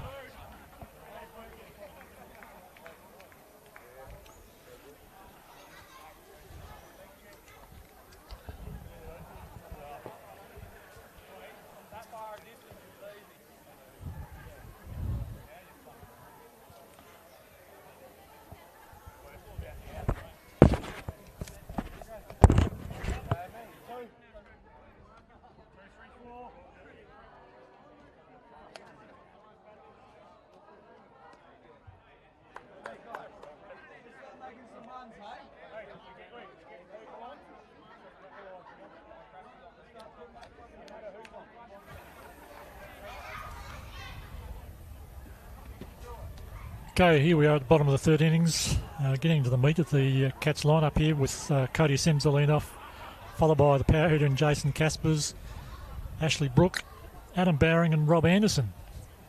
So, big opportunity here for Cats with the solid part of the lineup. And certainly we'll be looking to get a few more runs here. Only 1-0 lead at the moment to Cats after scoring 1 run in the bottom of the first innings.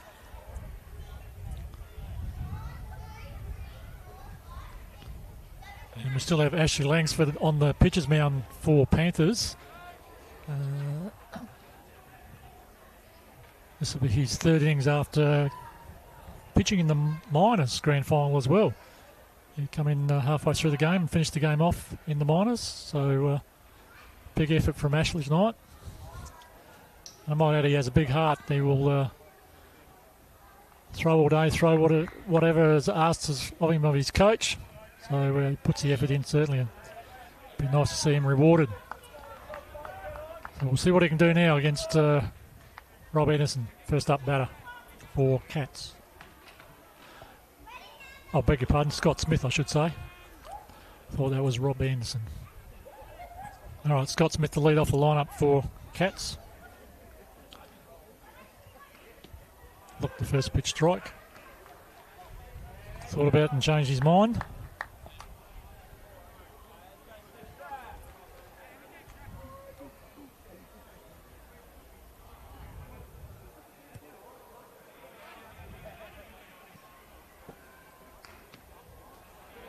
Thought about that one, let that one go as well. Was outside for ball 1.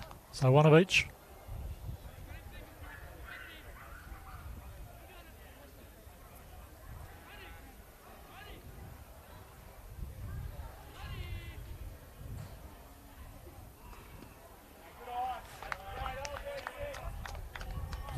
Low and outside again.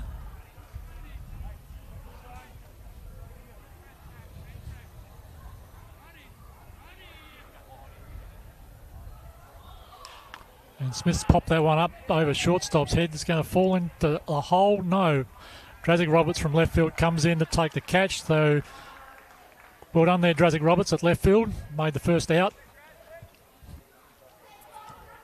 And we watch the replay here. That ball's popped up in between shortstop and left field, almost in no man's territory. But Drazic Roberts has called out the shortstop Nathan Lynch, who was coming back on the fly of the ball and taking the catch. So well done there to Drazic.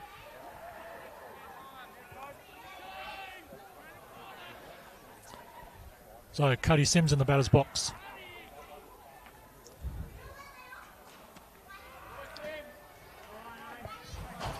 Which is the first ball.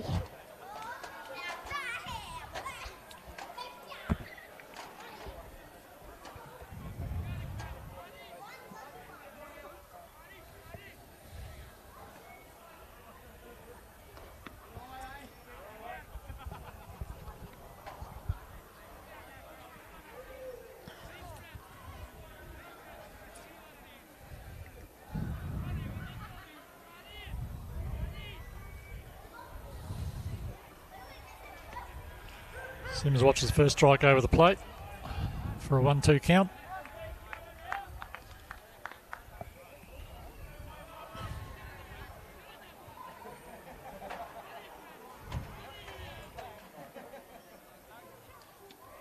And swinging and missing on the outside pitch, and he's a bit frustrated with himself on that one. He's chased that pitch outside.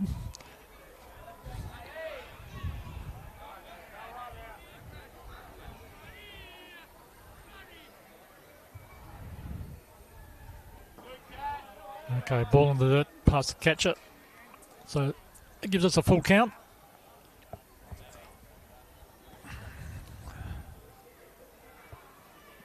Challenge here for both pitcher and batter now.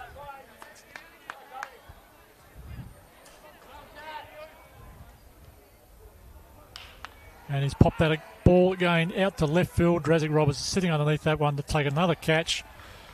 Well done to Drazic Roberts. That's 2 outs in succession. So we thought that Cats might have a big opportunity here to score some runs, but 2 up, 2 down. However, it does bring Cats' power hitter to the batter's box in Jason Caspers.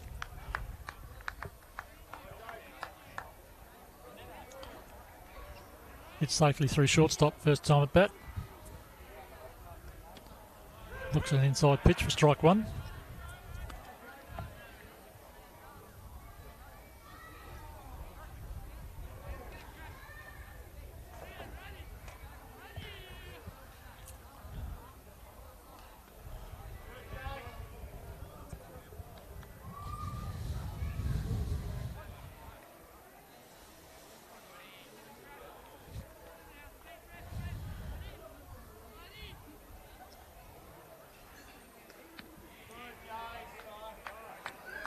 High, that one from Langsford.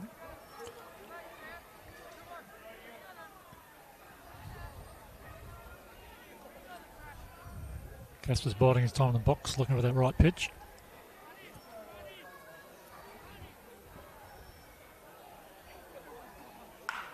And he's teed off on that one, but again he's pulled that ball into left field for a foul.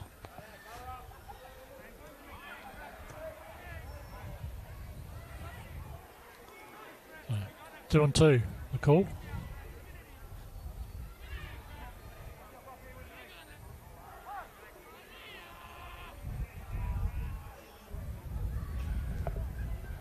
Ball in the dirt for a full count.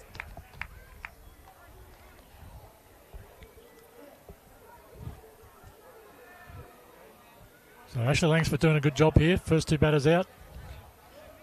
Here to a full count on Jason Caspers, the power hit on the Cats lineup.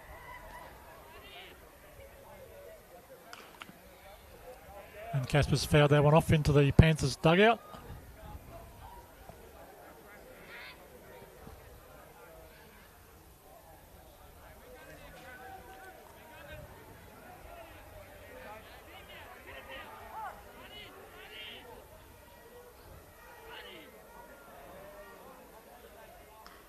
A big pitch on the outside for strike 3. And Caspers is back to the bench. That's side away. And that's 3 up, 3 down. Well done to Ashley Langsford. We thought that Cats might threaten there. We're going through the meat of their lineup, but unfortunately they didn't. And, well done, as I say, to Ashley Langsford. Big effort there. First 3 batters out in succession.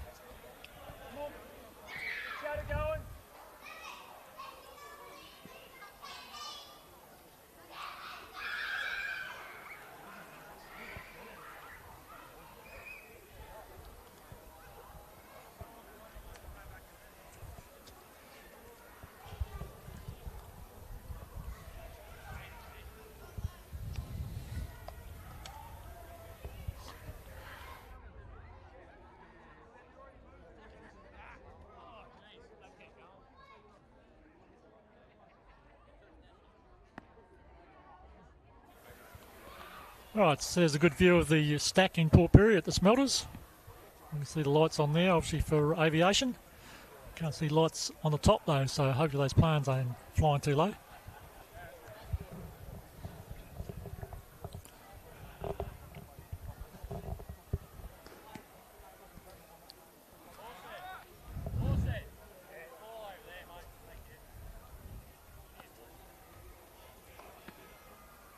So, top of the fourth inning, Scott Smith still on the mound for Cats.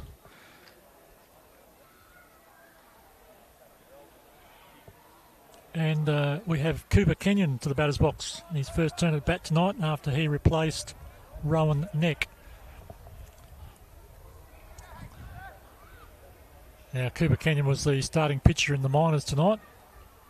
And Cooper also won the best and fairest for the league in the minors, so congratulations to Cooper. Oh, throwing that ball inside, avoided that pitch.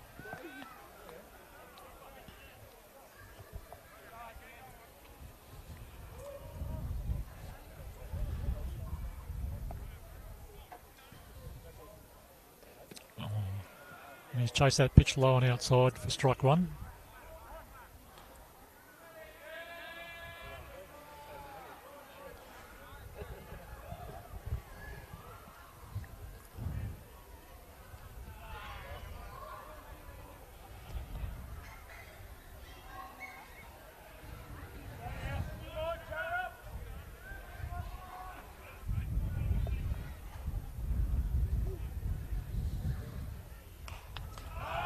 And he's chased a high pitch there, young Cooper, and popped that ball up over the grandstand, would you believe? Foul territory, so.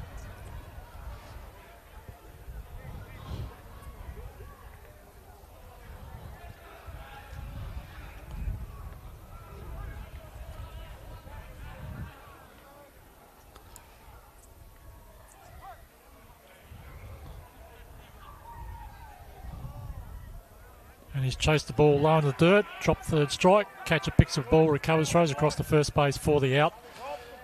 And that's one down for Panthers.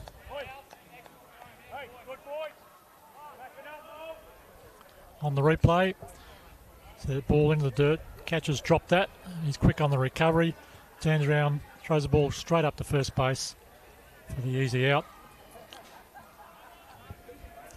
So one down. Nathan Lynch in the batter's box. Nathan Lynch is our left-handed batter. Only left-hander in the Panthers lineup. Watches the first pitch ball.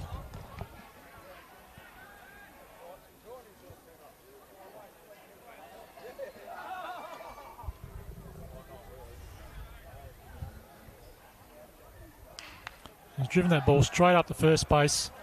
Casually picks up the ball. Walks across to his base, touches the base for the second out. So an easy out there for Cats. And we've got two down. Now we've got Dale Kenyon in the batter's box, who's their power hitter, but unfortunately he doesn't have any runners on base.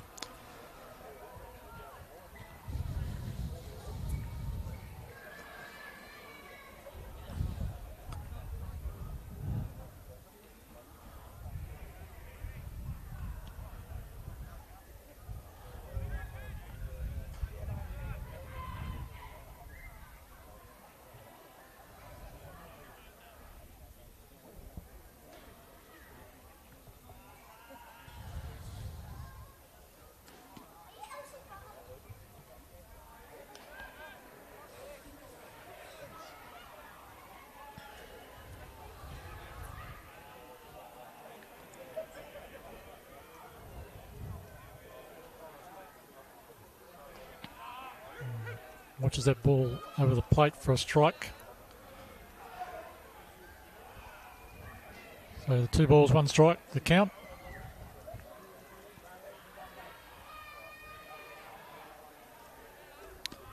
Inside for ball 3. So a challenge here for the pitcher. Still looks like Scott Smith struggling out there on the mound. Well, he's got a sore arm, we're not too sure.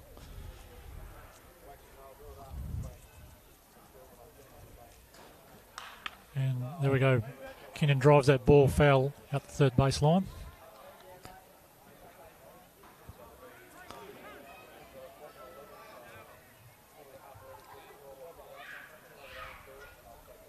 So we have a full count.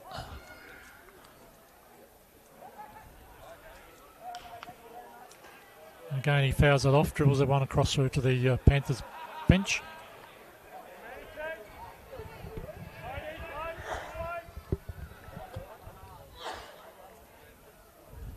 Kenyon appears to be struggling with his timing here with the bat.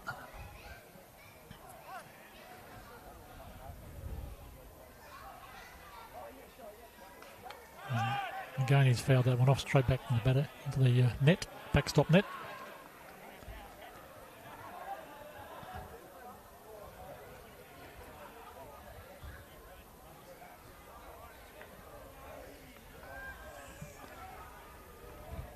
So still a full count, and we've got 2 out here in the bottom of the 4th. Sorry, top of the 4th, and he's driven that ball down the third baseline again. It's gone foul. Left fielder Taran Bignell was running across to see if we get an opportunity to catch that one, but it's too far away, so we go again.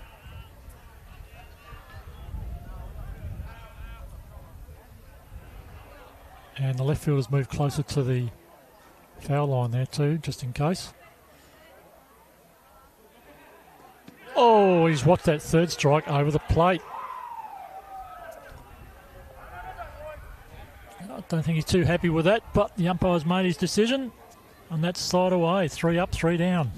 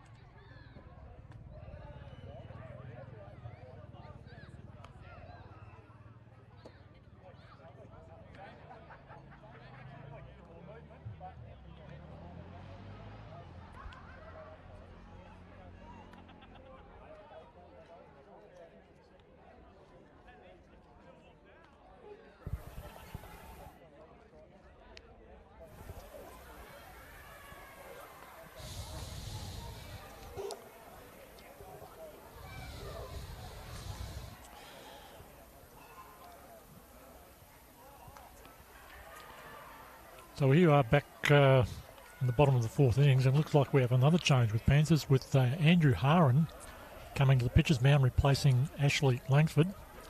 So it looks like a straight swap, 1-8, 8-1. And Andrew Haran is a left-hand pitcher, so the ball will be coming from a slightly different direction.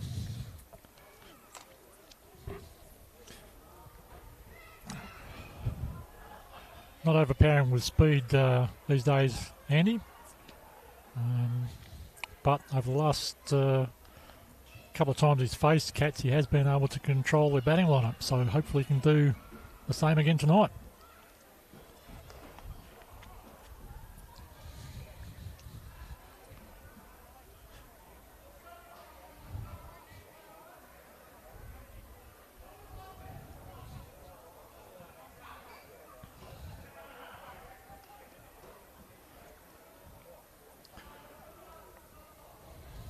Leading off the batting for Cats will be their right fielder Ashley Brook. He'll be followed by catcher Adam Bowering, and then the first base Rob Anderson. So after 1 run being scored in the first innings, we've had nothing since then. And here we are, as I said, in the bottom of the 4th. So from a coaching perspective, something needs to happen. So I would suggest that both teams should be looking to change the game style a bit. Maybe try and bring in short game, bunt, try and upset the opposition fielders. Try and create something.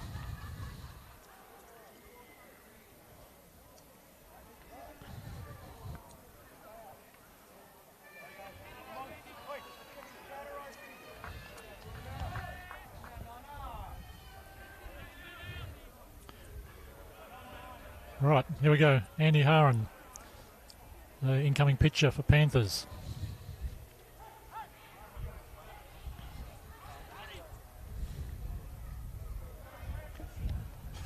Now he just effectively bounced that one 3/4 of the way down the line. Tried a bit hard on that pitch, I think.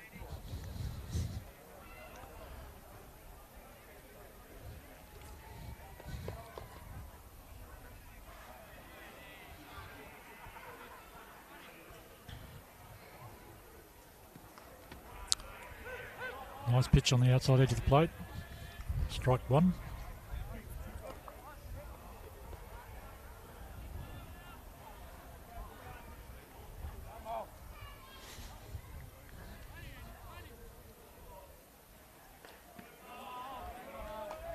And a low for ball two.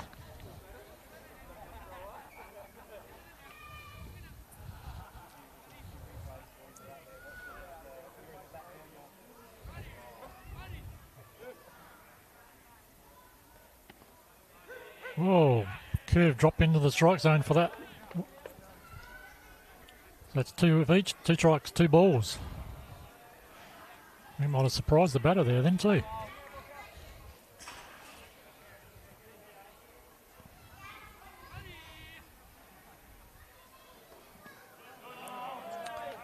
Low for ball 3 gives us a full count.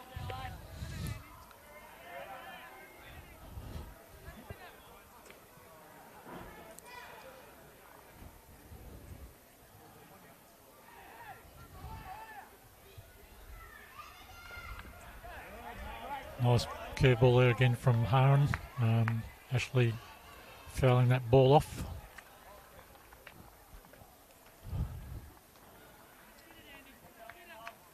Still a full count.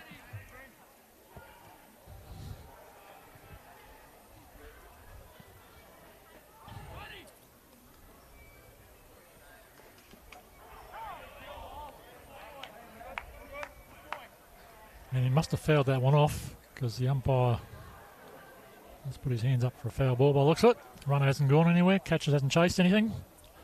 So we still have a full count.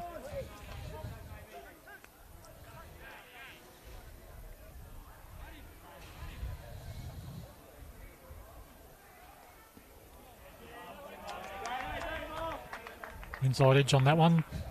Must have missed the plate, but umpire's called it ball 4. So runner goes up to first base and brings Adam Bowring, their catcher, to the batter's box.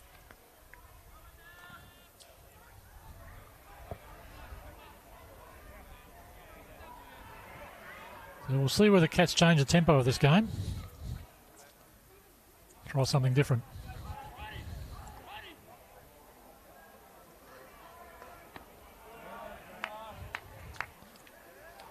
High pitch for ball 1. Annie Haran, as a left-hander, can look straight at the runner at first base and can in his motion pick off at first base, which he's done a couple of times in the past. Catch the runner unawares as that ball goes way outside. Well, taken by the catcher there, Jackson Ladowitz.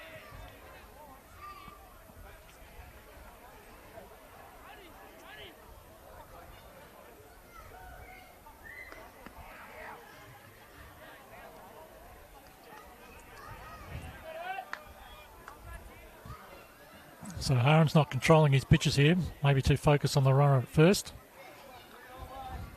Throwing 3 balls here. And there's ball 4.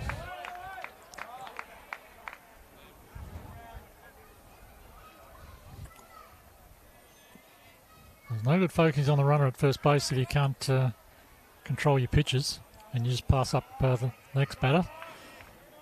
So we have runners at first and second, runner at second course in the scoring position, and brings Rob Anderson to the batter's box.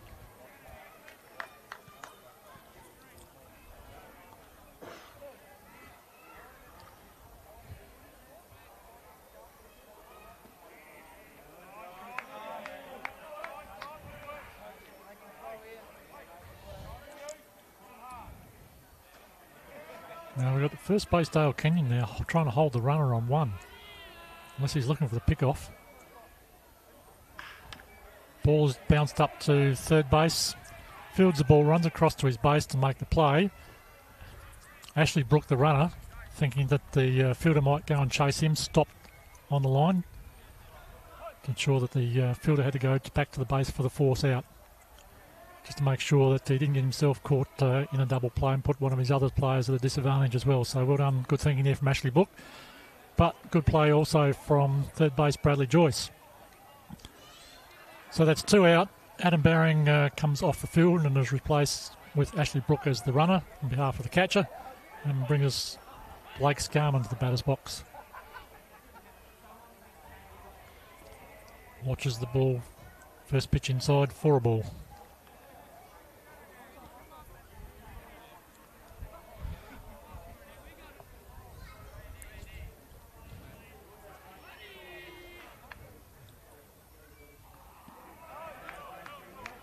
Long of dirt, runner's not going anywhere.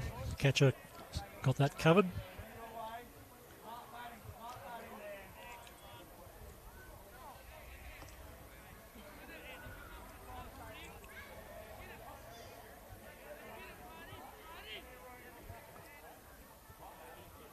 Oh, way outside. Ball gets away from the catcher on a wild pitch. The runner goes to third. Catcher's got the ball, made a good throw across the third base, but unfortunately it's too high.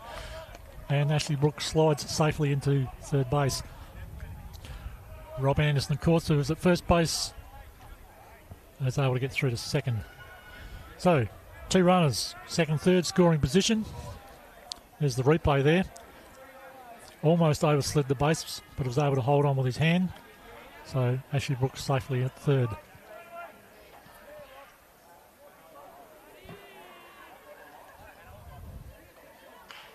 And Scarman's driven the ball up to shortstop. Nathan Lynch picks up the ball, one step and throws. Ball's in the dirt, but the first base Dale King is able to recover the ball to make the out. So, well done there. The runners don't go anywhere.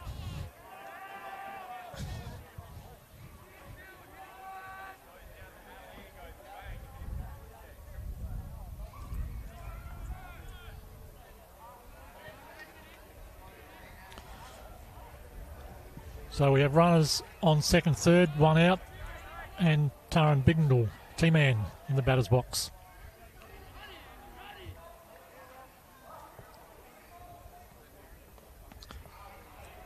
High ball first up. Now T-Man got a safe hit through second base, first turn at bat. So if we could do that again, you should score a run here for Cats.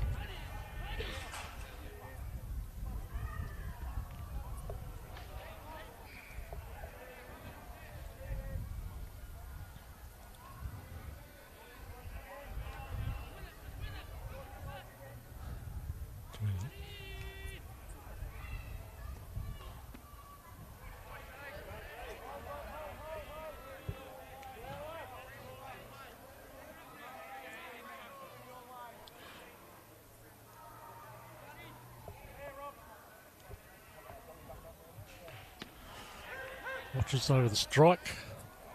So, 1 strike, 3 balls. Pressure's on Haran here. Runners at second and third.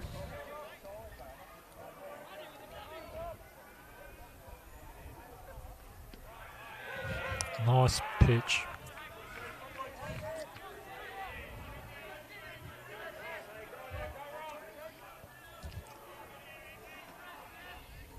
So full count.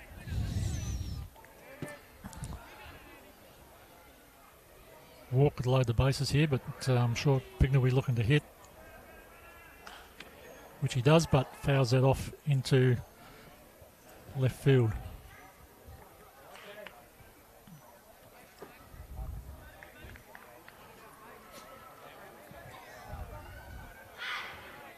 Still got a full count. Haran's under pressure on the mound. As we say, runners at second and third.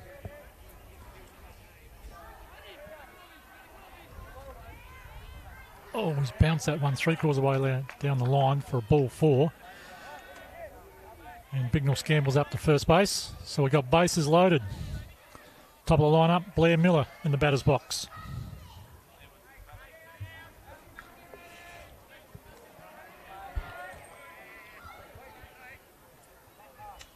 Now Miller hit a double first turn at bat and was the first run to score for the game. And then had a long fly ball to centre field, second turn at bat. So making good contact. There's a high ball, gets away from the catcher. Wild pitch, but the runners don't go anywhere.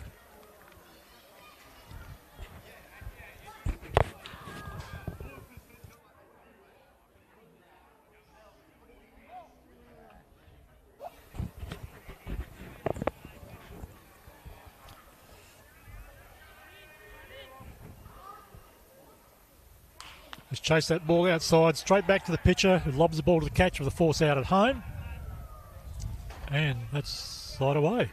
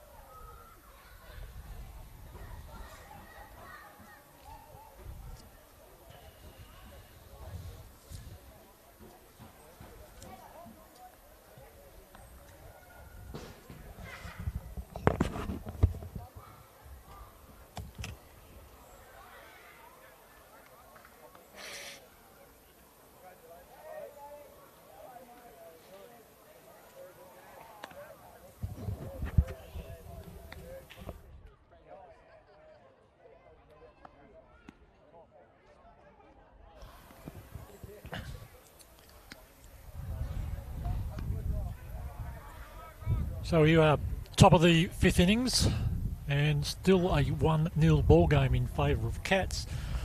Neither team has looked to change the tempo of this game. Still just trying to bat the ball. Not successfully at this point, of course, with only one run being scored. And somebody needs to change the momentum of this game. Maybe this will be this guy, Andrew Haran. As we say, one of the power hitters in the league, can put the ball over the fence. I'm sure his team would love that if he could do that now and just tie the game up.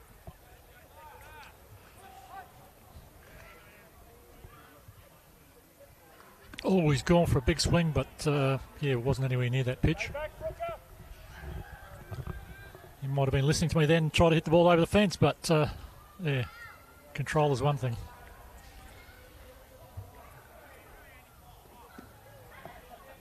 Let the one go inside.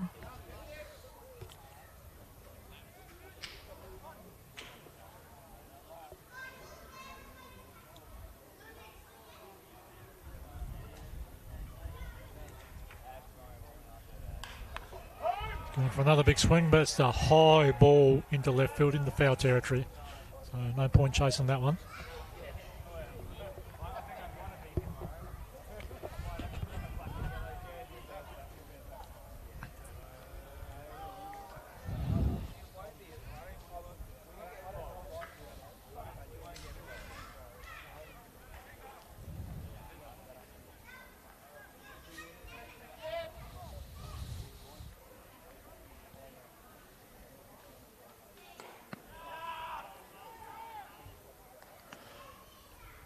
Catcher asked the question then whether it's a swing, whether he held back on that. Umpire at third base says no, he didn't.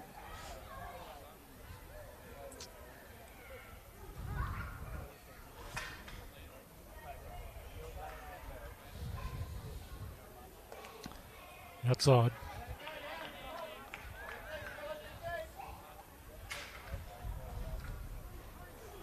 So, full count. Can Haran get himself on base? Here we go, long ball, centre field, it's in the gap, just short of the fence. Haran rounds first, not going through to second, the ball's already back into shortstop, but it's a safe hit and a runner on base for Panthers. Well done to Andy Haran.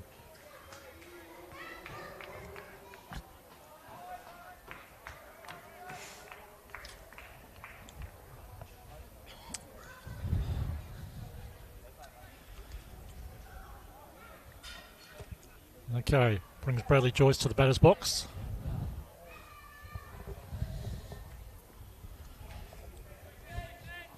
Now the question is whether Andy Haran will be looking to steal second here. Not going. First up strike.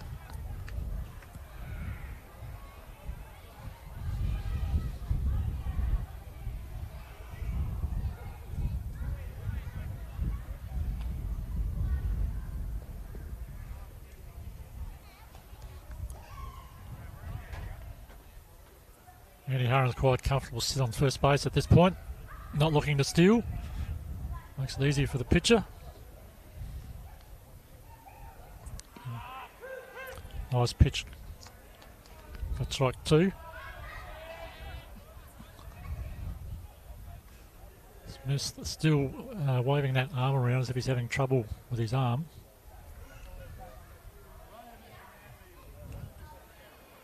Just steps off the back of the plate to check the runner at first. Just to keep the runner thinking.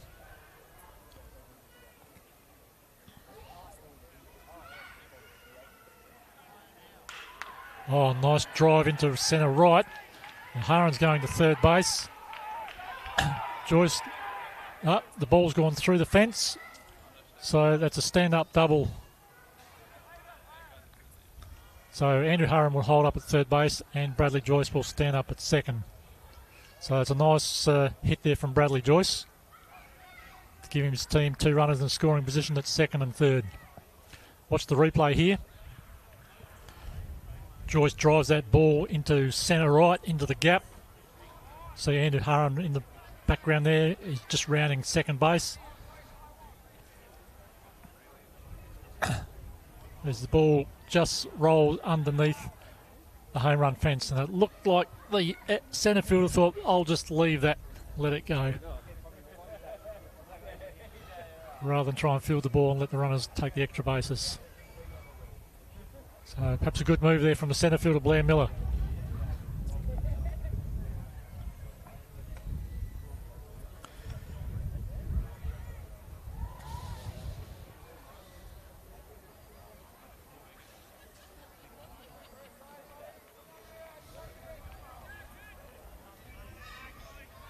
Now we've got another change to the lineup. This time we've got Chris Clark coming in for Ashley Langsford.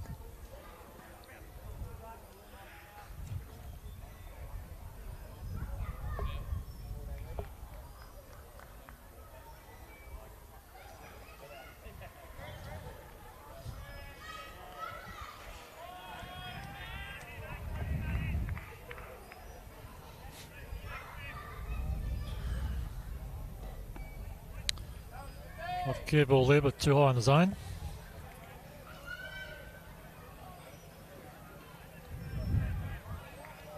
So runners at second, third, scoring position. Clark fouls that curveball off into the crowd, and everybody's safe.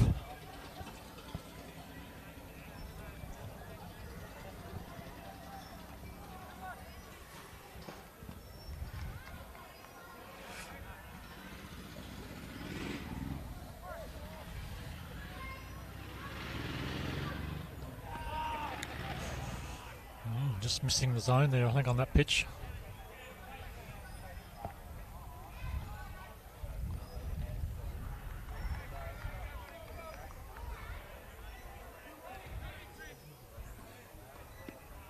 Oh, similar pitch, but this time Clark has swung at that and missed, so full count we have. Full count with runners at second and third.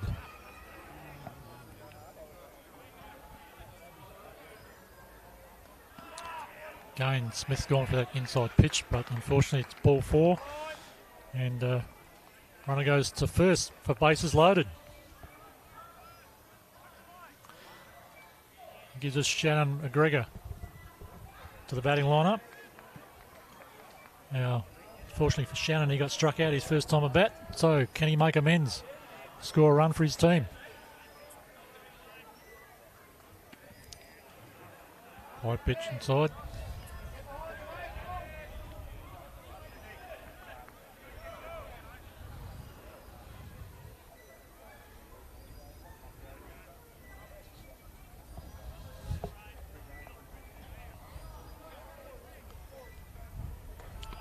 Going inside. Smith seems to have lost control there. I think he's talking to his catch. He doesn't want to throw that pitch anymore. Now, bases loaded, none down. You can see the fielders have come in onto the line. Try and get that short ball for the play at home. Stop the team from scoring. Oh, it's a wild pitch, loose pitch there. And Smith's grabbed at his leg. We just called time. Looks like he's got a problem here, Smith. Oh, he's gone down. I don't know whether we got cramp or whether he's strained a muscle there.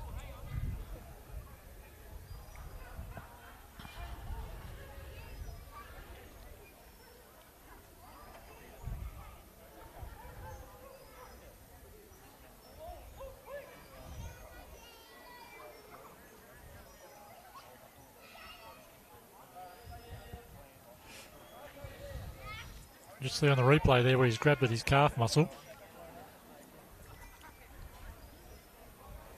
He's back up. I think it might just be cramp.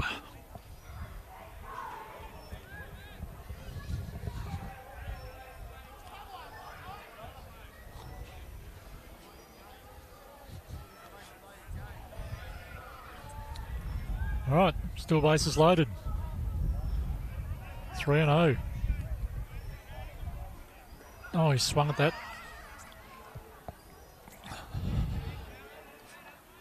He stepped backwards instead of stepping forward, McGregor then, and swung across that ball. So 3 balls, 1 strike. Walk here scores a run, ties the game. And that's ball 4. And Smith's called time again. They have to wait till the runner crosses the plate.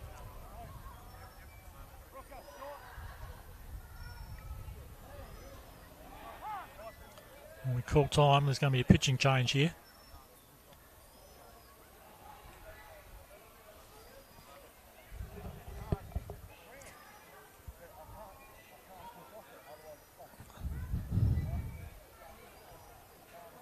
So we can see Smith still grabbing at his calf muscle there.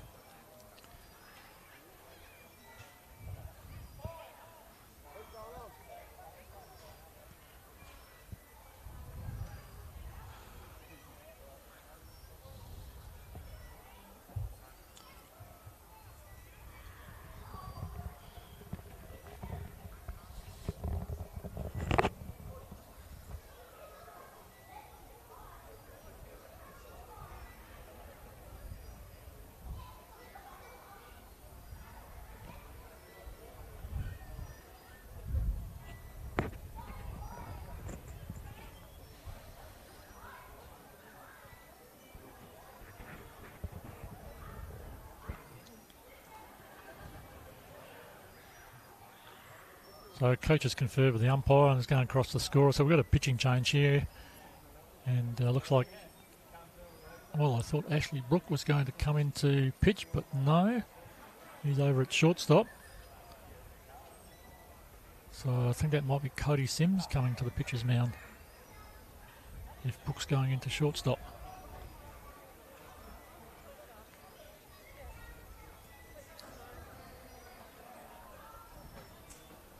So Cody Sims has just changed his shoes.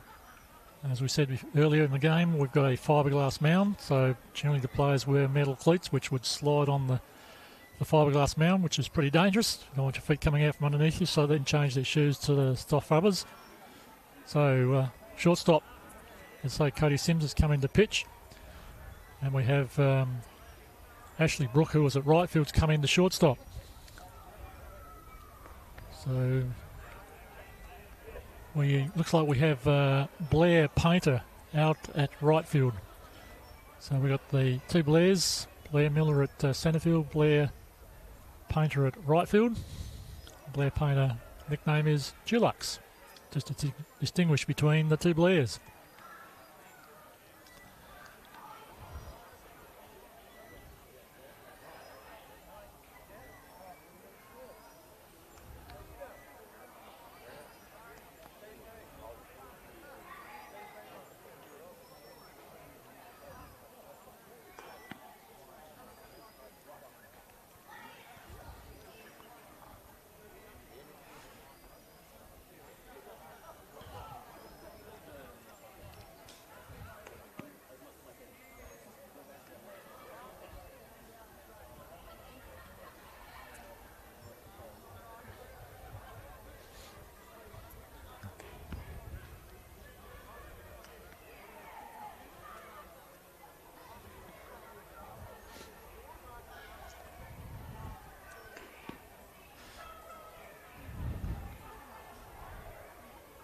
Okay, here we go. So, Cody Sims on the pitcher's mound. Now we've got bases loaded. And there's none down. Now, this will be an opportune time to change the tactics in the game. Jackson Lenardowitz is the catcher in the batter's box. He's got good speed. We've got good speed at third base. Drop down the bunt, put some pressure on the fielders, and see what happens.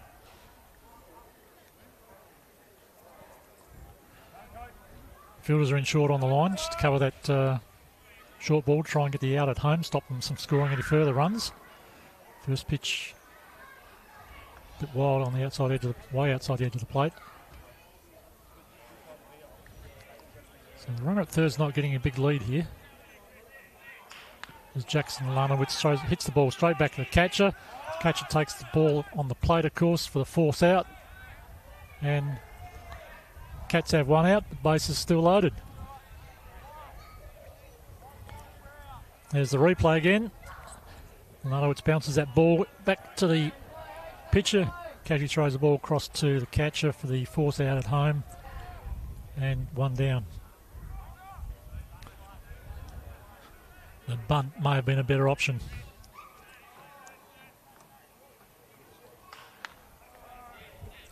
Drives the ball into right field here, but the ball's going foul.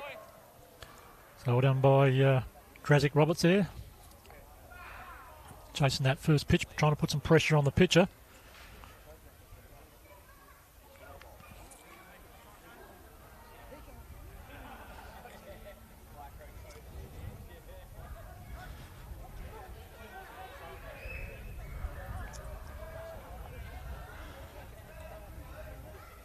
Oh, line drive, shortstop, taking the catch, and says, the ball's mine, I'll get the force out at second base because the runner's left his base before the ball was caught. So double play there for Cats. And a big disappointment for Panthers. They had bases loaded, none down, and only scored the one run. Still, they've tied the game, so we have a 1-1 ball game.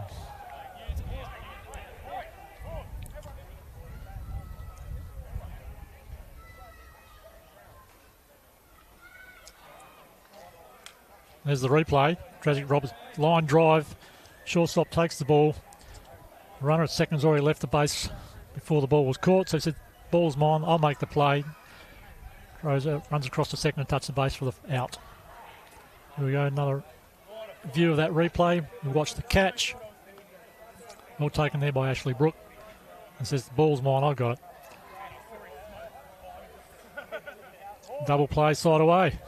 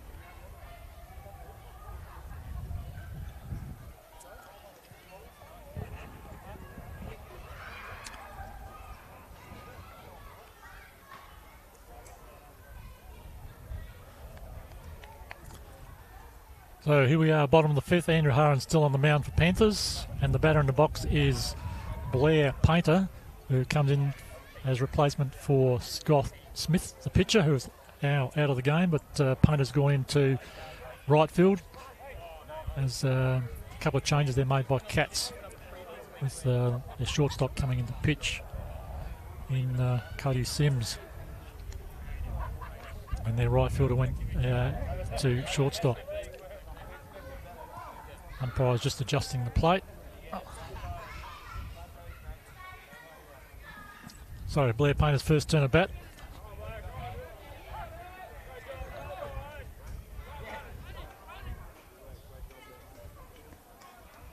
Which is the first ball out of the zone.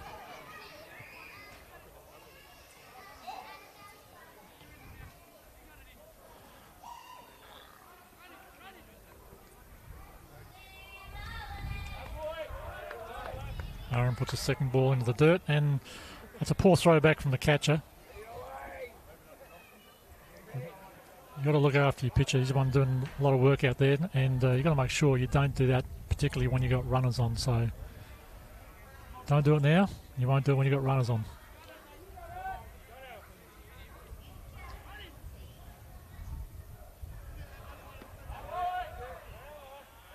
Aaron's lost control here, trying to throw a bit too hard by the looks of it. He's put that ball a bit short of a length, 3/4 of the way down the line. The ball 3.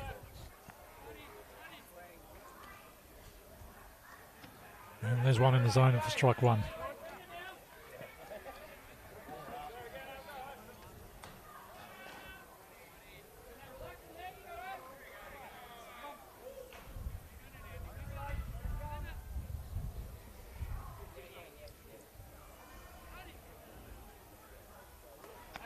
Way outside, lost control of that pitch for ball 4. So Blair Painter, first turn of bat, gets a walk, puts him on first base.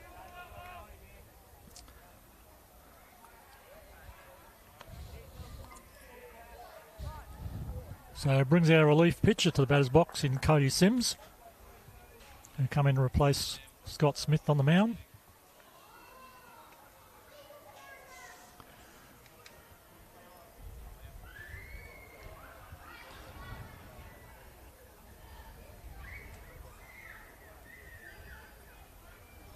Pitcher, catcher and umpire just having a chat.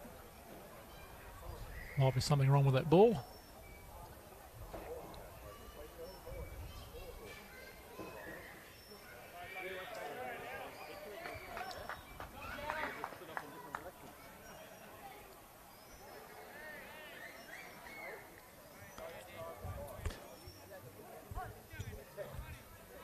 So Cody Sims got on base the first turn at bat through an error. As we see a pick off there from Andy Harron, almost safe. So Sims on base, first turn of bat through an error, and then flied out to left field at his second turn of bat. Be looking to make amends here and try and advance that runner and get on base himself.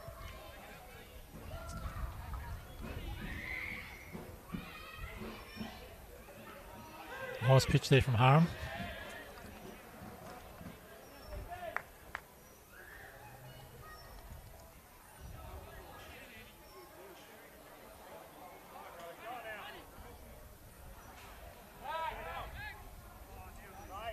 Attempting another pick off there, but ball bounced into the dirt in front of the first base, and the runner able to get back quite easily.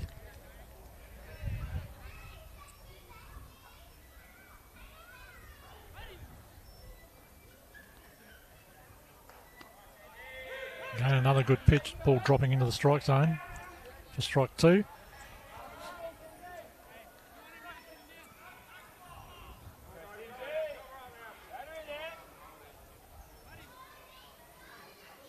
Oh, there's a balk. Good, he's caught the runner. There's been no call on the balk. Runner's stuck in no man's land at the moment. He's got to go back towards first base.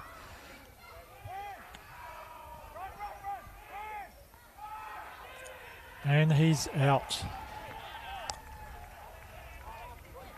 Well done there, Panthers, for that trap play.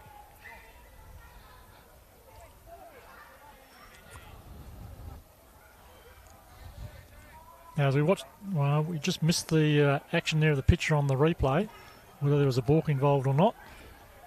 But umpires hadn't called it, so the runner is stuck in no man's land.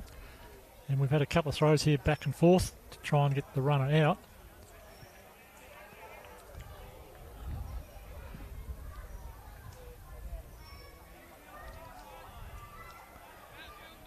Here's the final throw. Andrew Harron, too much pace there for Blair Miller, who got stuck. Blair Paint, I should say, got stuck in no man's land. Here's it.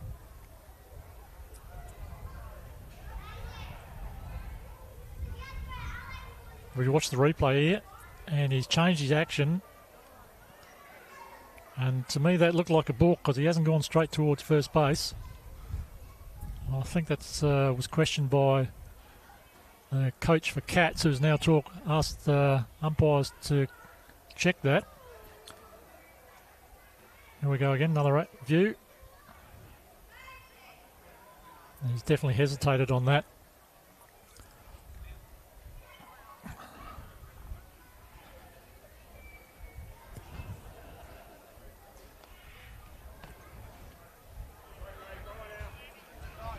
So it looks like the decision still stands.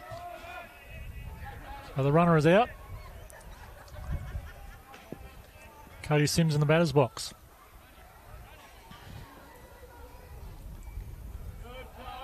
Ball low and in the dirt for ball one.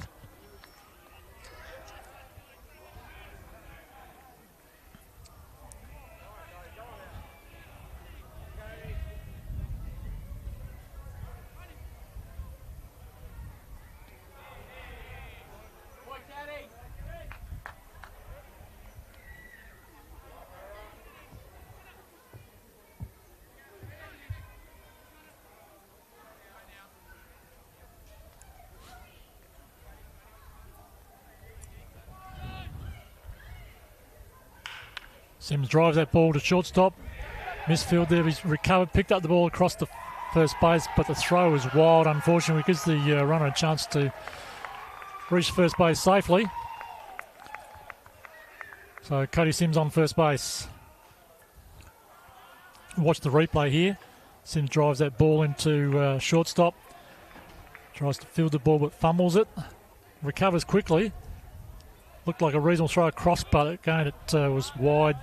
Too far away for the first base to field the ball and get back to the base, so the runner reaches first base safely. So runner on one, and our man Jason Casper is the power hitter in the lineup in the batter's box.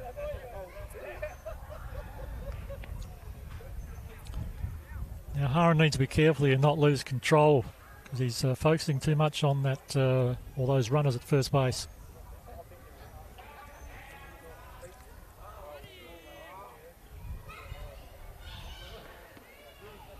There's two balls.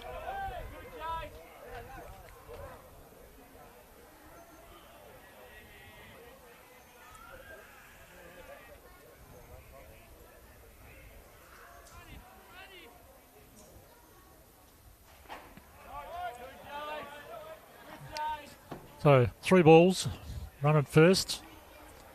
Pressure's on Andy Harron, the pitcher now.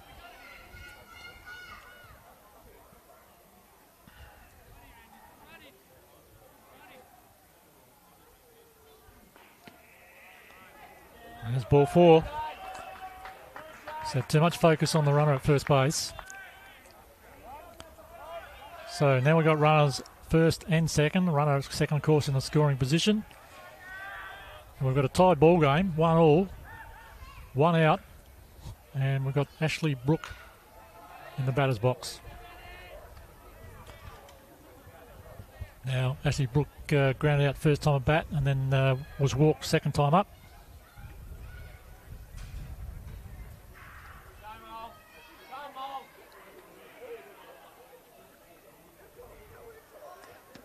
Ball way outside.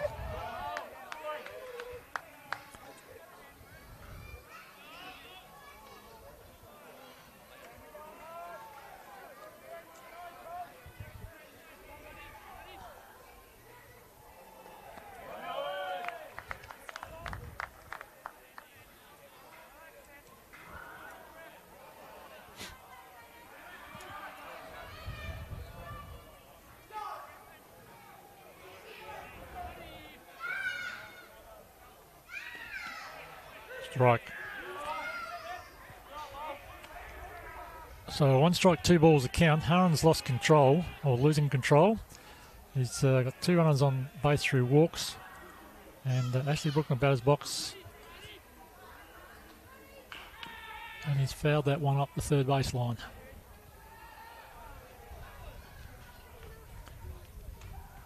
Gives us a 2-2 count.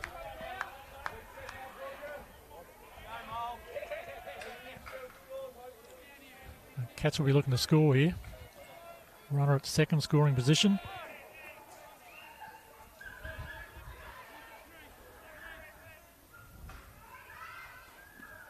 And Brook has chased that one, but dropped third strike. Runner on first base, he's automatically out. So no play there. Appears all the players are aware of the situation. So we've got 2 out.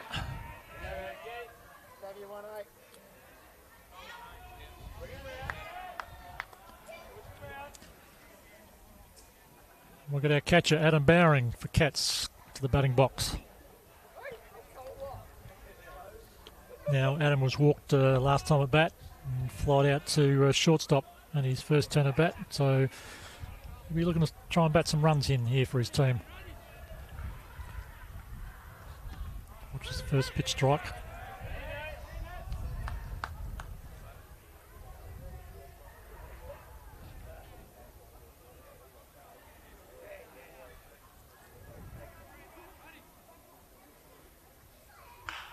Drives the ball up to third base, who fields the ball comfortably, throws the ball across to first base, but on the stretch, first base has fumbled it and the runner is safe. As we call time and the catcher comes out for a runner, here's the replay. Ball's driven up to third base line, third base comes across, fields the ball, quite comfortably running towards his target, throws the ball across to first base. It's a bit low, should have been an out, but first base wasn't able to hold it. Advances the runners, we've got bases loaded, and Rob Anderson in the batter's box. And Rob hit into a fielder's choice last turn at bat. And he's driven that ball up the third base line just over his runner's head for a foul ball.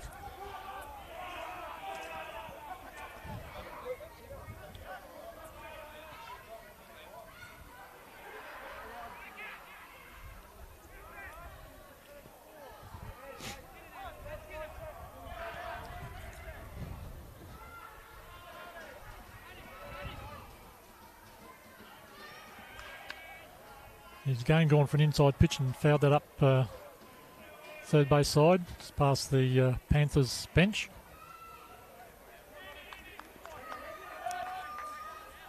So 2 strikes, 2 out, bases loaded, and a 1-1 ball game.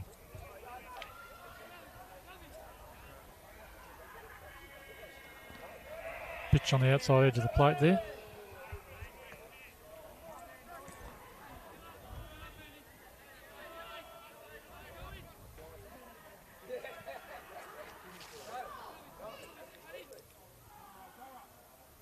Oh, way outside. Well done.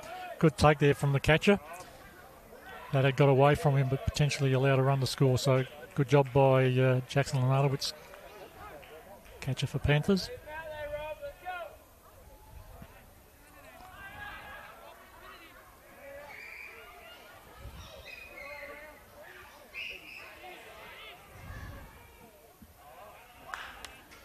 And he's popped the ball up to shortstop for the easy catch, comfortable catch there by Nathan Lynch at shortstop.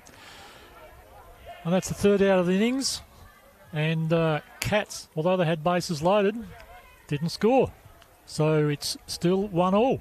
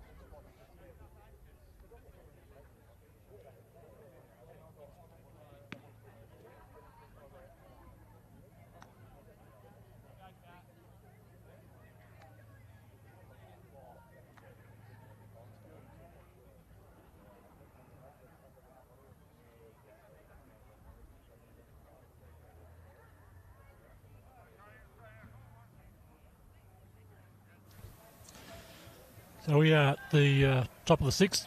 Cooper Kenyon leading off for Panthers. And Cody Sims on the mound. And the first pitch strike from Sims.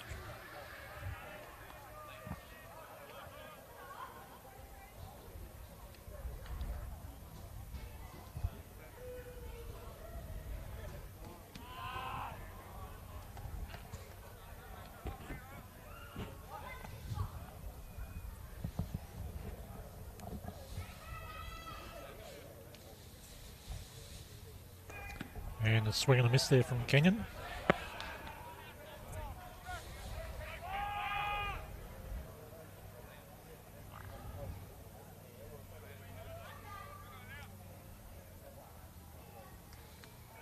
Ball way outside, taken by the catcher.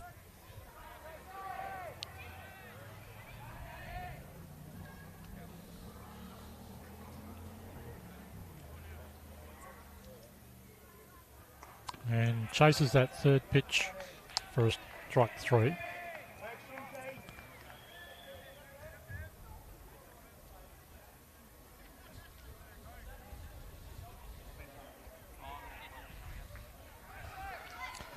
So Nathan Lynch, left-hander to the batter's box. Took that nice catch at shortstop to end the bottom of the 5th innings.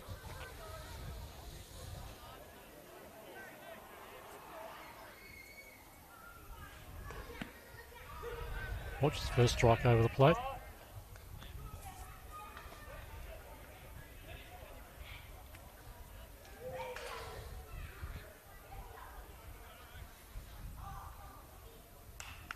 And pops that ball into left field, just outside the foul line. But third base, Blake Scarman comes across and takes the out for a nice catch there. And second out of the innings. So we watch the replay. Lynch pops that one into the left side of the diamond, but pops it up. Doesn't get much distance on it. We see third base coming across, takes catch. Well, might have been on the line when he took that. Not necessarily outside the line, but out as an out. So 2 down for Panthers.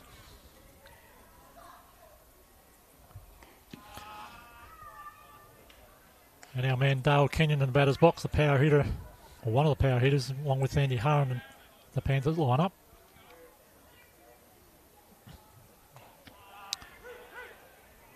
Is that strike over the plate? Don't think he liked that one, but umpire's call.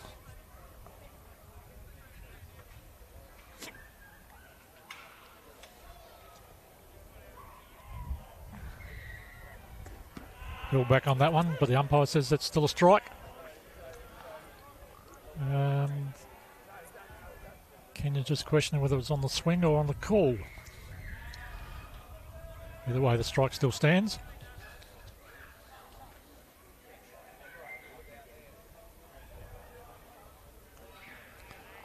Attempting with another ball on the outside edge, but too low into the dirt.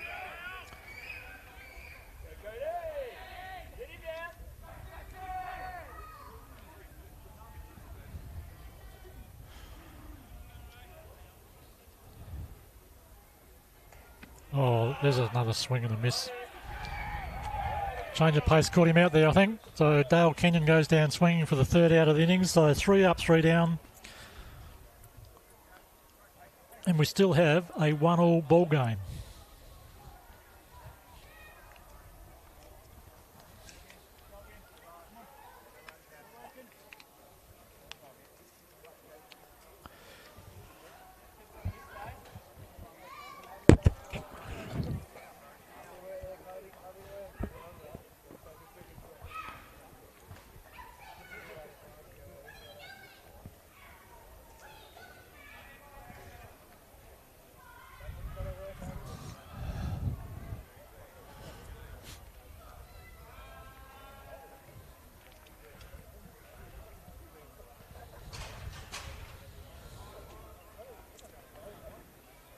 So Andy Harron to continue on the mound for Panthers.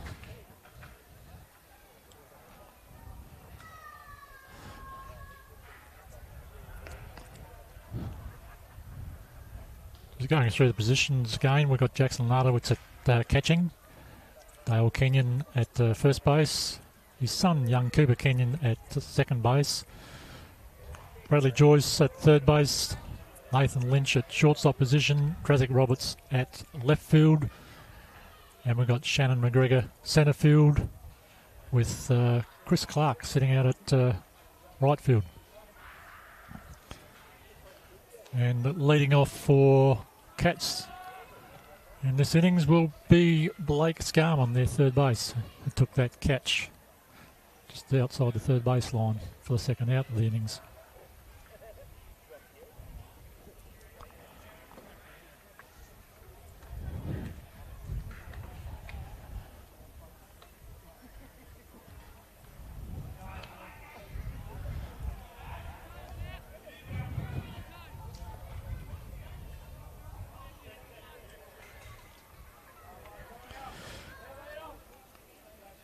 Now, Blake Scarman ground out both times at bat so far tonight. Can he make amends? Well, there you go. Attempted bunt. Fouled that one off.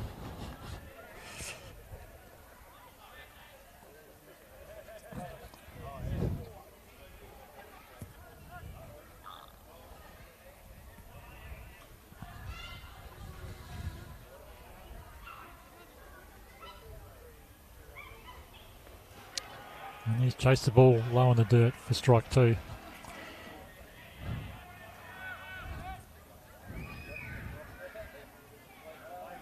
Looks a bit frustrated with himself, perhaps lacking a bit of confidence at the moment. It'd be good for him to get a hit, build some of that confidence back again.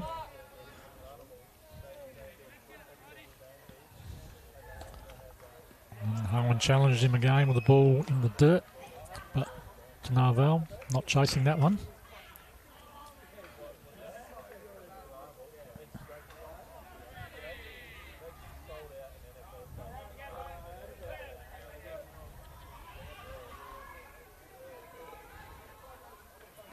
Oh, swung at that inside pitch for strike three. So, first out for Panthers.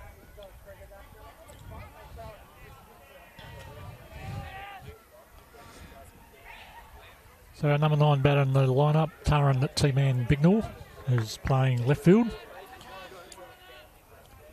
Now he's hit safely the first time at bat through second base and has walked his second time at bat.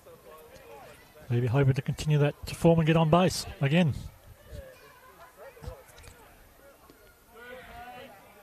Come round for the bunt, but outside the zone, so he's left that one alone.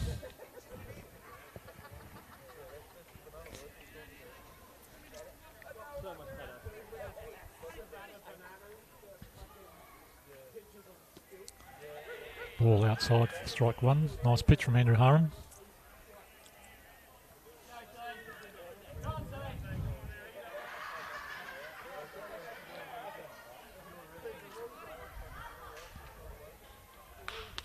There we go, drives the ball in the left field, falls short of the left fielder. One bounce into his glove, but safe hit there for T-Man as he stands up on first base.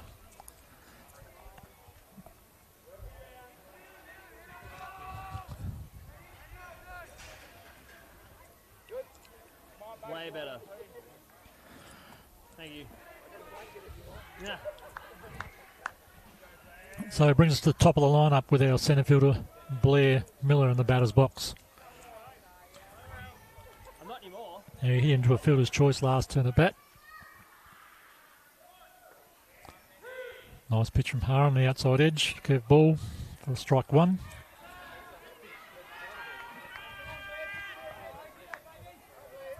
Miller got a double first at bat in the start of the first innings to score his team's only run. He's dribbled one up the third base line. Oh, he's fumbled the ball. That's allowed the runners to score. Sorry, allowed the runners to get to first and second.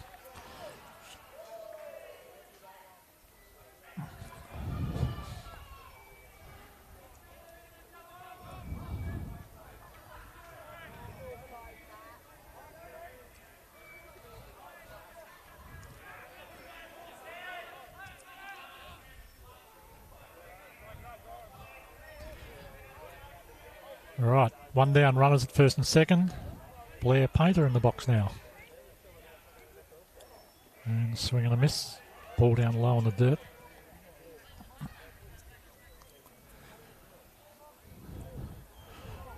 Runner at second should be looking to steal here. Should get a good advantage.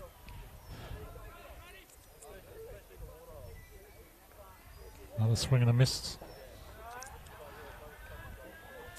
So we can see he's swinging across that ball. Chasing those balls low down.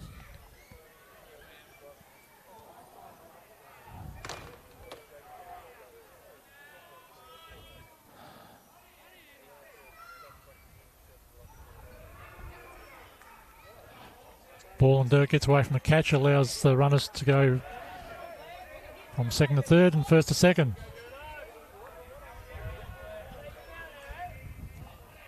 You see the replay there, that ball gets away from the catcher and the runners are off. Take advantage of that mistake and easily stand up on the advanced base. So runners at second and third, 2 strikes on the batter. And he's put that ball, slow roller into third base again. The throws across to first and he's got him out. Painter looked a bit slow up the line then. Watch the replay here. Slow roller up to third base. Third base has to come in and get to the ball. Makes the throw on the run and just gets him out in time.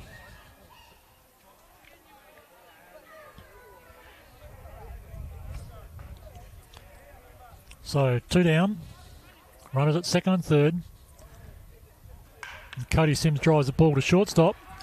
He fields comfortably, makes a throw across to first base again, I should say, but ball was in the dirt. First base had time to take the ball, make the out, and side away, and stop Cats from scoring once again. Here's the replay.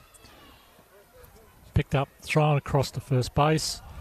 As you say, ball was in the dirt, but plenty of time there for first base Dale Kenyon to field that ball and make the out.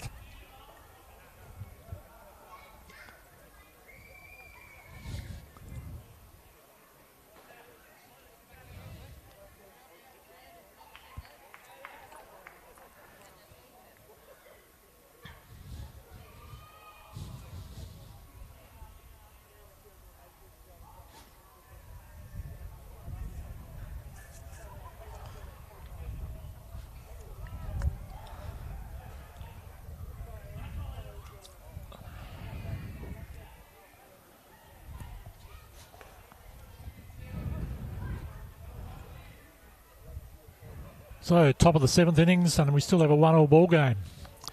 So regulation 9 innings game, so it's 7, 8 and 9. 3 chances left for Panthers. Nobody's tried to change any of the game tactics at this point in time, so we'll have to wait and see whether they're able to get some runners on base before they might change some of those tactics. Because we've got Andy Harron, as I say, the second of the power hitters in the line up to bat at top of this innings. Now, Andy Harron hit a single to centre field last turn at bat to score that tying run. So I'm sure he'd love to get back on base again and score the run himself for his side this time.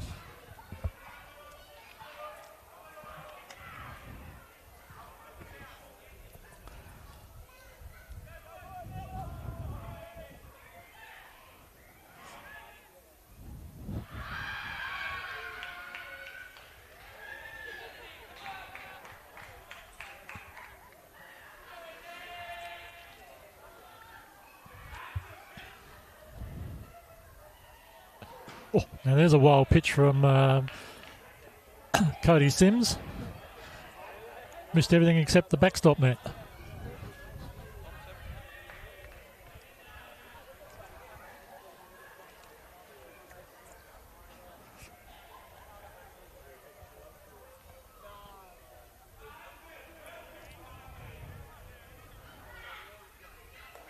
And there's another wild pitch on the way outside the batter's box.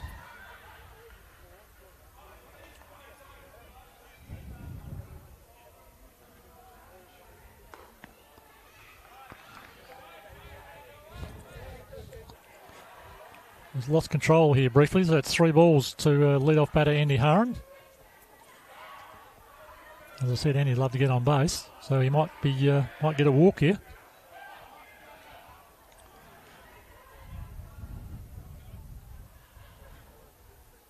And he throws one inside for ball 4. So there's the walk, runner on base for Panthers.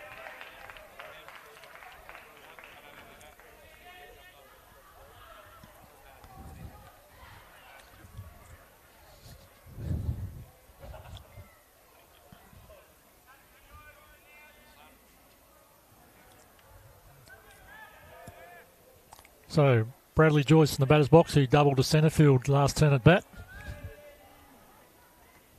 I'd love a repeat of that. Watch the first pitch high.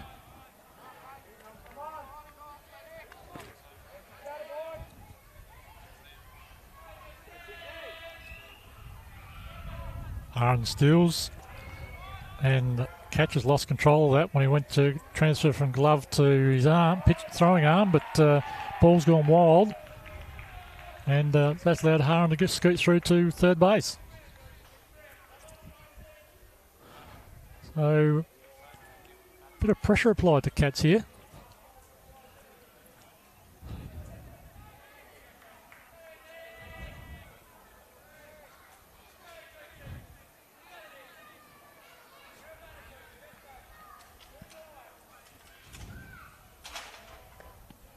High pitch inside. So 3 balls on the batter, Bradley Joyce. None down. And the runner, Andrew Haran, currently sitting on third base. First pitch strike.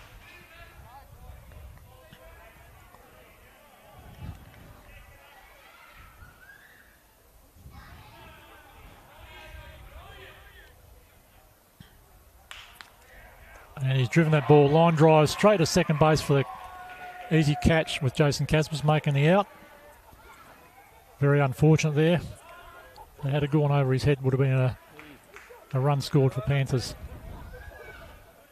Nice shot from Bradley Joyce. Watch the replay here. Line drive straight to second base for the out.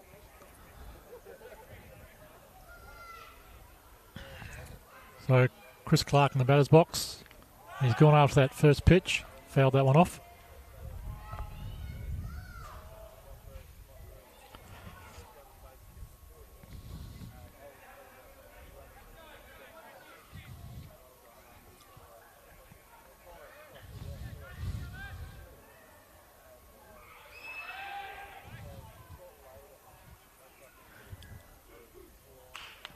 He's driven the ball up the third baseline. Bit of pressure on it. Panthers have scored.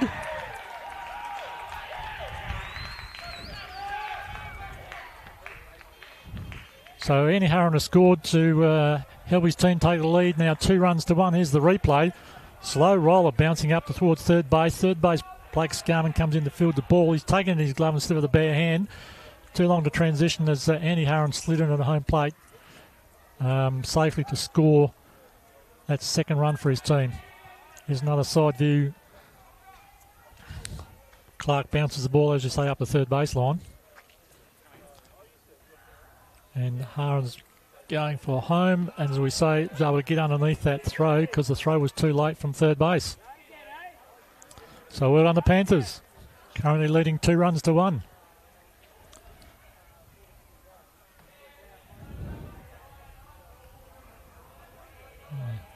Another loose pitch there from Cody Sims, well taken by Adam Baring, catcher.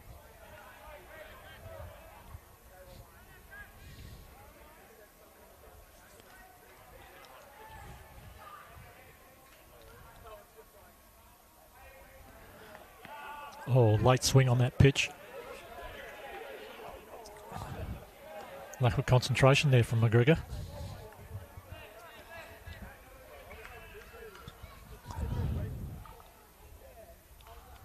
He's fouled that one off.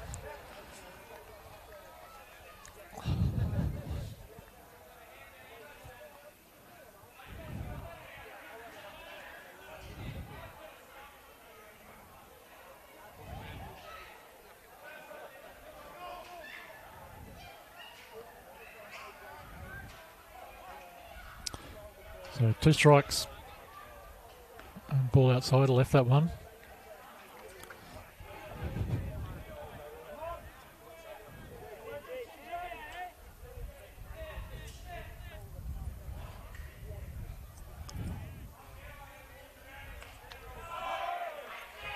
McGregor fouls that one off into the crowd.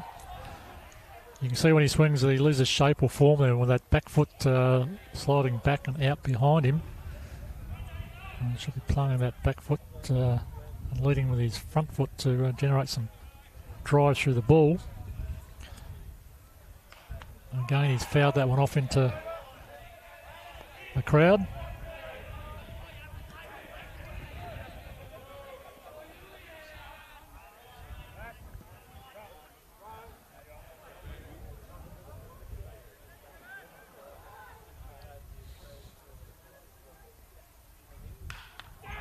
And he's driven that ball over shortstop.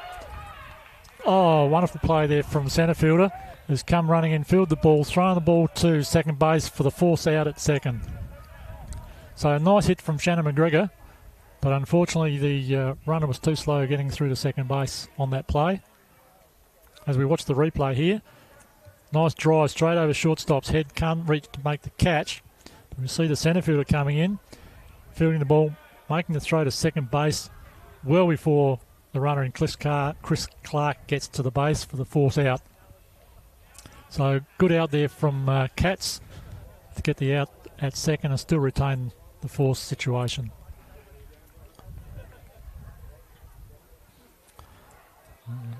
Pitcher steps off the back, just checking the runner perhaps. So Jackson Ladowitz, the catcher, is in the batter's box. Runner's gone, batter swings at the pitch, and the runner is safe at second as he slides around the base to avoid the tag, so well done. Nice slide there from Shannon McGregor. Again, we watch the replay here. The batter swings at that wild pitch. Good release from the catcher. Bit wide of the base, which is probably the downfall. As I say, Shannon McGregor's gone around the back of the base and held on with his hands to make sure he was safe.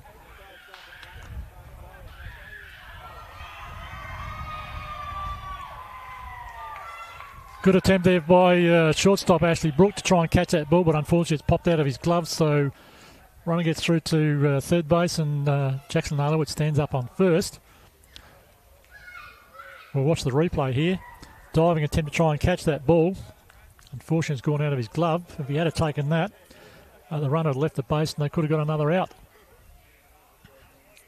for side away.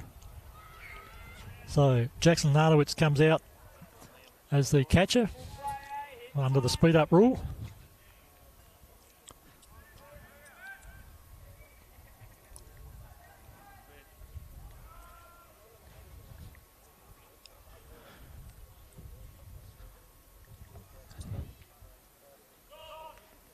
Ball outside.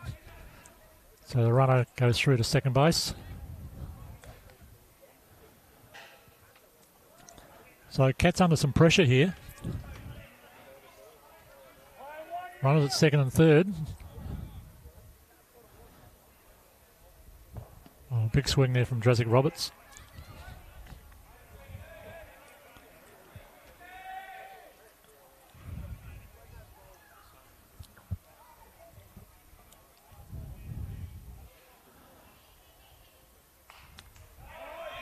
He's gone up that low pitch and fouled the ball off into the crowd.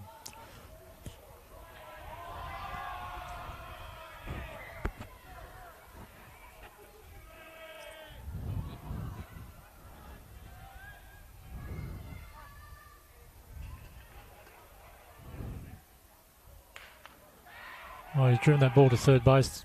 Fields the ball. Hard throw across to first. First base has taken the ball as the runner's gone through him, taking his feet out from underneath him. But the out was made, so that's side away. No run scores. We'll watch the replay on this one. So it's come off the bat dead. Fell short of the third base, but he's picked the ball up. Make the big throw across to first base, but it's in the dirt again. First base takes the ball, as we see, standing on the Not so sure if he was standing him on the base, but he's made the tag, but the runner's gone underneath him, taking his legs out from underneath him, but he appears to be okay. So, Panthers scored 1 run. Cats probably lucky there that they didn't score any more after having runners in scoring positions. So, brings us to the bottom of the 7 with Cats some work to do in the batter's box.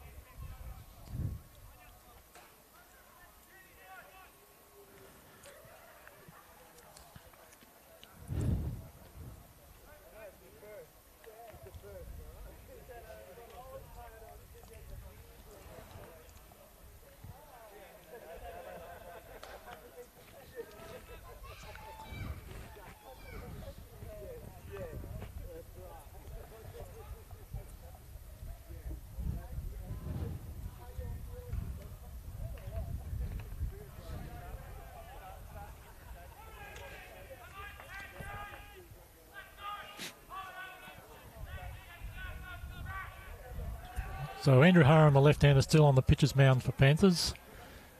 And Jason Casper's the power hitter in the lineup for Cats. Lead-off batter for the bottom of the 7th innings. Cats trailing 2 runs to 1. So he watches the first pitch low outside.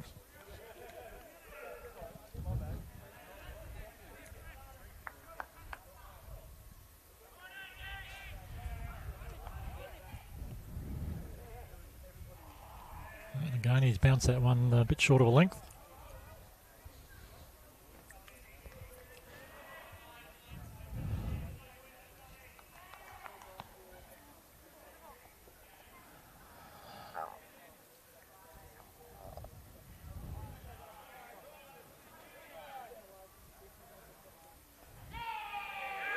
Nice strike there from Haran.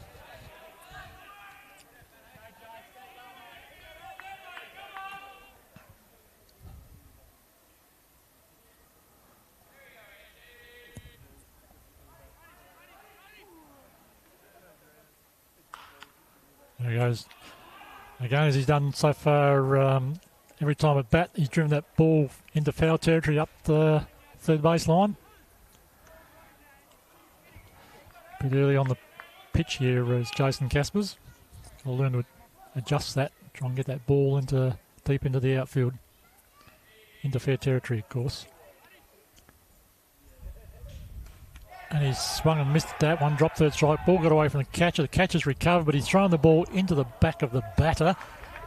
Batter runner, so the runner is safe on first base.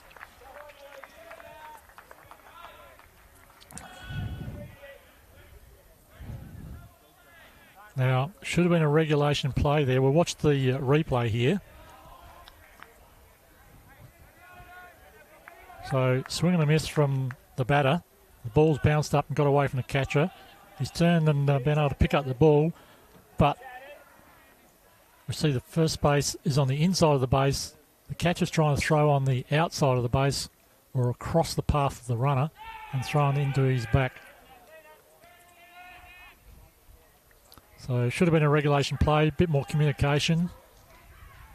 Again, one of those things that should come through at practice and be effective during the game, but unfortunately wasn't to be, so Cats have a runner on base. As Ashley Brook watches 2 balls across the plate.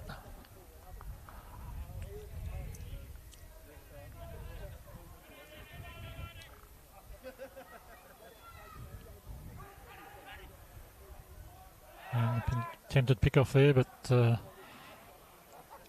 Jason Casper's the run at first, well aware of that, and just casually walk back to first base.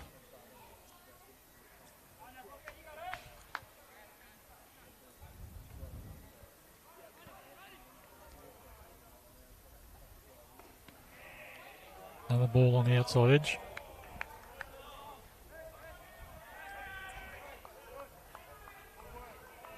Looks like Andy Harron wasn't too happy with that call. Umpires just walked away. Not interested. Yeah, we've got adjusted call here. Looks like 1 strike, 2 balls. Harron again intended pick-off. I think the runner and Jason Casters is well aware of that and he's not taking too big a lead at this point in time. Probably a wasted effort there from Harron. Got to concentrate on the batter in the box. Needs to get an out for his team. And there we go. Another ball high outside the zone.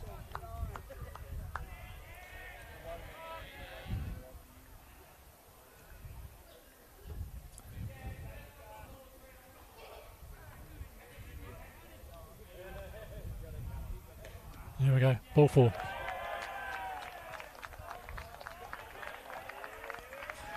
So, Harron losing control here. 2 walks. Runners now first and second. The runner at second course in scoring position. Brings our catcher for Cats, Adam Bowring, to the plate.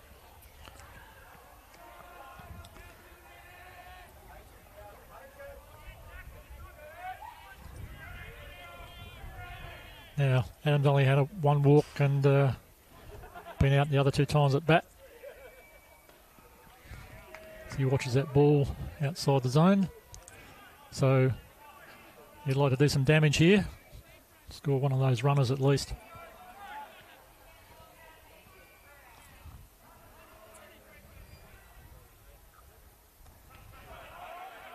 Ball bounces in front of the catcher for ball 2.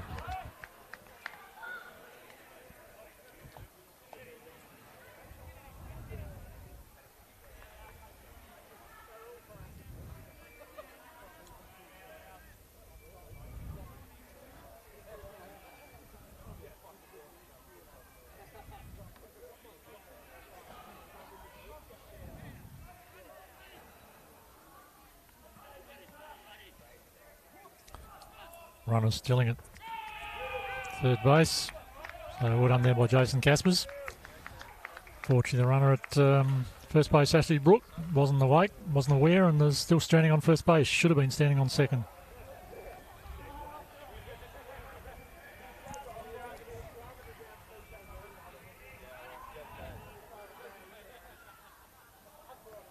Swing and miss there from Adam Bowring.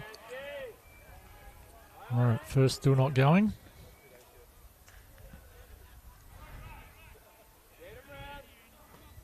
So 2-2 the count, 1-3 split, runners at first and third. None down.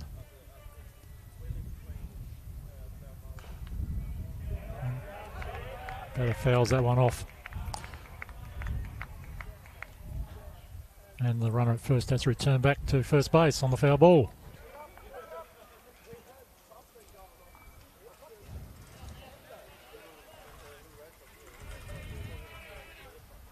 A bit of pressure applied here now to Panthers. And he tries to pick off. The runner's going to second anyway. The runner from 3 is trying to get to home. Will he be caught out? And the catcher has dropped the ball. The runner at second has gone through to third base. So an attempted pick off to first base. The runner at third has scored and has again tied the ball game. Here's the replay. Tend to pick it off at first base.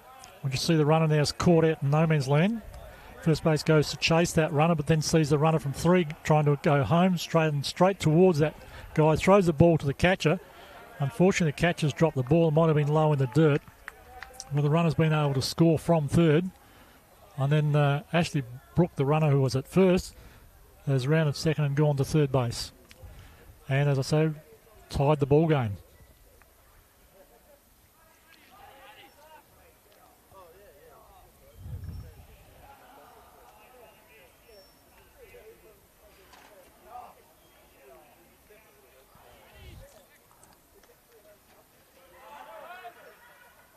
Yeah, only Harris just tried to pick off the runner at third base.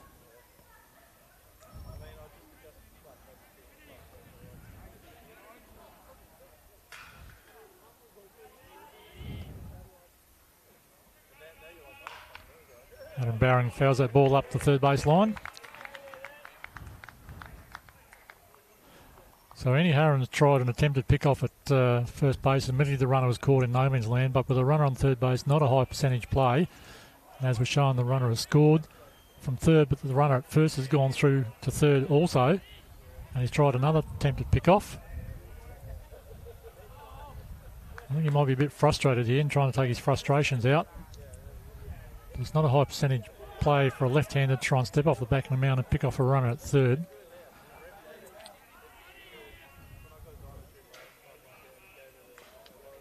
And the batter fouls that one off it once again.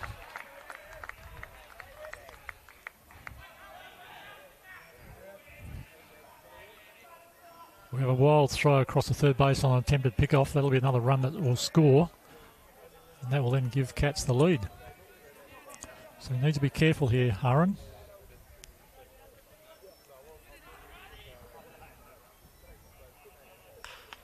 And Bowring's put that ball into left field. Left fielder's running across to catch, see if he could catch the ball in foul territory to no avail. So it's just another long strike on the batter, Adam Bowring. So we still have a full count.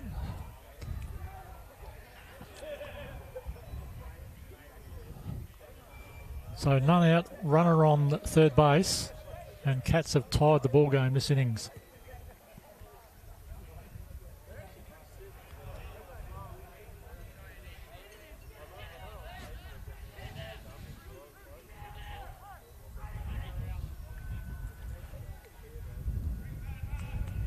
And he's fouled it off once again. So good turn of bat here from Adam Bowring in the batter's box. Maintaining some pressure on the pitcher there. Making him work. He's going to throw a lot of pitches to no avail at this stage.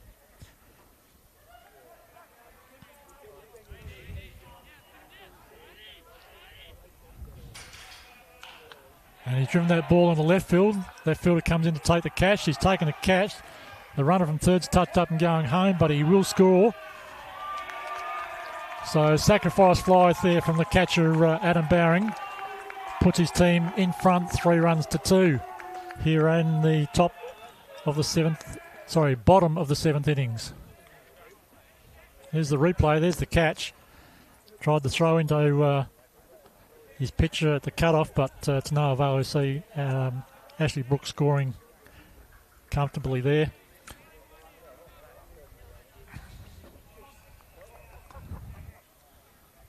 And brings Rob Anderson to the batter's box. Oh, Aaron's trying a bit too hard on that pitch. A bit short of a length again.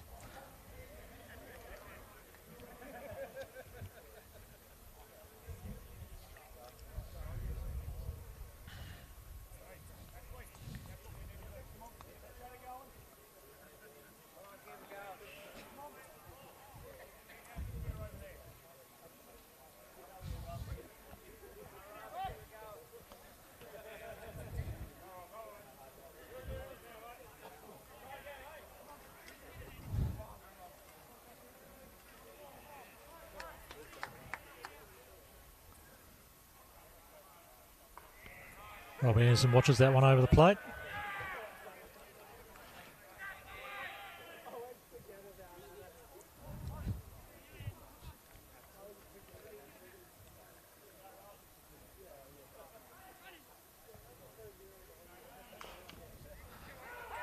Now that one off in his own body.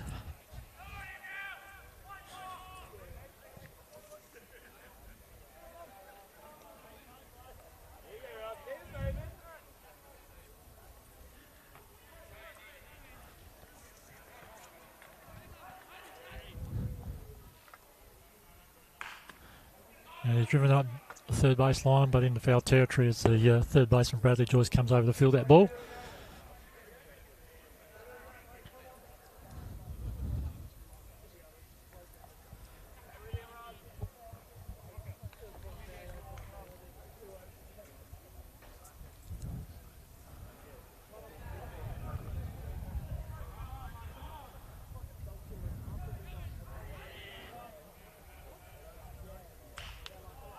And he's popped that up fly ball into second base. Keeper Kenyon takes the catch for the out.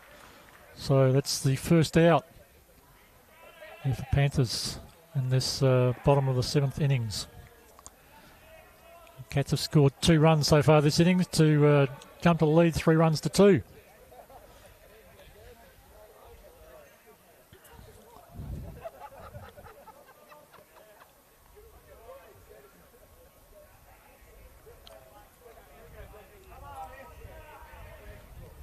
So we've got 2 outs here after Adam Bowring with that sacrifice fly to score that run. And we've got Blake Scarman in the batter's box, who has struggled in the batter's box tonight.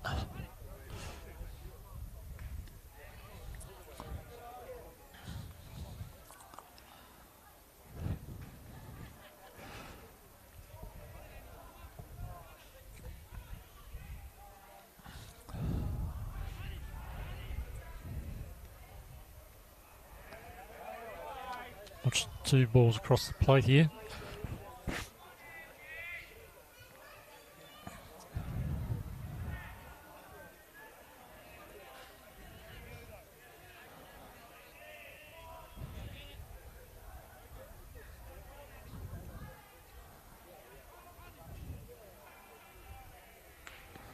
Outside of ball 3.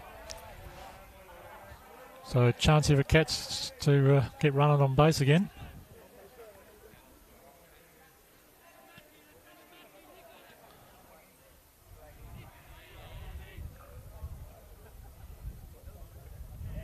There it is, ball 4. So runner on base in Blake Scarman. He'd be happy with that.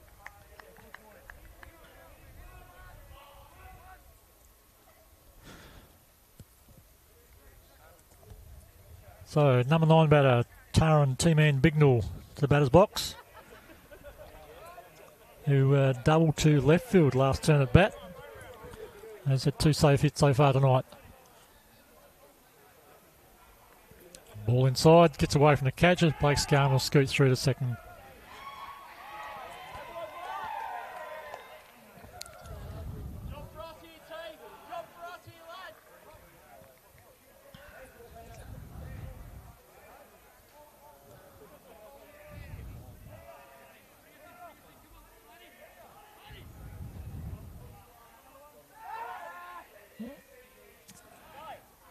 Attempted pick off there to the runner at second base, but no avail. Scarman's back quite easily. Not so sure second base knew it was coming either.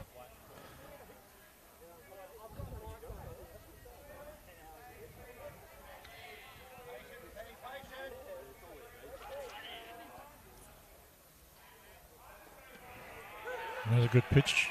Strike 1.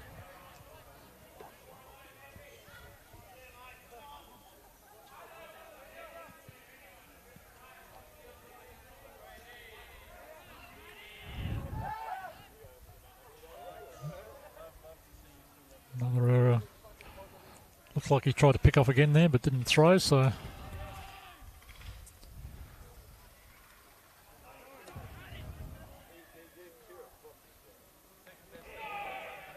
Too high in the zone there. And Andy Horan's unsure about that one. Thought it might have been a bit high. Just questioned that with the umpire, and the umpire agreed with him.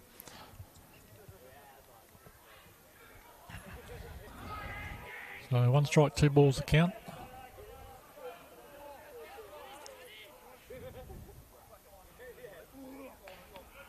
And going outside the zone.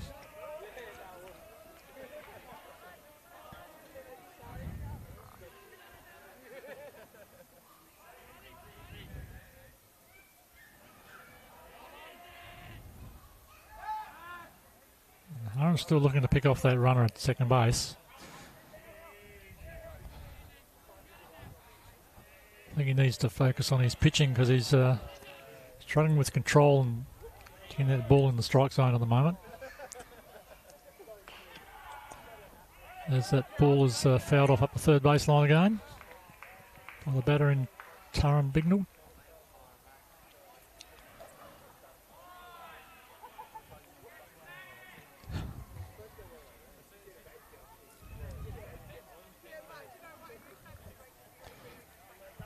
So we seem to hit a bit of a lull here at the moment after Cats scored 2 runs so far this innings. We've got a runner at second base in a scoring position. 2 down. And full count on the batter here in Taran Bignell. And he's driven that one into centre field. Second base is going back to take the catch, and he has two in front of their centre fielder for the third out, and side away, and of course the runner will not score. So good save there from Panthers. There's the replay. Ball goes up into short centre field. Second base is going back. Centre fielder's coming in. Second base takes the ball in front of the centre fielder. There's no collision, so the catch was taken safely. The out was made, side away.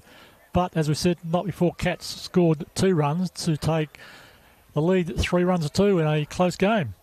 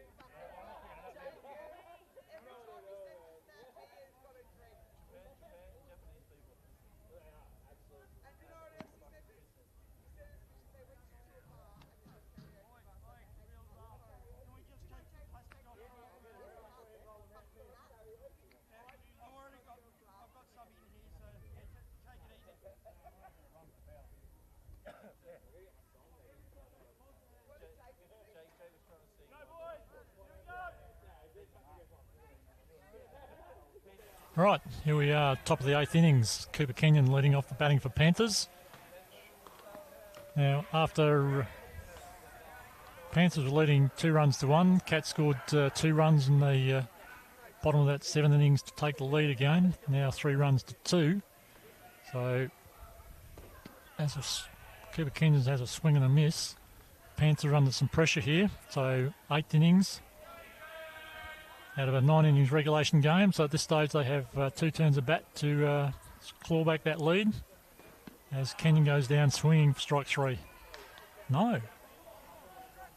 My apologies, only strike 2 according to the umpire.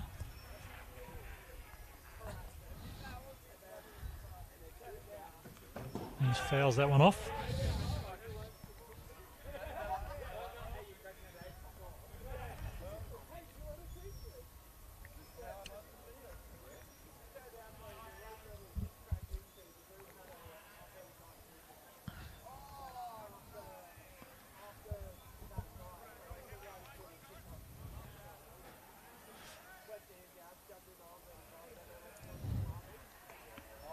High pitch there from Cody Sims.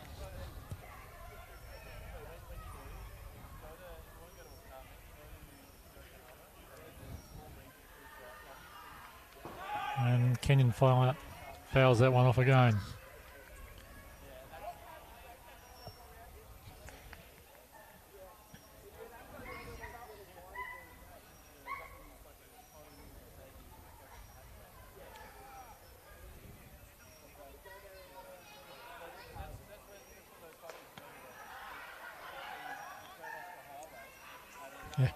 So the batter thought that was ball 4, but the umpire says no, that's only ball 3 and it's a full count. So Cooper Kenyon's got to go and retrieve his bat and face up to another pitch at least.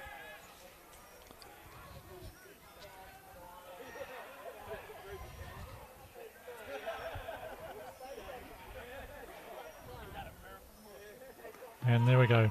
That's ball 4. So runner on base here for Panthers.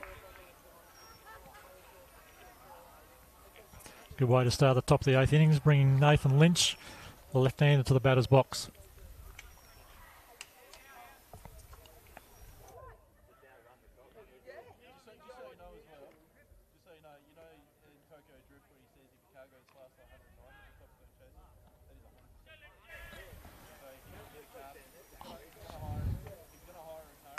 And Lynch drives the first pitch up to third base to Blake Scarman, throws the ball across to, try and get the force out at second, but that may have come off the player. We'll have to watch the replay on that one. Here's the replay. Ball's fielded by Blake Scarman. He's throwing the ball to second base to get the lead runner. And so we watch the ball go across. And I think that's come off the player's helmet. So the runner's safely through to second base. So now we have a halt in play here, but no, umpires have said everything's okay. So runners at first and second. None down, top of the 8th innings, and look who's in the batting box. It's Dale Keenan, power hitter for Panthers, 1 of 2. The second one being Andy Haran. And he would be looking to drive that ball and score some runs.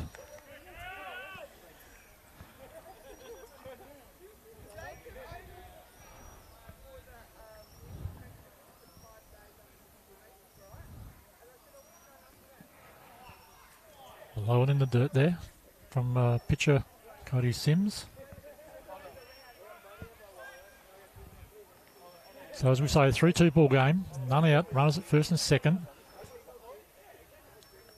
And he's driven the ball up the third base line. The ball is fair. Third base has knocked it down and he's picked up the ball and dived at third base to get the force. And the home plate umpires made the call and called him out at third base on the force. Now we'll watch the replay on this.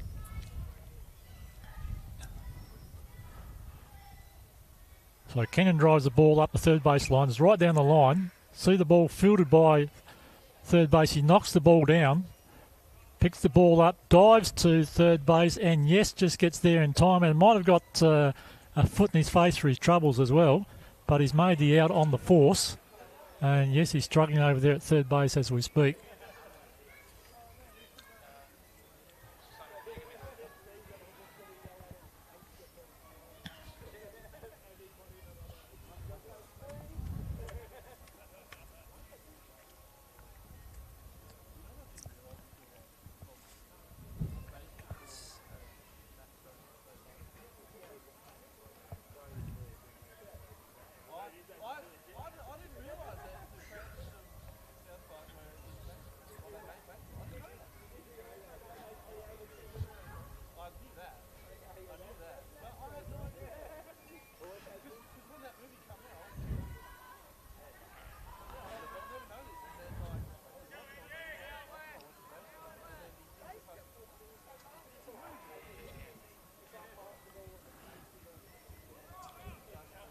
All right, so it looks like Blake Scarman, the third baseman, has recovered, and we're going to continue. So, Cats were lucky there, and when I say lucky, maybe it was just a good play on behalf of Blake Scarman to get that out at third base on the force. So they still have Panthers runners at first and second, 1 down, and Andrew Haran now in the batter's box. So still a chance to score here for Panthers. Ball low and outside their first pitch. Now, Haran was walked last time at bat, but singled to centre field prior to that. And there he goes again. He's driven the ball into centre field. Ball's taken by the centre field, throws the ball in second base. The runner was turning at third, but Nathan Lynch doesn't have the base speed, so he holds up at third base. So another nice hit there from Andy Haran to load the bases with runners now 1, 2 and 3 for Panthers, and only the 1 out.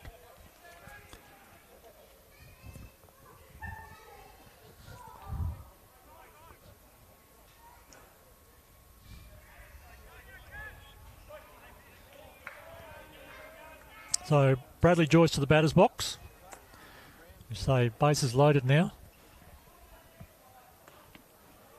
So the pressure being applied again here to Cats Baseball Club. After trailing two runs to 1, they clawed that back and now currently leading 3 runs to 2. But as we say, only the 1 out, bases loaded here for Panthers. Bradley Joyce in the batter's box with the ability to score potentially 2 more runs here for Panthers. Oh, swing and a miss there from Joyce.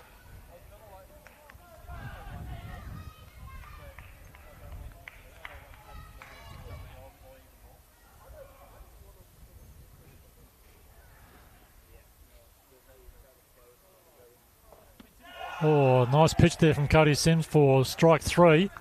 So Joyce goes down swinging for the 2nd out.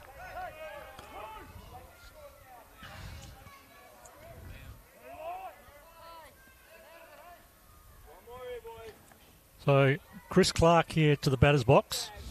Now, he hit safely last innings. Can he do it again and score a run here for his team?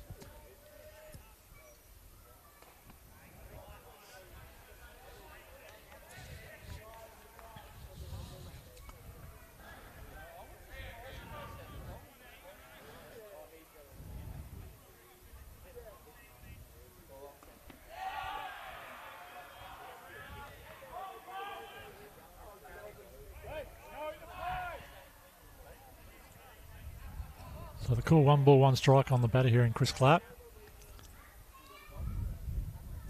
And the ball on the outside of the plate.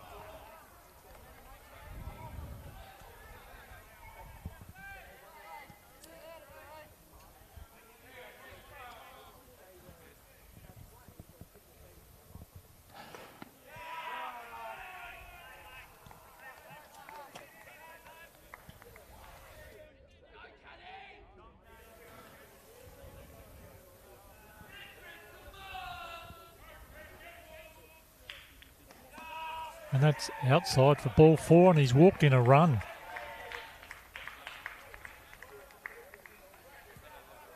So that's tied up the ball game, folks, once again.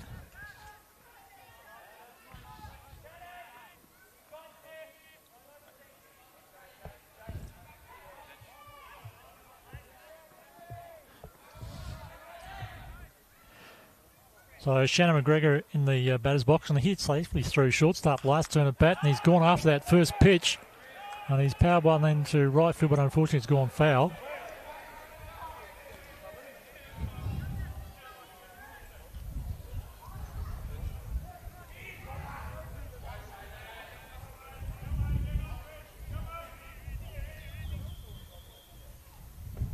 McGregor's gone after that one again, but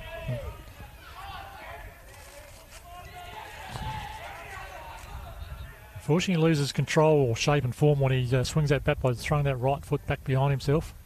Oh no. Just watch that pitch over the plate for strike 3. And unfortunately, that's side away with 3 runners left on base. Now, Panthers did score 1 more run, so that's tied the ball game, 3 runs apiece as we go into the bottom of the 8th innings. Now we're going to have a change in commentary. I'm introducing Michael Krusty Bowring, the commentary team. Good evening, everybody. Thank you. Welcome, Krusty. Thank you. And congratulations on your performance in the minors. Yeah, it was a grand effort from our boys. 2 in a row. For a group of boys that only got together last year, did a great job. Well, as I said during the commentary in that game, that a group of hockey players got together. Correct. They have that hand-eye coordination. Correct. And able to transfer that across through to baseball, so they've done pretty well. Oh, yeah, absolutely. So, yes, congratulations to, as I say, you and your teammates as well. Yeah, it was a great team effort. So what I'll do, I'll hand this over to you, mate, okay. At the exciting, pointy end of the game. Very much so. Here we are, bottom of the 8th innings, and we're all tied up once again, second time during the game. 2 games. B grade was the same, tied, so anything could happen. All right, well, I'll let you call the end of this game for our viewers, and hope it has a good finish to it. Thank you very much, Chris Wright. Thank you.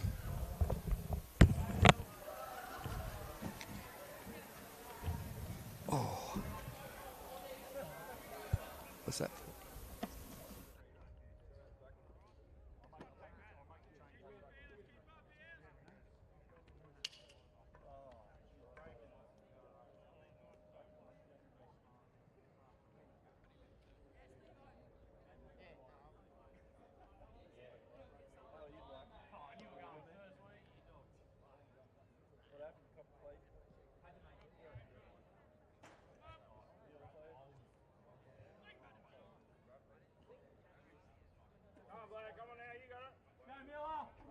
Simon, can you hear me? Go on,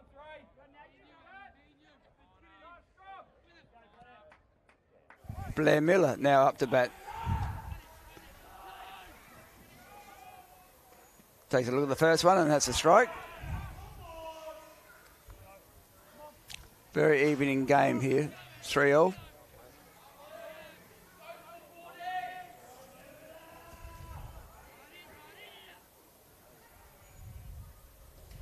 Watch the second one for a low one, so that's one of each.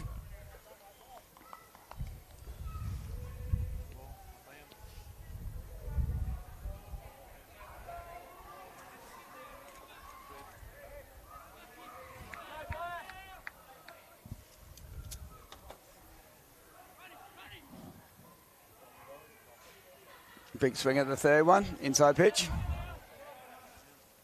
Make no contact. Andy Harron keeping the batters very on their toes.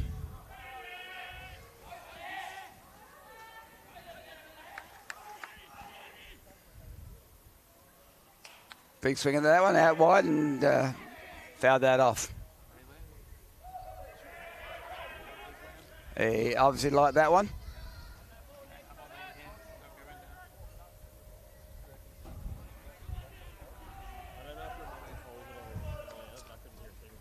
Two strikes, one ball now on Blair.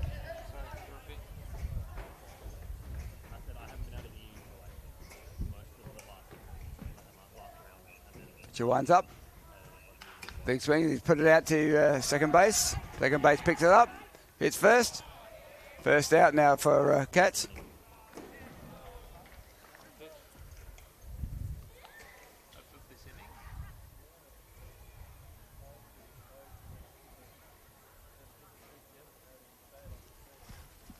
It's actually getting a bit cool here in Port Pirie.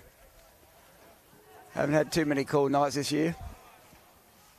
Been lovely, lovely weather.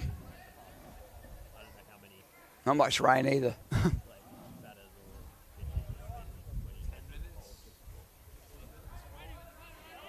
Up. Watches the first one. Batter now, he's Blair Painter. Due lucks to most of his players. Watches the first one for a ball. Low.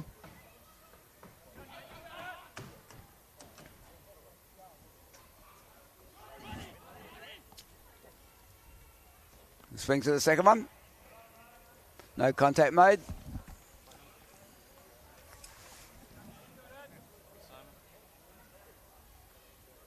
As I said, Andy Harron doing a good job since he's come on. Controlled the batters.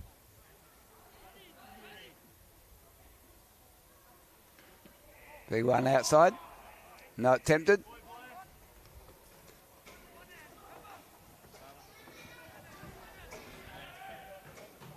Two balls, one strike.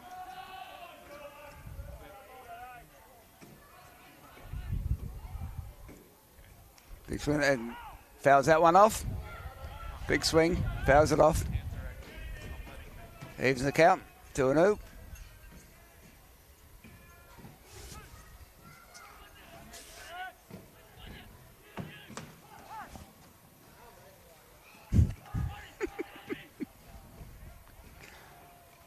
Look at the next one, and it goes outside and good. Thank you very much. Strike out there for Blair Painter. 2 down now, and score still level. Up to bat now is Cody Sims.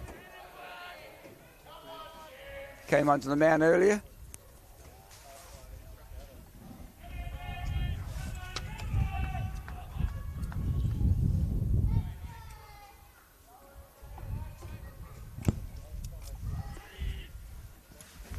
Pitcher one's up. Has a look at the first one. Strike one.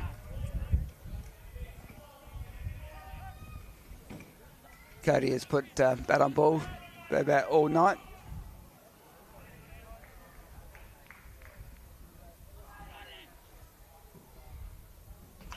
Big swing in this one. It's gone high out to left field. Left field getting under it. And catch well taken. Side away now for Cats. Replay. Sits under it nicely. Yep.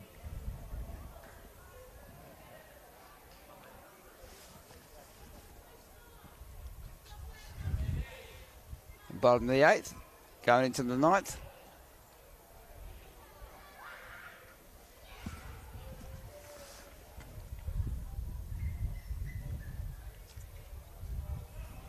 Still plenty of time in this game. With a score at 3-all. Still anybody's game.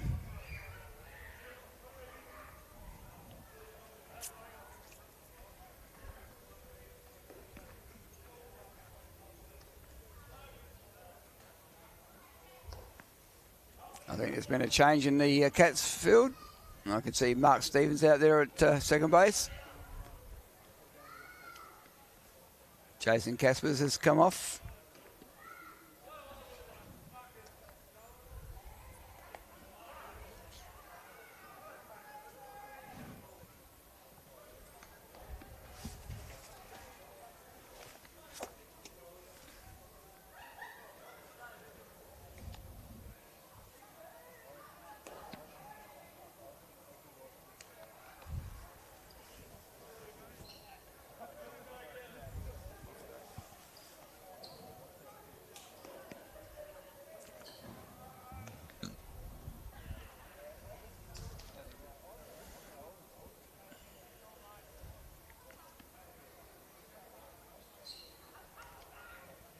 Okay, we get this top of the 9th started.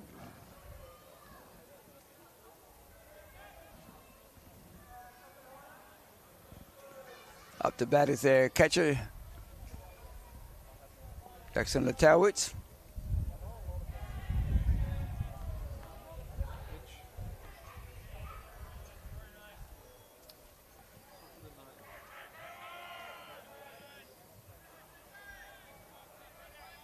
Pitcher winds up. Fouls off the first one.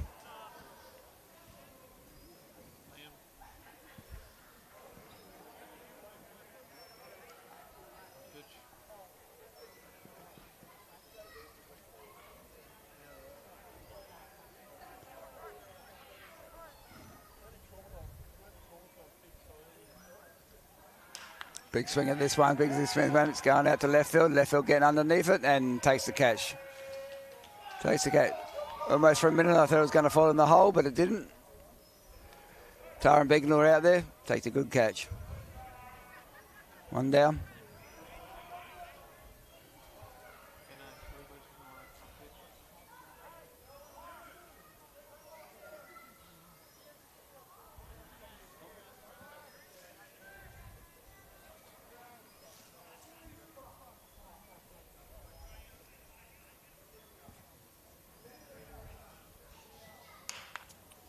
First pitch.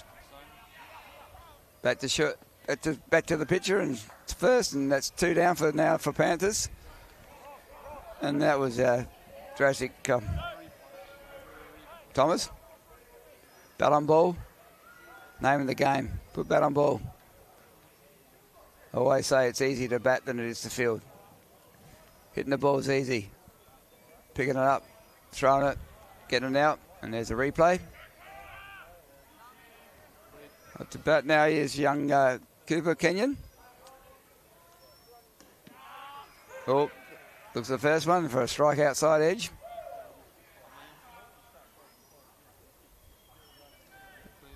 Player going places, this guy. Watch the second one for outside and low. Even the count up at one of each.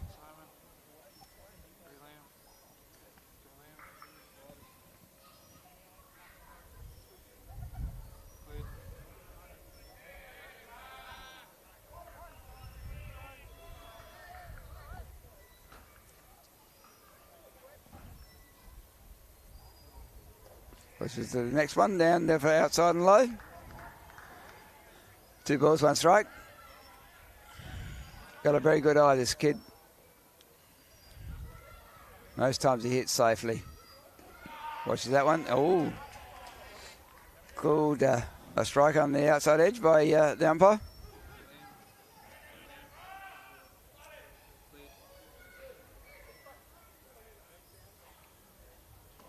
Big swing at this one and a big curve and drop, and that's all she wrote. We've got a tight game here at 3-all in the 9th. Can Cats do anything good? Get a run in, then it's all over. If not, we're going into the 10th.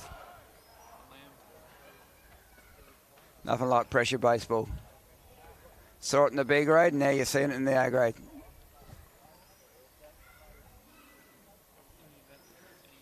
Big chat there with the Cats boys. Now or never, I think.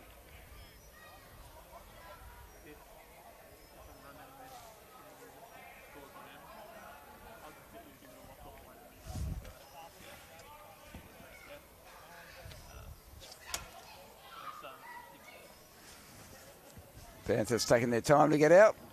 They know it's an innings to either win or go on with it. We'll see what happens.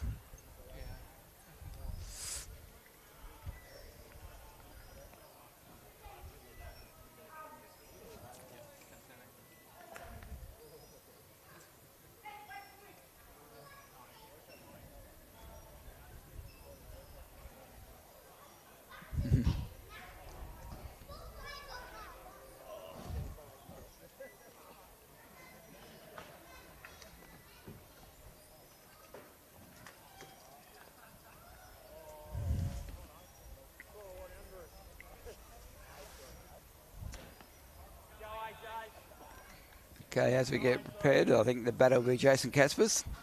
Very dangerous batter.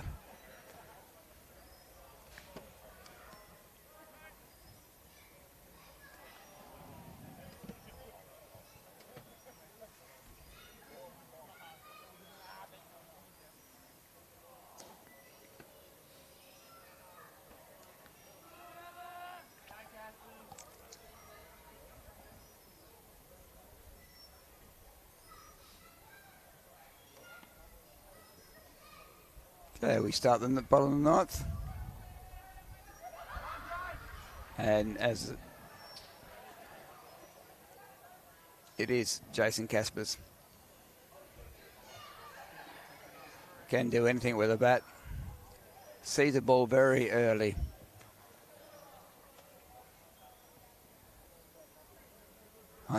I know where he'd like to see it, but we'll see what happens.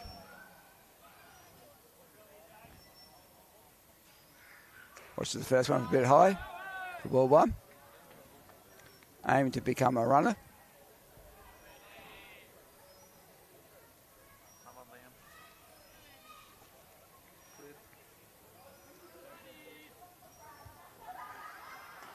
Look at the second one for even the count up at one of each.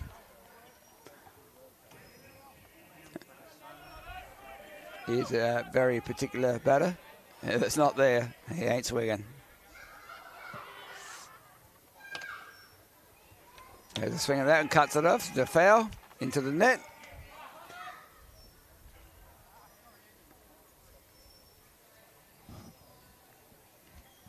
The advantage to the pitcher. Now 2 strikes and 1 ball.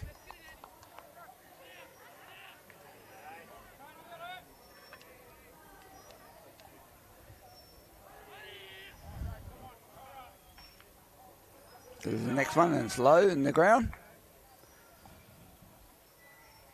And that'd even the count up at two of each.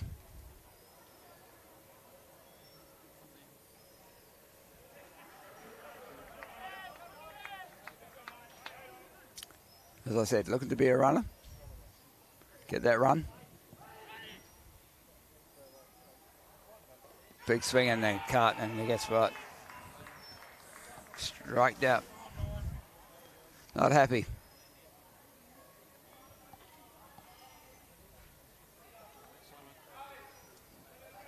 Pitcher's done a good job since he's come on. Andy Harron controlled the batters. And it shows with the score lines 3 each.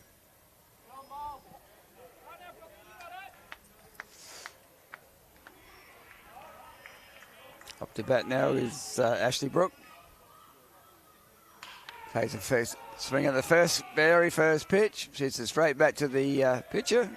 And that's a 2 out.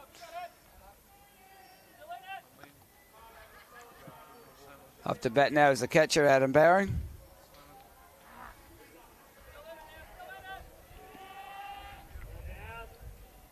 See what happens in this one, and otherwise we might be going to extra time again. Unbelievable tonight. Don't know what it is.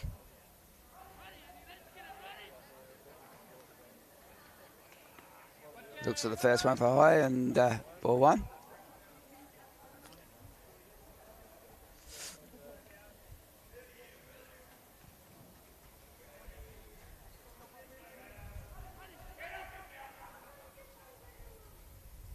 Big swing of the one, going down to third base, and in the third base line, and there's a foul.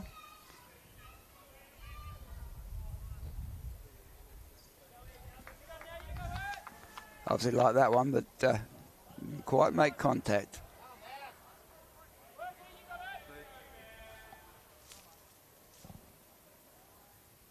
Big swing of the second one, he's going down through second, down through third, through shortstop, didn't keep it up, and makes his way to first.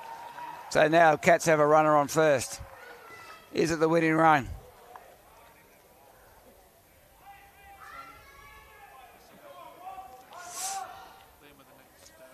Batter comes off from first, being the catcher. Speed up rule.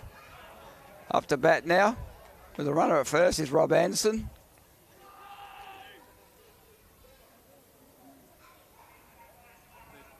Has been known to put over the fence and has been known to hit it hard. Let's see what happens. First one low for a ball. Runner still at first. Not wasting him. He is the winning runner.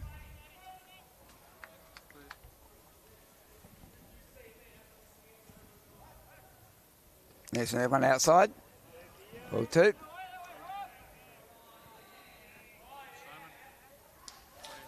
Pressure on the pitcher now. Bottom of the ninth and the runner at first. 2 balls. Looks at the next one, and the umpire says, I'll have that, thank you, inside for a nice strike.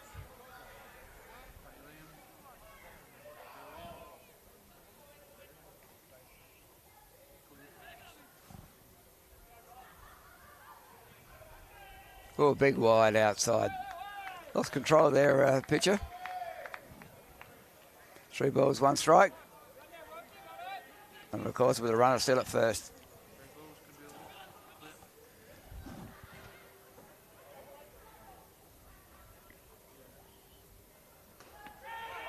Let's look at that one, and for a high pitch. Taking it for a ball, and now we have the runners on base, both second and first. And up to bat is Mark Stevens. Came on the last dig and playing at second base. As I said before, taken over from Jason Caspers. Very big, powerful batter when he's on.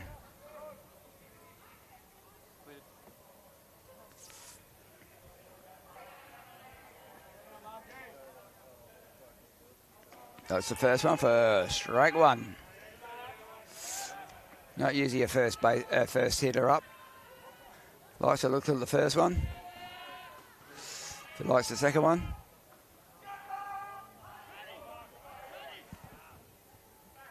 Taking him on the elbow. Taking him on the elbow. Oh, the umpire's called not getting out of the way. Don't see it very often. So it does apply. You must make an effort.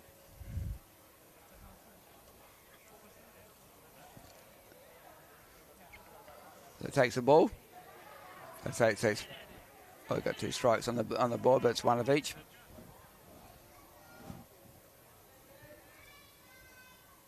Looks at the next one for a strike. 2 strikes, 1 ball.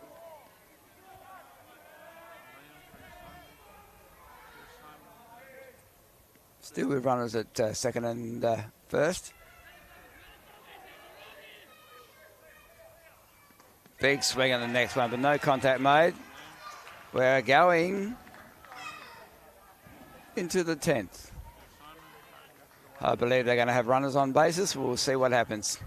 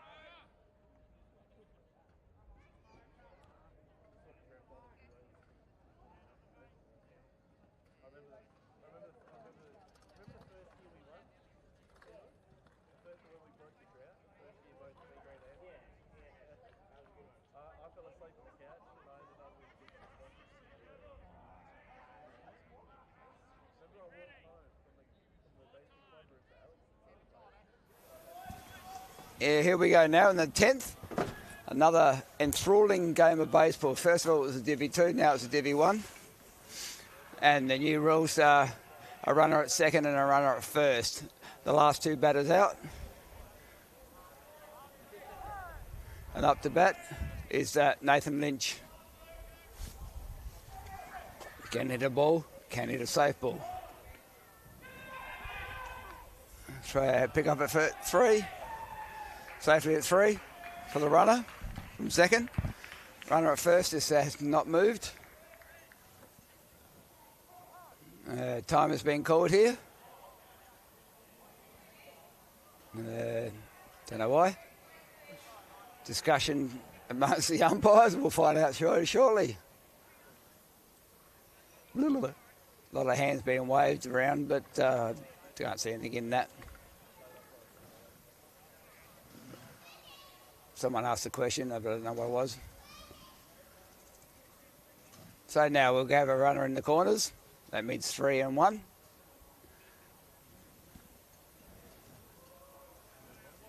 Panthers trying to get a run home. Always nice to get a run home. First pitch outside. One of each.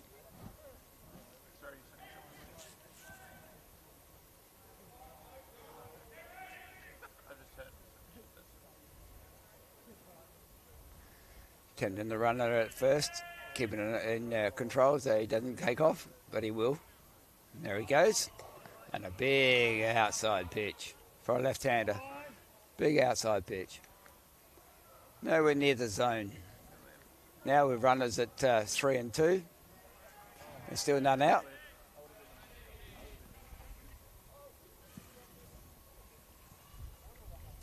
Big swing at this one. Big swing at this one. Trying to bring that runner home for 3. Put him in front for now.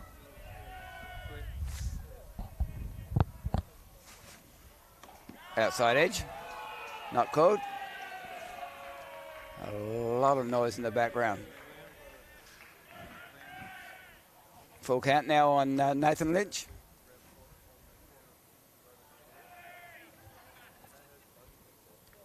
Big swing at this one. That's going to pop over into safe. No, not quite safe territory. Very close. Just outside the line for a foul.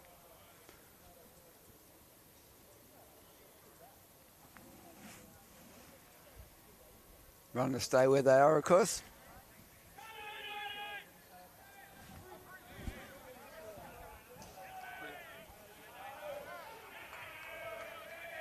She winds up.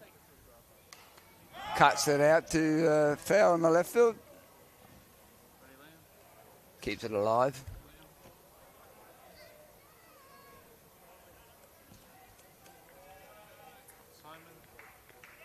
Challenge here now, both for the pitcher and the batter.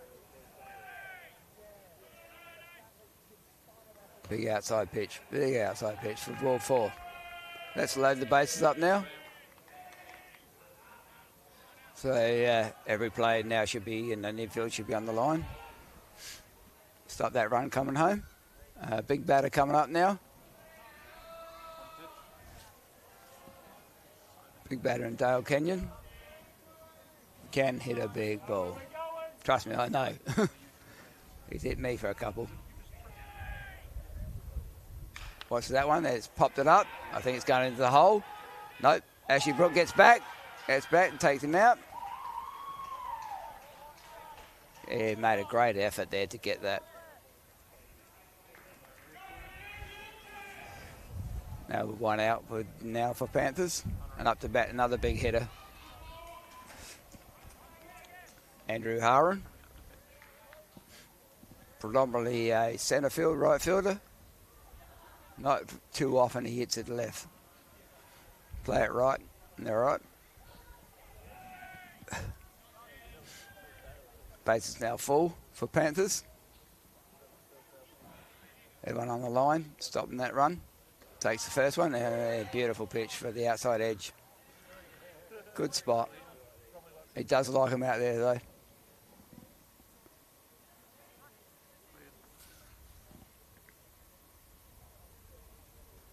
Nice as the second one for another one for an outside edge.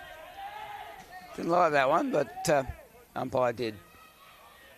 It's all that matters.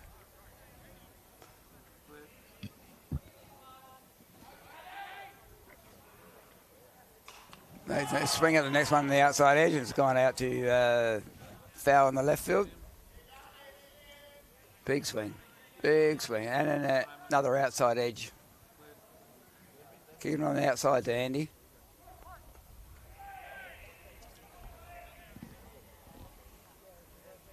Big swing, takes that one and hits it through, and then brings a runner home, if not 2. One's coming.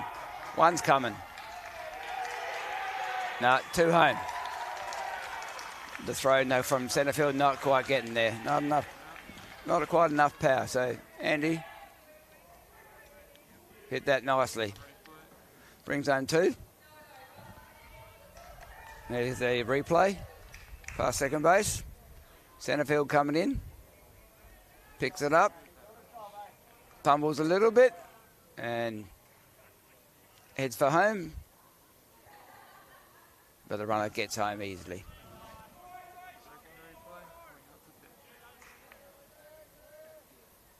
So they take a lead now of 5-3.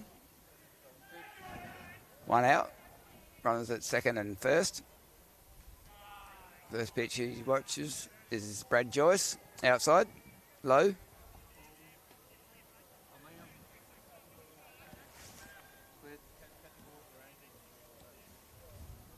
Next one inside. Cuts that off and down into the net. Evens the count up.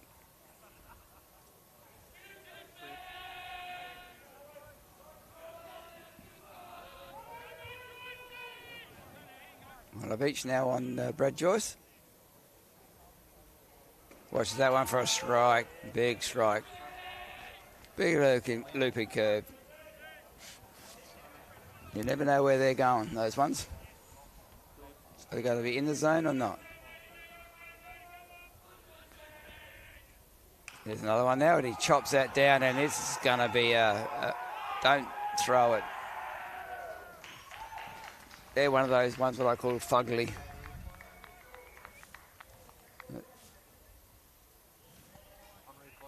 Replay comes up now, and it's chopped, and it just goes nowhere.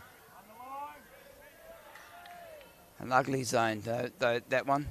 It's almost like a bunt, but it's a full swing, but just doesn't go anywhere. Cut the bat now, it's Chris Clark. Watch the first one for low and outside. Base is now loaded for Panthers. Taking the lead of 5-3.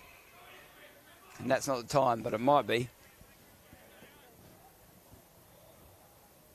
Watches that one for inside. Takes 2 balls.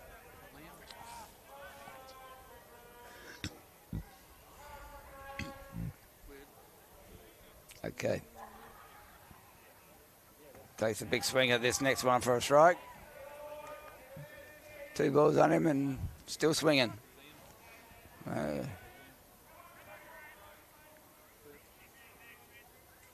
Takes his signal. Cody. Oh. Pitch outside. 3-1. Now on the batter. Still with bases loaded. And only 1 out. Big swing at this one. That's gone down through over second. That should bring home 2 more. Or if not 3 more. A misfield there out by Centerfield. Very big misfield out there by Centerfield. Brings in 3 runs.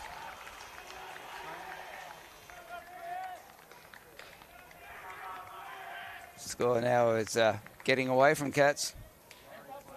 They've lost the plot. 8-3. Can't see him come back from this.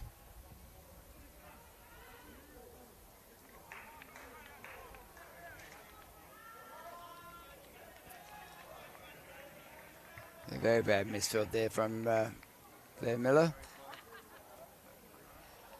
Chris Clark, a lovely hit. Nathan Lynchholm. 2, 3, and he's going. Been a good dig here now for Panthers. Very big dig. First pitch outside, wild.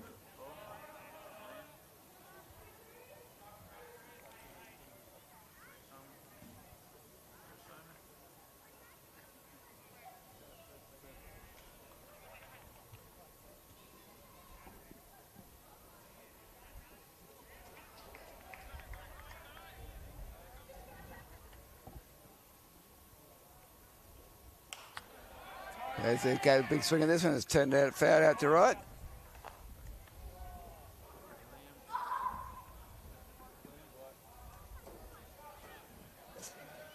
Runner now only at 3. No, it's just that one for inside. 3-1 now on the batter. And Shannon McGregor. That's the next one for outside. That's ball 4.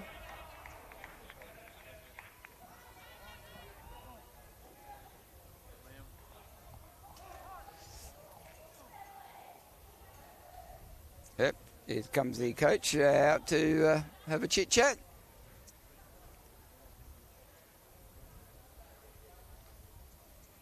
Is he going to make a change or is it too late? We'll decide.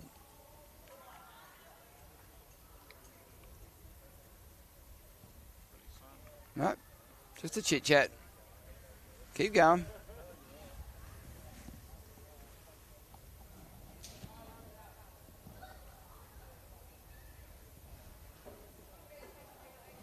Runner's still on the corner now. Up to bat is Jackson Talwitz. Umpire's working out where he is. Now we're right. Here we go again. Big swing at the first one. Try to pick up at second, but stays there safely at second, and the runner at 3 stays where he is.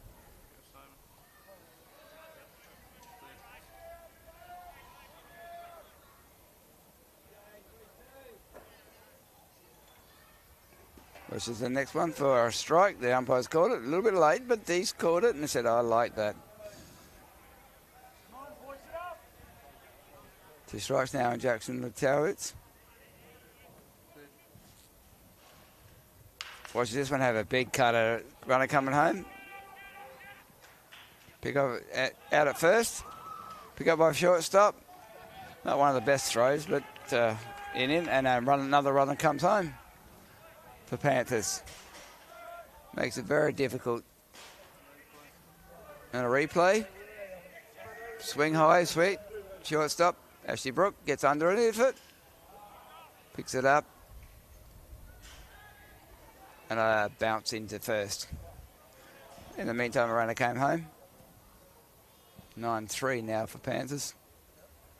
Very quick runner, that one.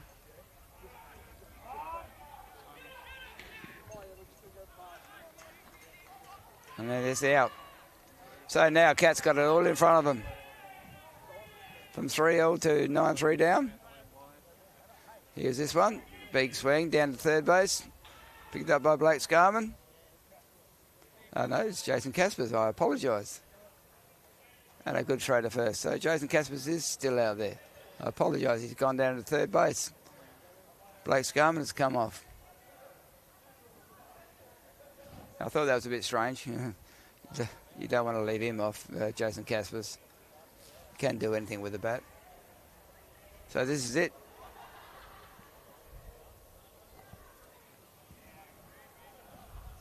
Very hard task to come back from this one.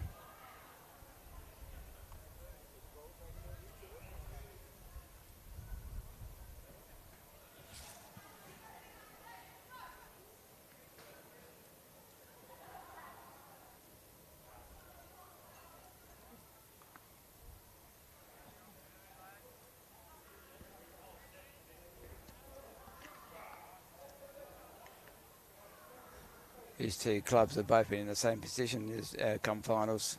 Panthers lost Jack Steff and with a knee, I believe, and Cats lost Troy Harrison. Yes, in a bad way. His recovery is going to take a long time.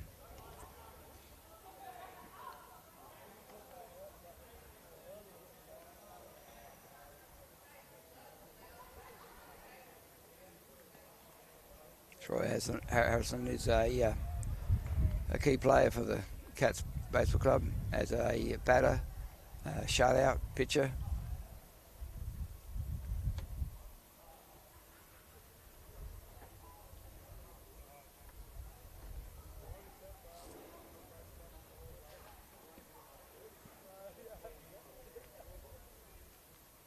Been some changes done.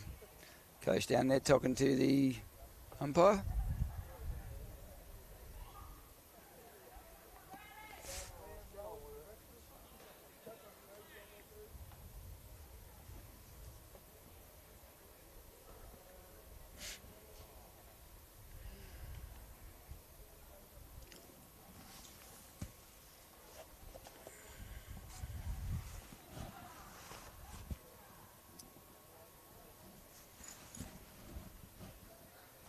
Of course, we have runners on second and first.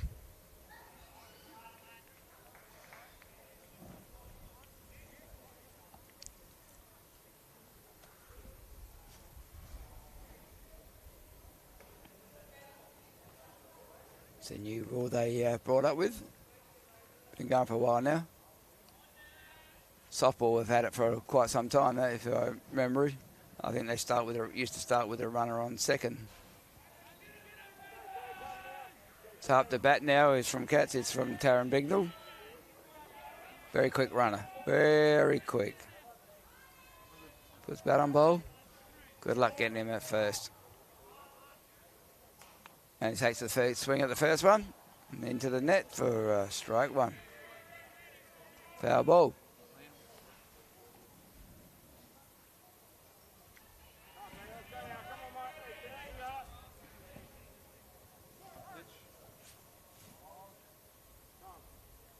Okay, pitcher one's up. Still runners at the plate and left move. Straight to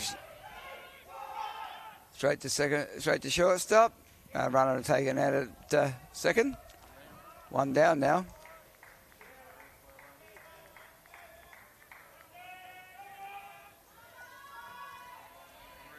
Replay shows. Straight to shortstop. No harm done. Picks it up. Takes second. Looks at first. And very quick, as I said, very quick runner. Up to that is Blair Miller. Runners on the corners now with one out. Takes a pick off at first. Bignell gets back and it's safe.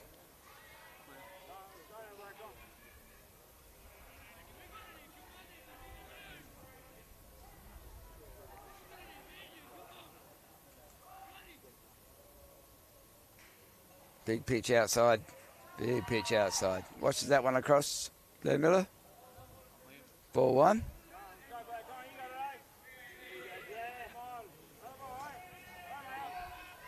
Reliable batter. No, watches it in the dirt. Runner from first goes to second. Now we have runners at 3 and 2. One's all clear. Still with one out, of course.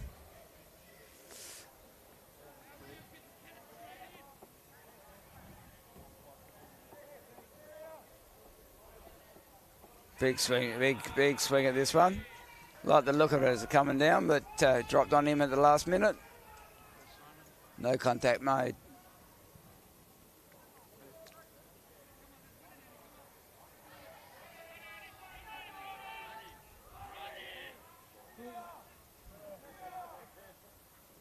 Looks like, watches this one down in the ground. Ball 3. Looking to get himself on.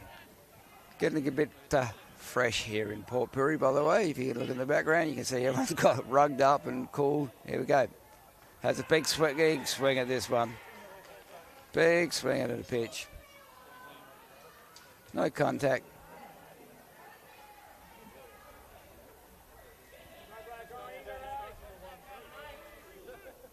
Full count now. No force. Runners at 3 and 2. One out.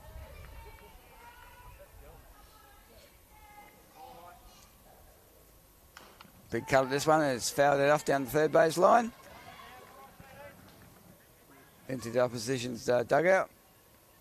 So it keeps the game alive.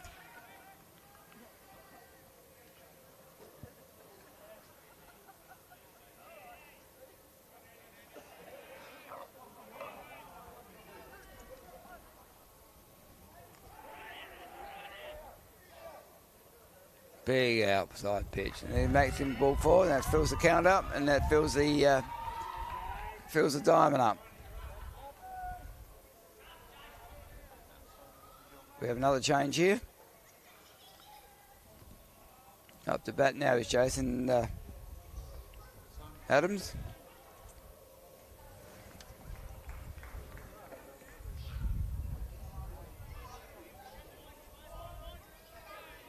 Park coach.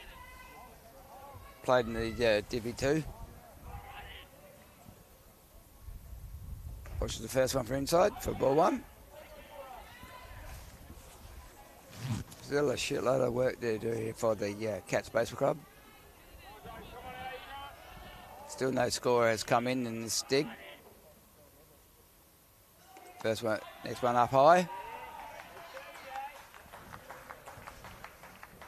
2 balls.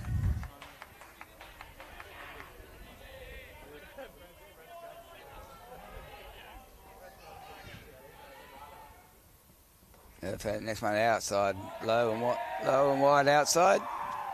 3 balls.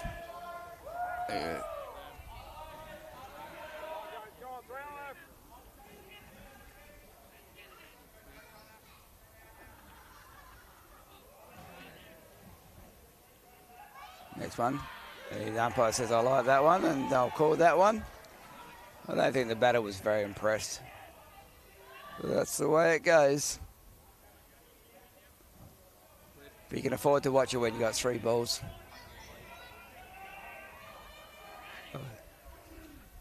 Takes a swing at the next one. It goes straight down to first base. First base picks it up, touches home.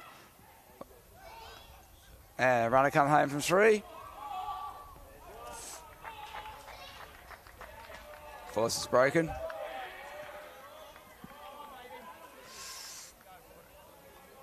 So 2 down now. The replay, picks it up. So, ooh, did he touch first? Umpire's called it safe on that one. 2 down now. We'll rest with the batter now. No pressure whatsoever.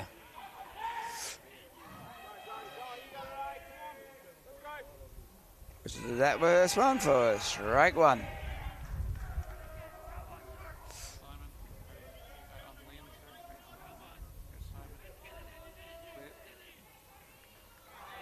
Okay. 2-1's up. Big pitch outside. Tempting the batter to have a go. Runners on 3 and 2. Cats with 2 out. Big piece of this one. It's put it down to shortstop. Oh, shortstop's completely missed it. Completely threw him. 2 runs come home. 2 runs come home. That was a let-off there for the Cats. That was a big let-off. An easy out. Still with runs to spare, Panthers. Now 9-6. Still plenty of time. Here's a replay, and he puts it down. Shortstop just misread it. No harm done, really.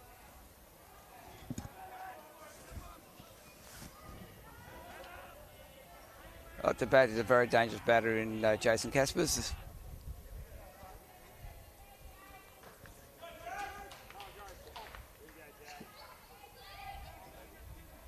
A good time for a batter like Jason to come up, keep the batting going, keep the runs going, keep the flowing.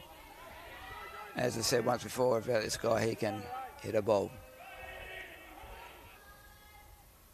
Takes a look at this first one and fouls it off into the net.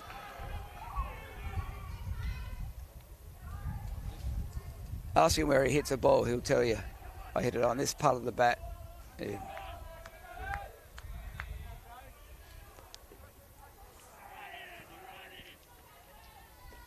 Big cut at the second one. No contact made whatsoever. Panthers now in a good position. 2 strikes. Runner at first. With Cats. Jason just looking to put the bat on the ball. Reads the ball very well.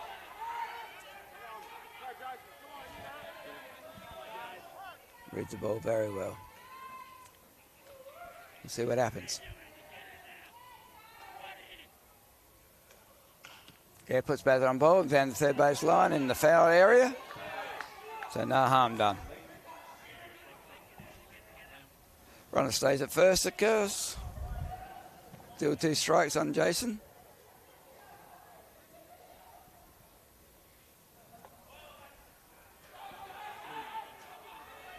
And he's still throwing strikes, and that's what you have to do as a pitcher.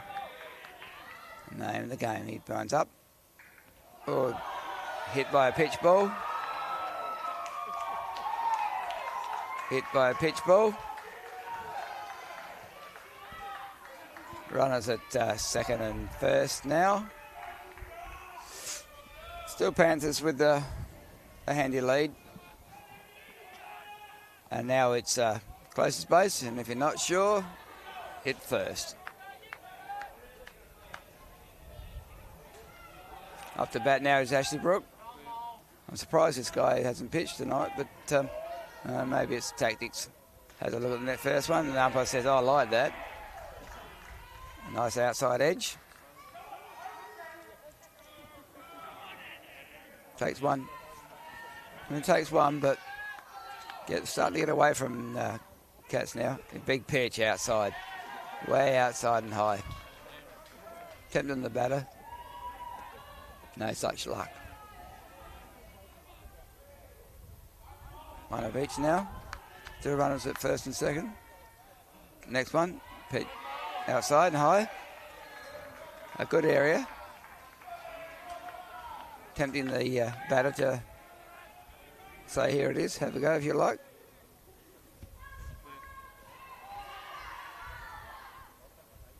Another one outside, same spot. It's probably about 3 in the same spot. So now 3 and 1. Can he load it up?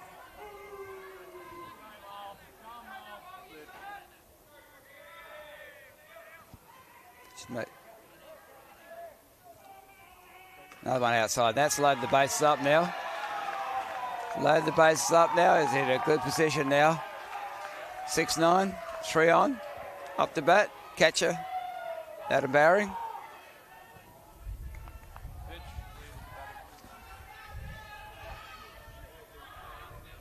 Last roll of the dice here now for Cats.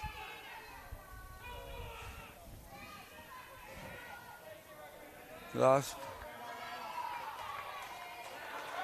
Pitcher's in a struggle mode, I think. He caught the first game in the Divvy 2. Now he's pitching the second game in the A grade. And you can do that because not starting. Adam Bowering. Watch the first one from inside. Low. Ball 1. I actually thought it hit him, but obviously it did not. Struggling now, Andy. Get through this last batter. He's going to himself. I know what it's like, trust me. One more batter. Oh, shit. So, 1 ball now, and the runners all every base. Next pitch. He's like, the umpire says, I'll take that, thank you. Nice outside edge. A little bit high. It came when it came down, it landed nicely. Still runners at loaded. All getting big leads. Not that one. That's way outside. Outside and big. 2 balls, 1 strike.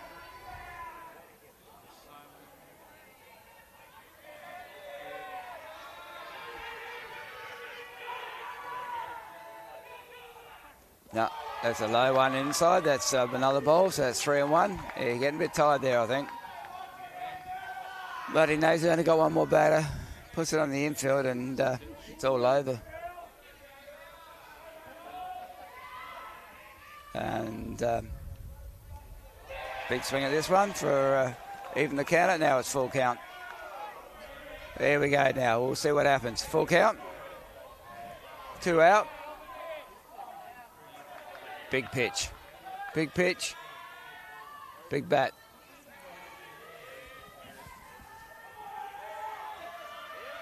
New pitch back. Where's it going to go? Yeah, and inside for a ball.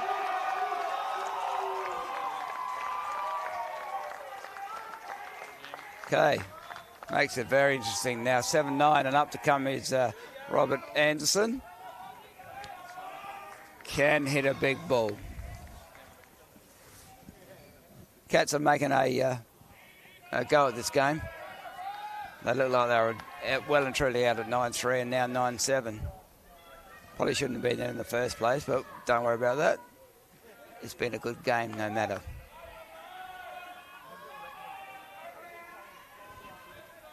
So, safe eight brings home a runner.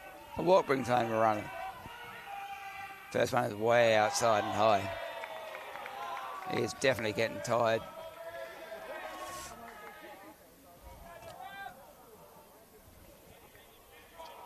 Just got to throw strikes now and let your team do the job. Wind up. Another one outside, same spot. 2 balls. Batter can afford to watch the next one. Does not have to swing. Still with runners on every base.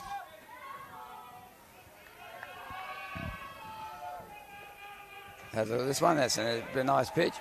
Says no thank you. I've got 2 balls on me. I'll have a look at that one for a strike. Doesn't worry me. Next one though. We'll see what happens.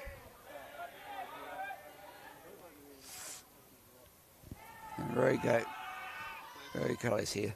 Big thing in this one, going down the first base line. First base picks it up, and that's it. That's all she wrote, boys. Yes.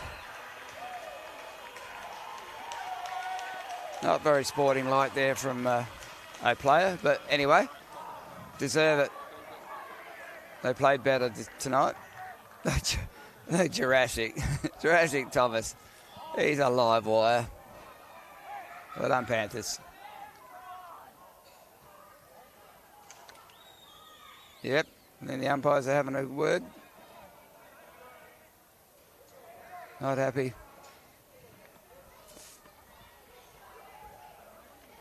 Commiserations, and that's the way it goes.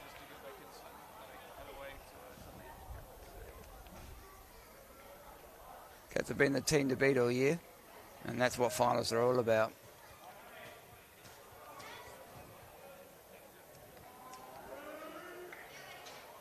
There's the score, 9-7. Ended up being a high-scoring game. At one stage it was 1-all, 3-all, and now it's 9-7. One guy you see there, Nathan Lynch, came in to fill in. He came from Tigers and decided to play halfway through the year. So good luck to him. Well done, Panthers.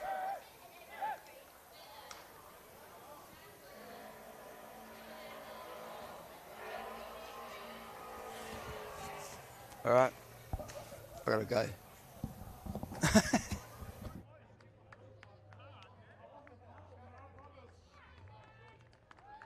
Well, hang on.